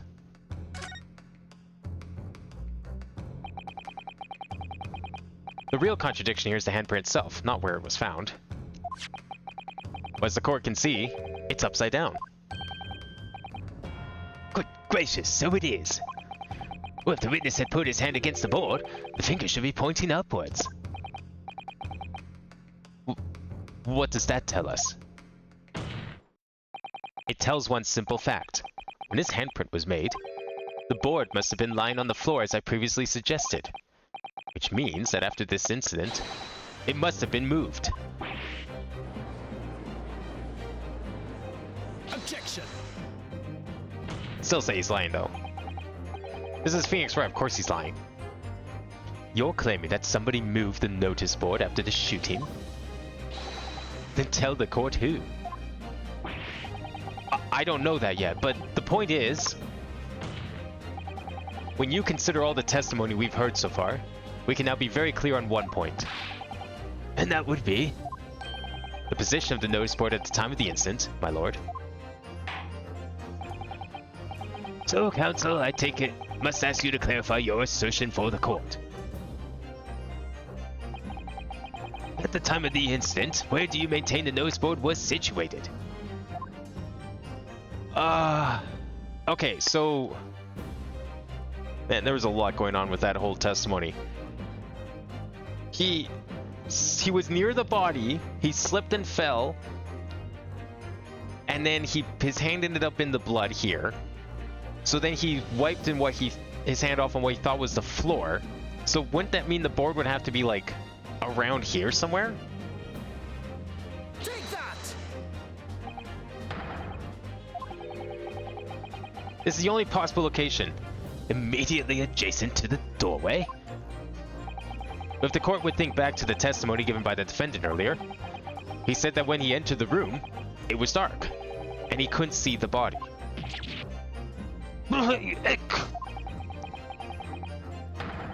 If the notice board had been there, the body would have been completely hidden from view. And the light from the candles would have been blocked, making the room appear darker. Objection! But the accused also claims that the victim's body simply appeared before him. That's true. Or, in his precise words, just as I picked the firearm up to examine it, the door flew open and I heard a man scream. It was only then that the body of the Inspector Gregson appeared before me. I don't know about calling it a scream, but he was talking about me and no mistake. course it was me that kicked the door open. If you look again at the floor plan, consider what would happen if the door to the room was thrown open with force. That can't. The door struck the notice board, knocking it over, and making the victim's body visible.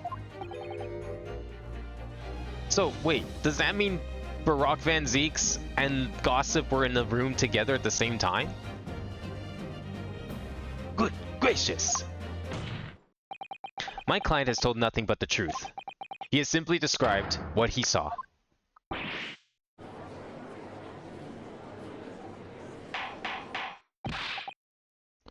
Order! Order! Counsel, how has this not come to light before now? After the incident, somebody must have righted the board and moved it into the position where the police, myself, and my colleagues saw it when we investigated the room.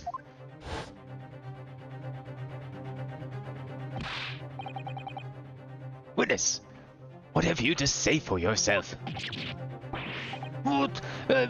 Me, my lord? You and your fellows there were there at the scene before anybody else. It goes without saying that you must know something about the position of the notice board. Wait, what do you mean anybody else? Wasn't, like, Van Zeeks had to have been in the room at the time. The witnesses in the stand will testify again. You will each explain exactly what you did upon arriving at the scene of the crime. Yeah, maybe this will clear up, like, the order of events here. Oh, whoops. Didn't mean to skip that last bit for reading it.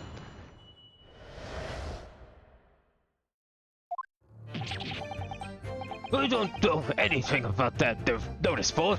I just put my head on it, that's all. Well, don't look at me. I haven't got a clue about it. I was doing business with some second years at the time. I don't know anything about anything. I'm just a bystander. Me, it's just a sign at the crossroads of life. It was some reaper, I bet. It's got a face that screams bored. I can't see how this changes anything anyway. The detective still died when he heard the gunshots.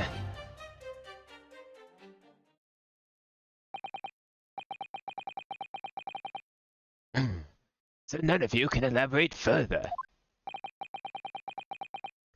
Shaken by the crime they witnessed, and with only the light of a few candles and an oil lamp by which to see, we can't expect these witnesses to be able to give a more precise account of what happened.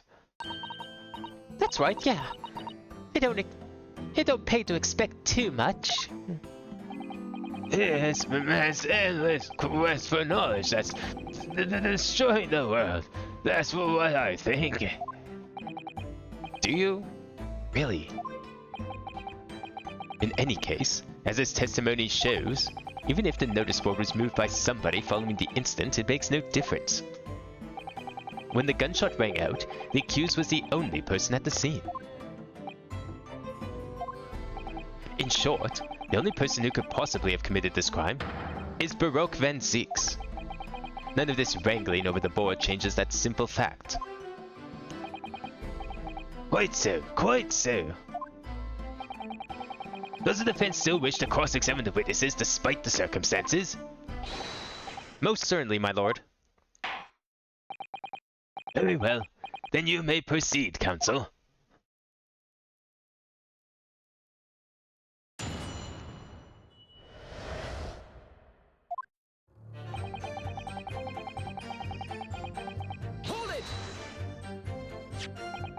So you admit that it was the board that wiped your bloody hand on. Admit it? We're sure to admit.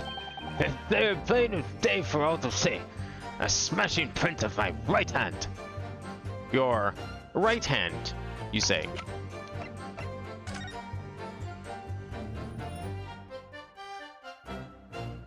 Yep, okay, alright. Just making sure. Perhaps you wanted to hide that handprint.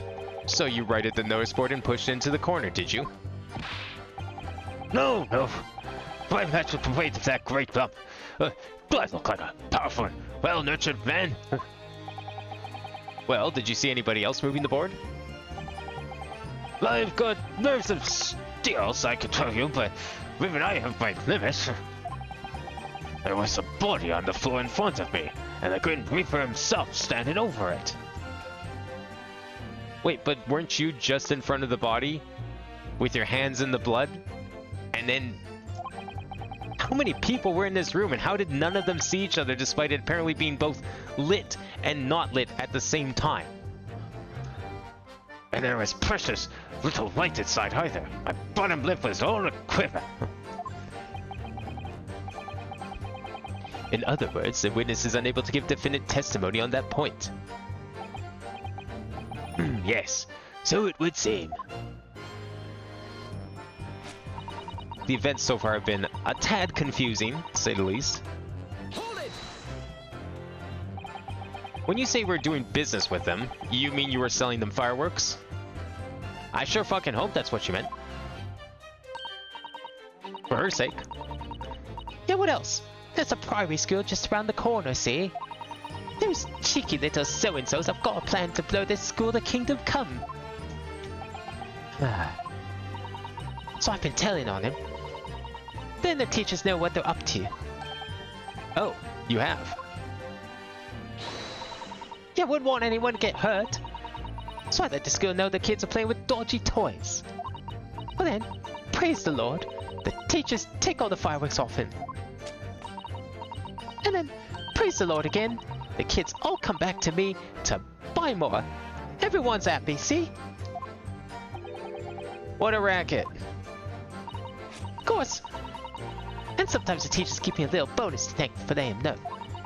With a busy old life, selling explosives. Ah, yeah, what a respectable job that must be. Venus is a guileful goddess indeed. Well, telling barefaced lies is kind of my thing, really. I'm ever so good at it. Excuse me. Something wrong, Mr. Sandwich? I like that she just casually bragged about telling lies in court. Maybe that's the truth. Ironically. If I say it was, could we just leave it at that? Would that be the end of it? No. Did Miss Venus' statement just now bring something to mind, perhaps?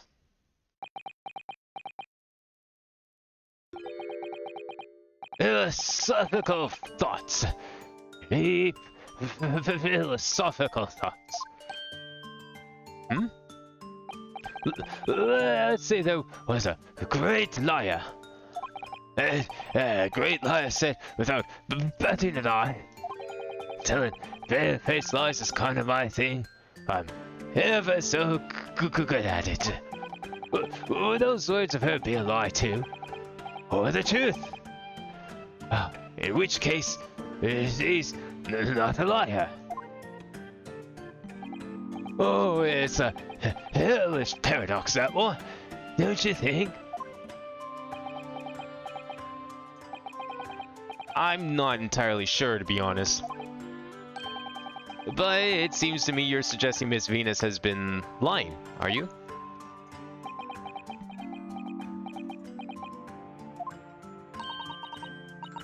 What are you on about, old man? Trying to cause trouble, are you? Keep on like that. And I'll wrap your whole body in firecrackers and set them off. They'll give you something to tremble about. You have a certainly disturbing mind behind that sweet and innocent face, young lady. So, Miss Venus has lied in her testimony. Is that what you're saying, Mr. Sandwich?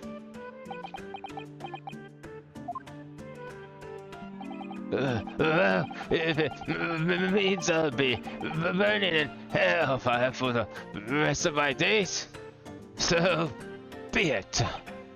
Yes, that's what I'm saying. Can you elaborate, please, sir?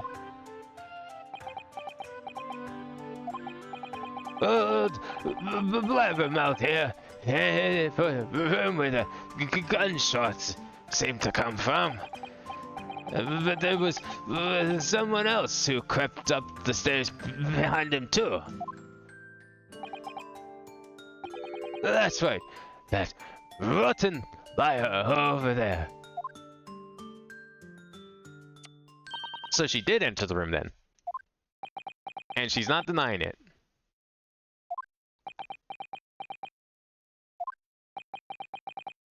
You mean to say that you did in fact betake yourself to the scene of the crime after all?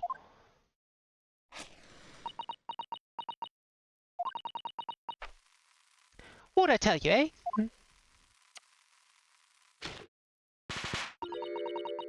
I said I was good at telling barefaced lies, didn't I? Yes, you mentioned it. Well, that revelation rocked the whole courtroom, didn't it?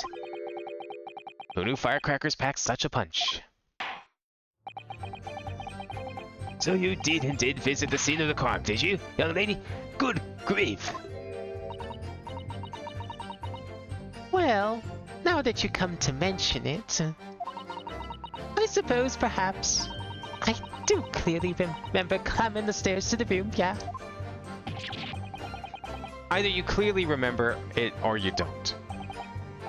Well, I shall consider a fitting punishment for this perjurious act later. For the time being, you will immediately amend your testimony to reflect the truth. Oh, yes, my lord, of course. Maybe I did sink alongside gossip and have a little peek in the room where it all happened.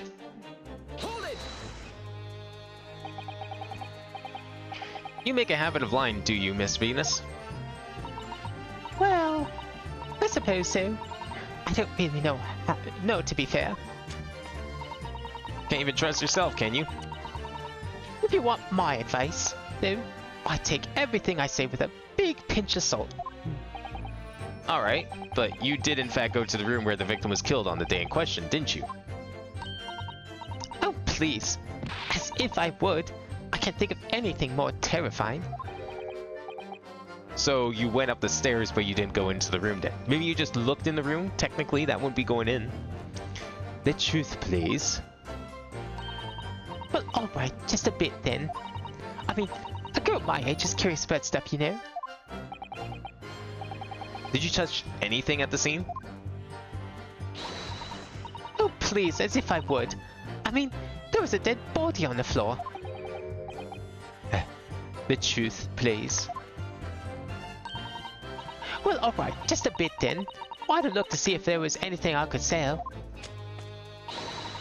So I did give the place a once over, but it was nothing to write home about. Right. Now, I hesitate to ask, but you didn't move the notice board by any chance, did you? Oh, please, as if I would touch anything like that. Or just a few bits of loose change is all I had. The truth, please.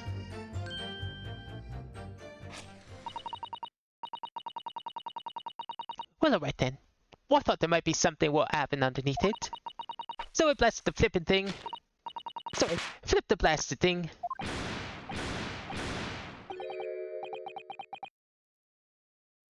You're telling us that you did move that board?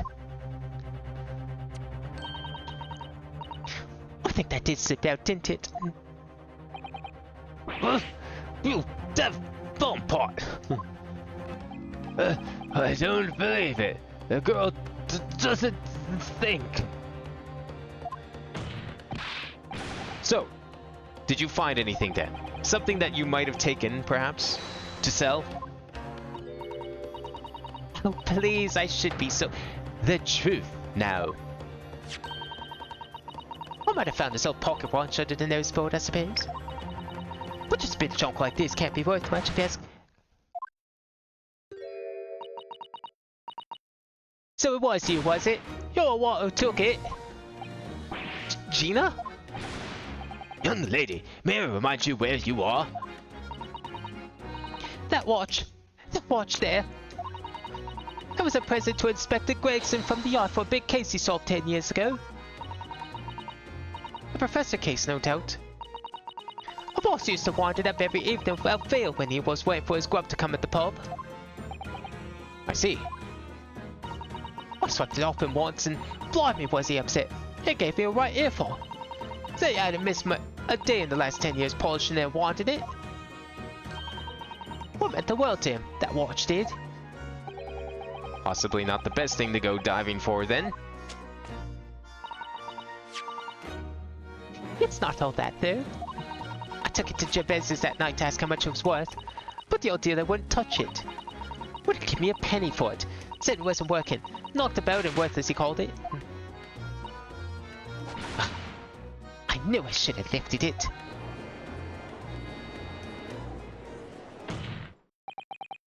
That watch must be submitted as evidence at once. Oh please. Just so long as you promise to give it back when we're done. Yeah, I think they will give it back to Gina, not you. If anyone deserves it now, it's her. Not a chance. I'll swipe it from you if you try to get your grubby mitts on it again. That's enough. Hand the watch to the bailiff forthwith. Now, children, watch your manners. Good lord! The glass appears to be broken. More than likely, it shattered when the inspector was shot. Could the watch have protected him? And before the inspector isn't dead at all. Everyone just thinks he's dead. That would be like, what, the third person to come back to life in this game alone? It doesn't tick anymore either. Which is why Jabez didn't want it. What a waste, eh? Yes, indeed. It appears to have stopped at the hour of 5. Because of the bullet, right? Exactly when the gunshot was heard then. Which supports the prosecution's claim, of course.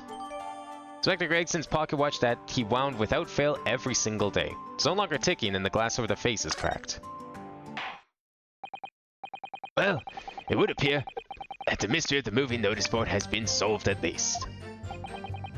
And as predicted, it had very little bearing on the case. Yes, but that whole side thing with the notice board did lead us to learning about the watch, which might be more important.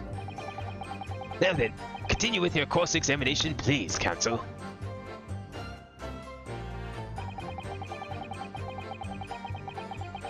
Wait, which one did we add? Okay, it was that one. I can't believe we were only on, like, number 2 with that one. But you did go to see what had happened in the room, didn't you? There's a street this way. Whole world. Here's all I know. And I know all of it. I have to make my business to know if I want to hold my sign up high. So you did go to see what had happened.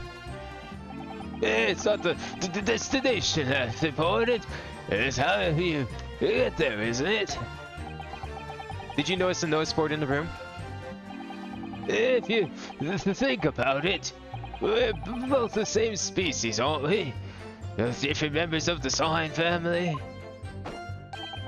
So if I spotted it, I might have tried to trip it up out of a sense of rivalry I met. Someone really needs to tell you that you're Homo sapiens, not Homo siniens. Does that mean you didn't notice the board? I can only repeat what I said before. I don't know anything about anything. I'm just a bystander. Just a sign at the crossroads of life. He didn't notice the board because it was probably still behind the door when he went into the room. In which case, just who was responsible for moving the notice board? Well, I think we already figured that out. Hold it! What exactly do you mean by that? Oh, come on, bro. Don't tell us you do not notice. It looks like you have everything in the world, that fella. But for this sport, there's one thing he likes. I see it in his eyes. I can't say I'd ever noticed. I'll tell you one thing for free, though. I never took my eyes off that man on the floor. or off the paper. Not for a second. Sorry? Well, if I was that scared, I could. You never know what a fiend like that might do to you. You look away, do ya? If you didn't take your eyes off the defendant, you should be able to confirm categorically whether or not he was the one who moved the notice board. I said I could. The Bigfoot did nothing of the sort. I can swear to it. I couldn't have missed it if he'd heaved the thing up tight, upright, and dragged it into the corner. Right. Glad we've cleared that up. What happened to the face that screams bored? I feel your pain, Kazuma.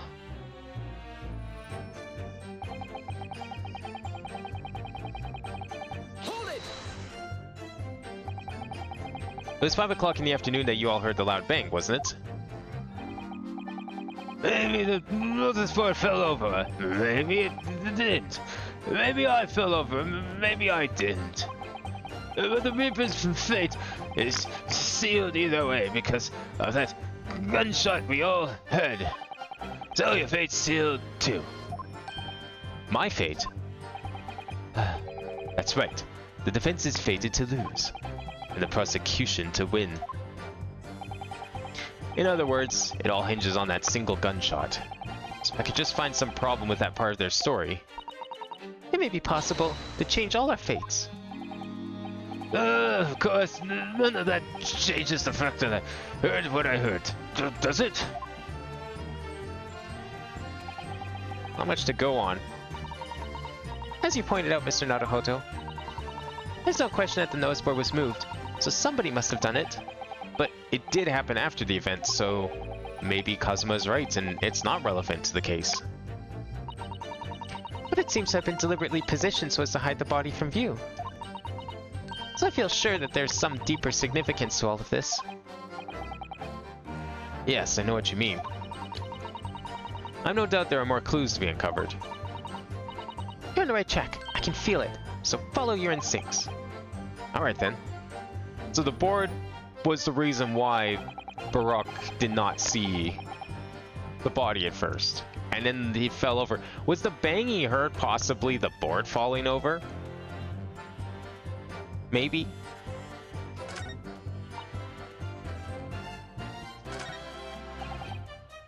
Okay, so I think statement 2 is the one we modified. But this one's kind of interesting too. I want to check out that watch.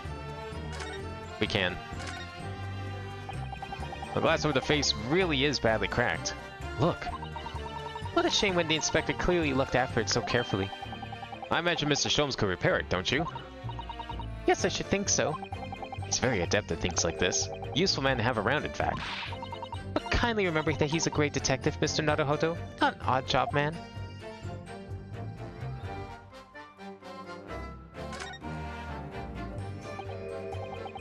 Oh, there's a tiny little keyhole here. Can you see? Oh yes, that's probably for the winder used to wind up the mechanism. Looks a little unusual, don't you think? Yes, you'd need just the right key to wind it, I imagine. Why do I feel as though I've seen something? Something a bit like a key that's about the right size to fit in this hole. It would be wonderful if we had the key. Let's check carefully over what we've already found.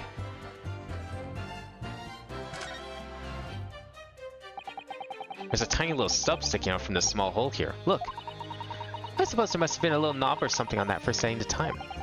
In that case, seeing as we know the inspector took such good care of this watch, it probably broke when the incident occurred, didn't it? Yes, of course. Which could mean that there's a small part of the watch still at the scene, maybe. How is that going to be relevant? Alright, where's that little figure?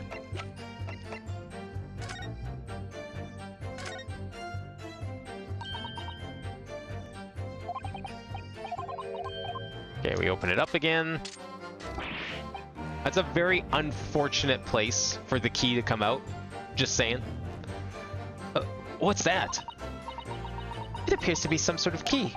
But it's tiny though. Could be a key for a door. Not that size. So what is it for, I wonder?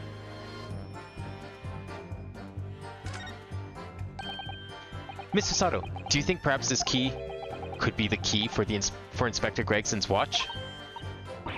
Oh, yes, it could be. Let's try it at once. It's not a moment to lose.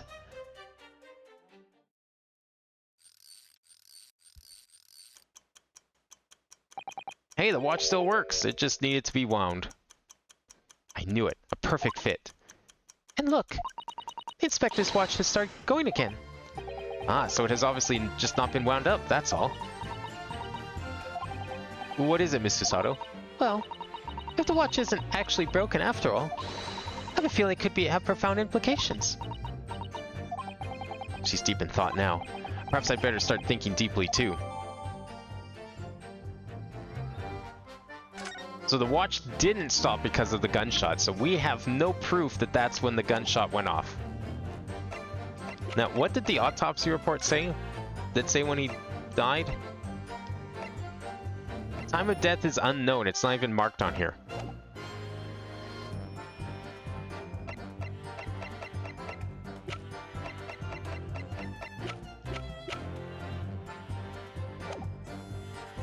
Okay, so anything about the watch?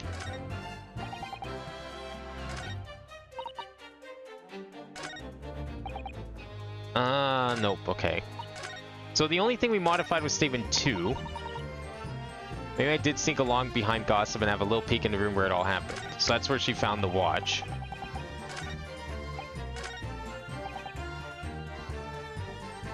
Detective still died when we heard the gunshot. So the gunshot was heard at 5, right?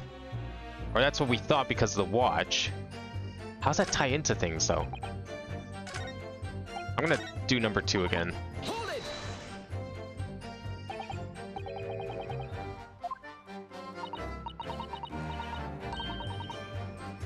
Oh, we didn't actually read this one. Oh, it was nothing really. Just a little porky. With not so little implications. Did you know? Everything in the world apart from the truth is a big fat lie. Yeah, that's how lies and truths work, yeah. It's not really an in-between, is there? If you believe that, of course. I'm lost. As am I. Desecration of the truth is really rather disturbing. I think perhaps we should move on to the next witness, hmm? Yeah, maybe that statement isn't very useful.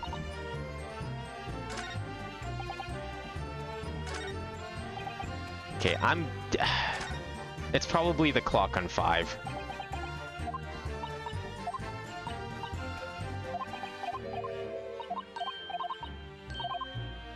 It's gotta be the clock. I'm gonna save though, just in case. Because I feel like we might be here for a while.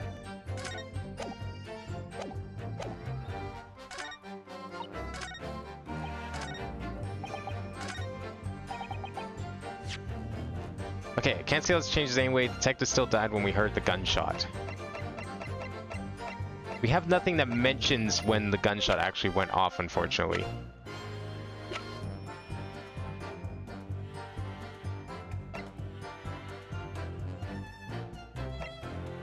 Yeah, there's nothing in here about that specifically. We never investigated these.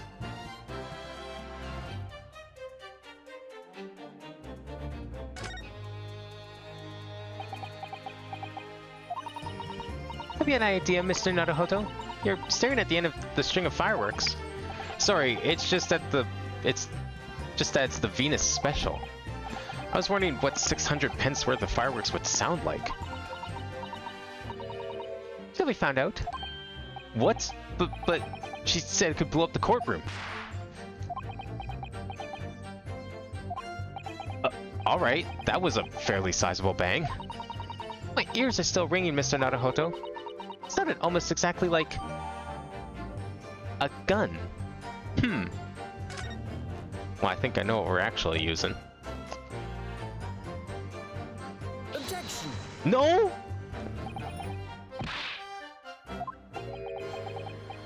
I thought for sure we were already gonna start. I thought the whole point of this cross-examination was to disprove the gun. Did we not just disprove the gun potentially?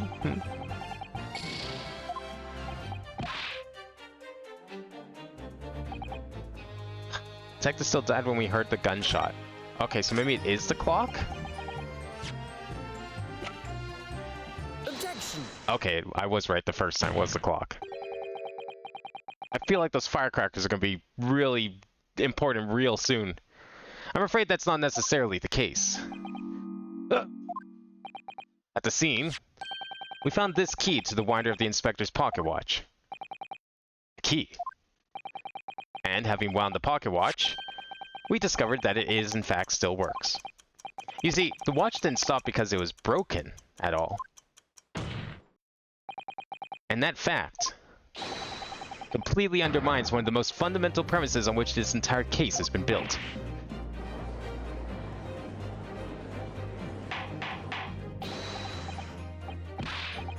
Order! Order! But, Counsel, the watch was stopped at almost exactly 5 o'clock. Yeah, which is just when we heard that gunshot. Exactly the hour. The time that was shown on the watch tells us nothing other than when it wound down. It's merely a coincidence that it happened to be at 5 o'clock. Objection! Even if that's true, the 3 witnesses here all heard the gunshot at 5 o'clock. So that's obviously when this crime was committed. Objection. No, that doesn't hold. Why not? Recall what Inspector Lestrade said only moments ago. The boss used to wind it up every evening without fail when he was waiting for his grub to come at the pub. Said he hadn't missed a day in the last 10 years. Paul shouldn't have winded it. It meant the world to him. That watch did. The victim was in the habit of winding his watch once a day, in the evening. We can reasonably assume, therefore, that he wound the timepiece on the evening before he died as well. Yes, that would be entirely reasonable. But if that's the case, you wouldn't expect the watch to have completely wound down by 5 o'clock the following day.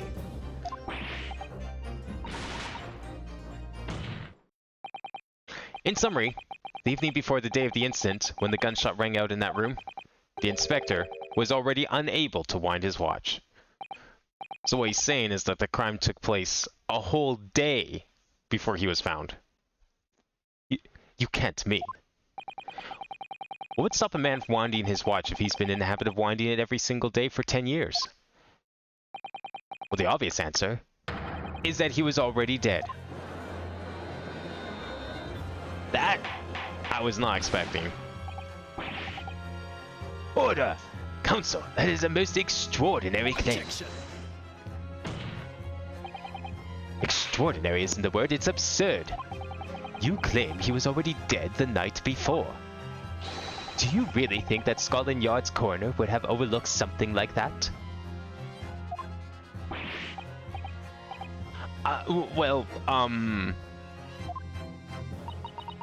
On that subject, there is something rather surprising. There's actually an omission in the coroner's report. Time of death is not noted. That's right. Wait a minute! You're forgetting that my legs went from under me when I kicked the door in. What do you mean? Like I said, I planted my hand in a dirty great puddle of blood. Yes. So the victim's blood hadn't dried. It was fresh. Catches on fast, doesn't he? Objection. But that blood could be explained in any number of ways. It could have been put there afterwards. Some fresh blood could have been poured over on the victim's body if he... Does my learned friend think that fresh blood is available on every street corner? Oh, he's starting to pick up Barrock's manner of speech. Oh no. Well, it needn't necessarily have been human blood, of course. We've been told previously that Scotland Yard has no way to identify blood as human. The problem is currently being researched. At present, you are correct. It is beyond our abilities. So then, a chicken's blood could have been used, for example. It's certainly possible that it was in the inspector's blood at all. Objection! Someone trying to make the body seem fresh? But The gunshot was heard at 5 o'clock that afternoon. That's beyond question. Is it though? What? Given that the time of death of the victim has already been called into question, it isn't beyond the realms of possibility that what these witnesses heard wasn't a gunshot at all. Oh, please. What are you trying to say?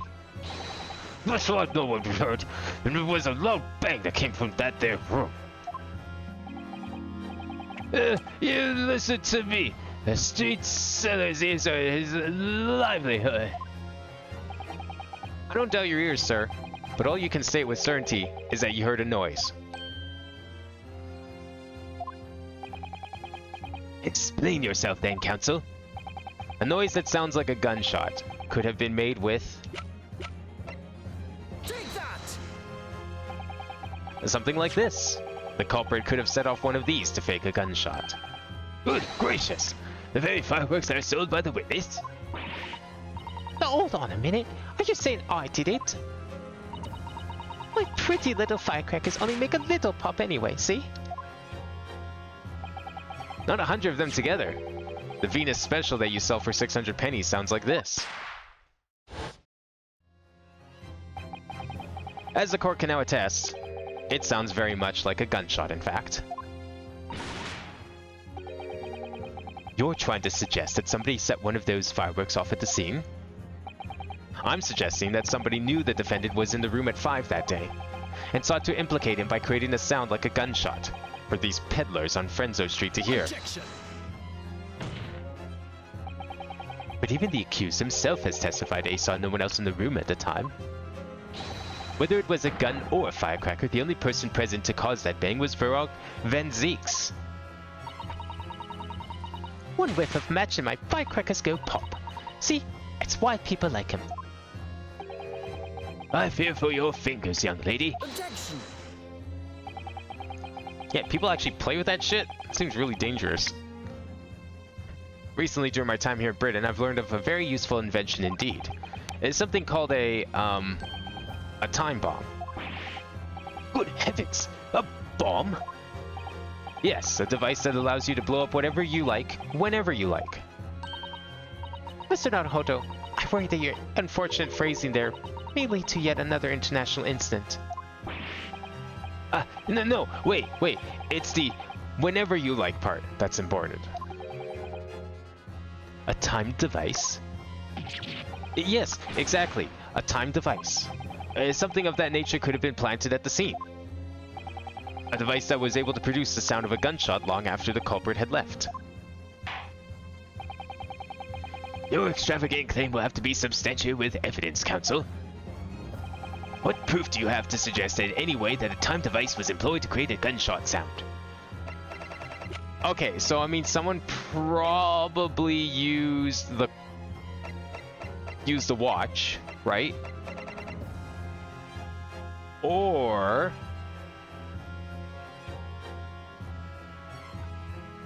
what if that's why part of the candle is singed and blown off?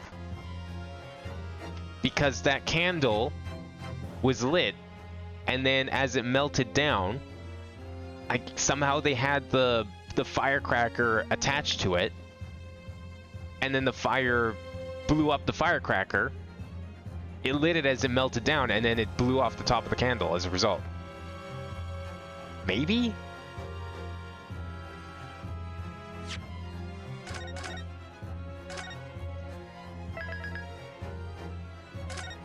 Seems possible. Time device was employed to create gunshot sound. Like, because the clock itself, like... How could it have been used to light the firecracker?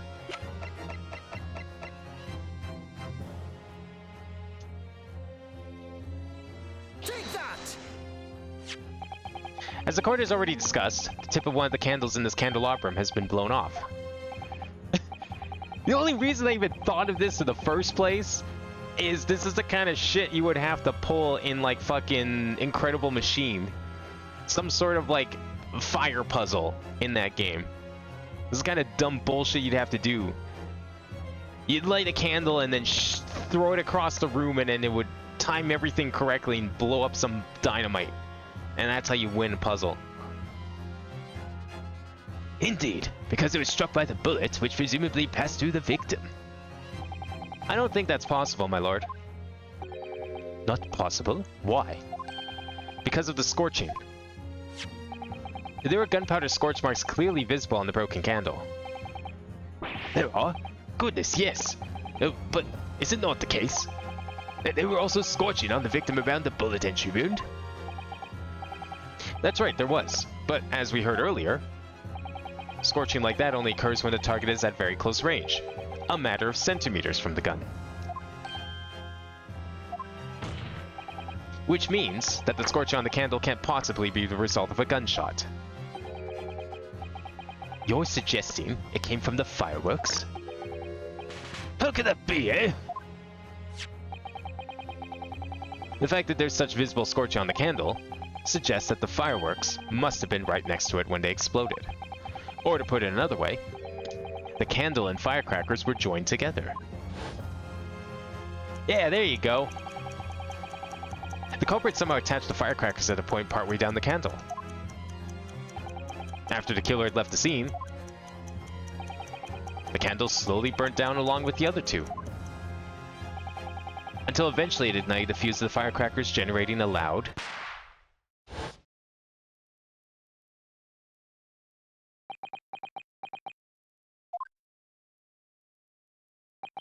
and that is how these three witnesses came to believe that they heard a gunshot at 5 o'clock. Well, what a plot. And this implies that the victim could have died earlier than we'd been led to believe. The previous day, even. No, hold your horses. One less slot here are the victim going into the building, remember? I couldn't forget that flame-colored hair, even if I wanted to. The person you saw entering the building wasn't the victim at all. Consider this. Obviously, anybody can wear a wig. So the person that these witnesses saw entering the building 15 minutes before the incident occurred could easily have been someone else entirely, wearing the red hairpiece. Someone else?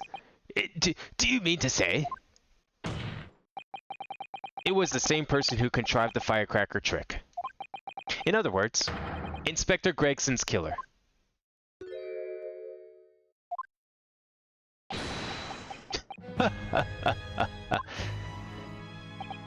Oh, very impressive, Junosuke Naruhodo.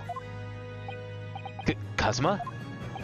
I'm really quite amazed you've come this far.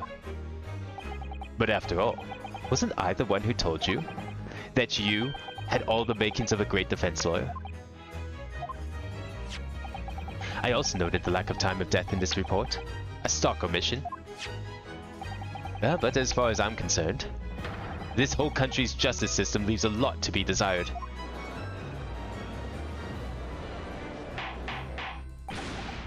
Order! Order! Prosecutor Asugi! What on earth do you mean by that statement? I hear that many of the leading members of Britain's judiciary are present to observe this trial today, so we cannot allow even the slightest doubt to be overlooked. The defense's assertion about the time of death based on the victim's stopwatch is just conjecture. But, while the possibility exists that my learned friend may be correct, we have a duty to explore it. Well, certainly, I would agree with you. And what immediately comes to mind is, of course, what was Inspector Gregson doing and where did he go on the day before the incident? Do you know? The inspector always carried himself out his investigative work alone. His movements were treated as confidential within Scotland Yard. Even within the Yard? However, considering the evidence we've been presented with so far, I'd say it's fairly apparent what case the man was pursuing. Wouldn't you, my learned friend? I do have a feeling about what case he might have been investigating. Yes, I agree. Surely... My lord, the defense believes it can explain to the court the case that was being investigated by Inspector Gregson at the time of his death. Very well, counsel. Present your argument to the court. What evidence is suggestive of the case being investigated by the inspector on the day prior to the incident? Oh, that would be the board, no? Take that! No? Not all the shit on the board? I guess we don't know it's his apartment.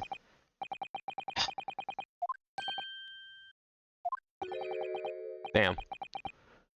The music stopped for the wrong answer. I can't believe this. Congratulations, Mr. Naruhodo. You deserve a reward for that expert display. Yeah, great reward.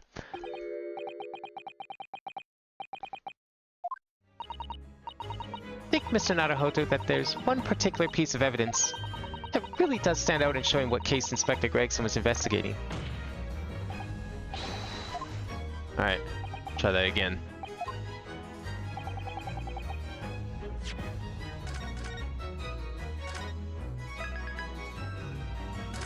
Okay, well, if it's not the board, I guess that makes sense. Wait, would it be the picture then? Was he also inspecting... Oh, he was inspecting this case. That makes more sense. You know what? For some reason, I thought maybe he was the missing husband. And then somehow he was like... He was covering up his work at Scotland Yard instead of being a prison warden.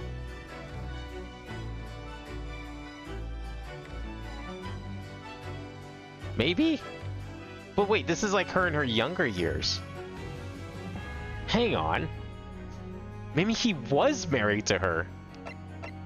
Because he only went... Her husband went missing a day ago, and he also went missing a day ago. If he was... It's to be believed he died a day ago. Or like a day longer than... I guess 2 days ago now. It's just of the case being investigated. I mean, it's gotta be the picture, no?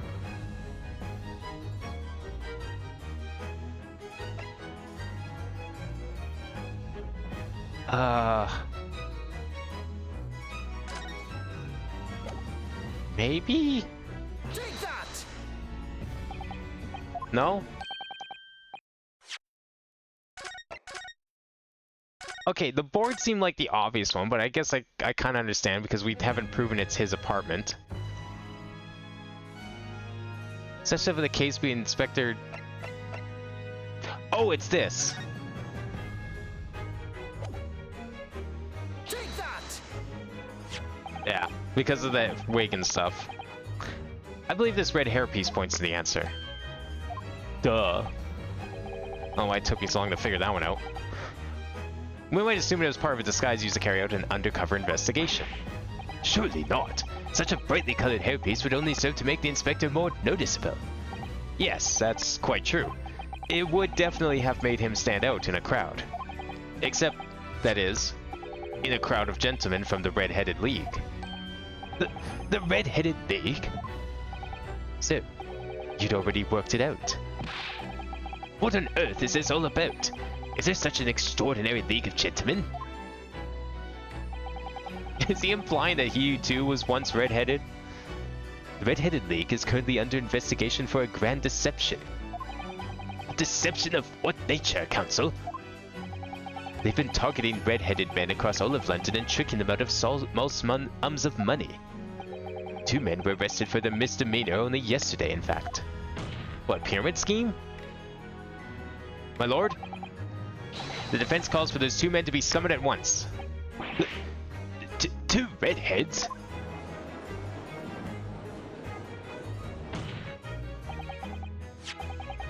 Inspector Gregson clearly infiltrated the Red-Headed League using this hairpiece, so it's very likely that he had direct contact with these criminals. And it's quite possible that such contact led to more serious events.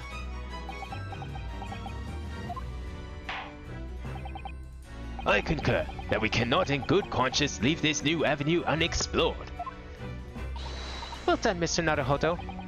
Well, it's another possible line of inquiry for us at least. Prosecution will make immediate arrangements for the charged men to appear. Bring these 2 Red-Headed League conspirators before me, Prosecutor Asoki. At once, my lord. Very good. We will have a 30-minute recess. Court is adjourned.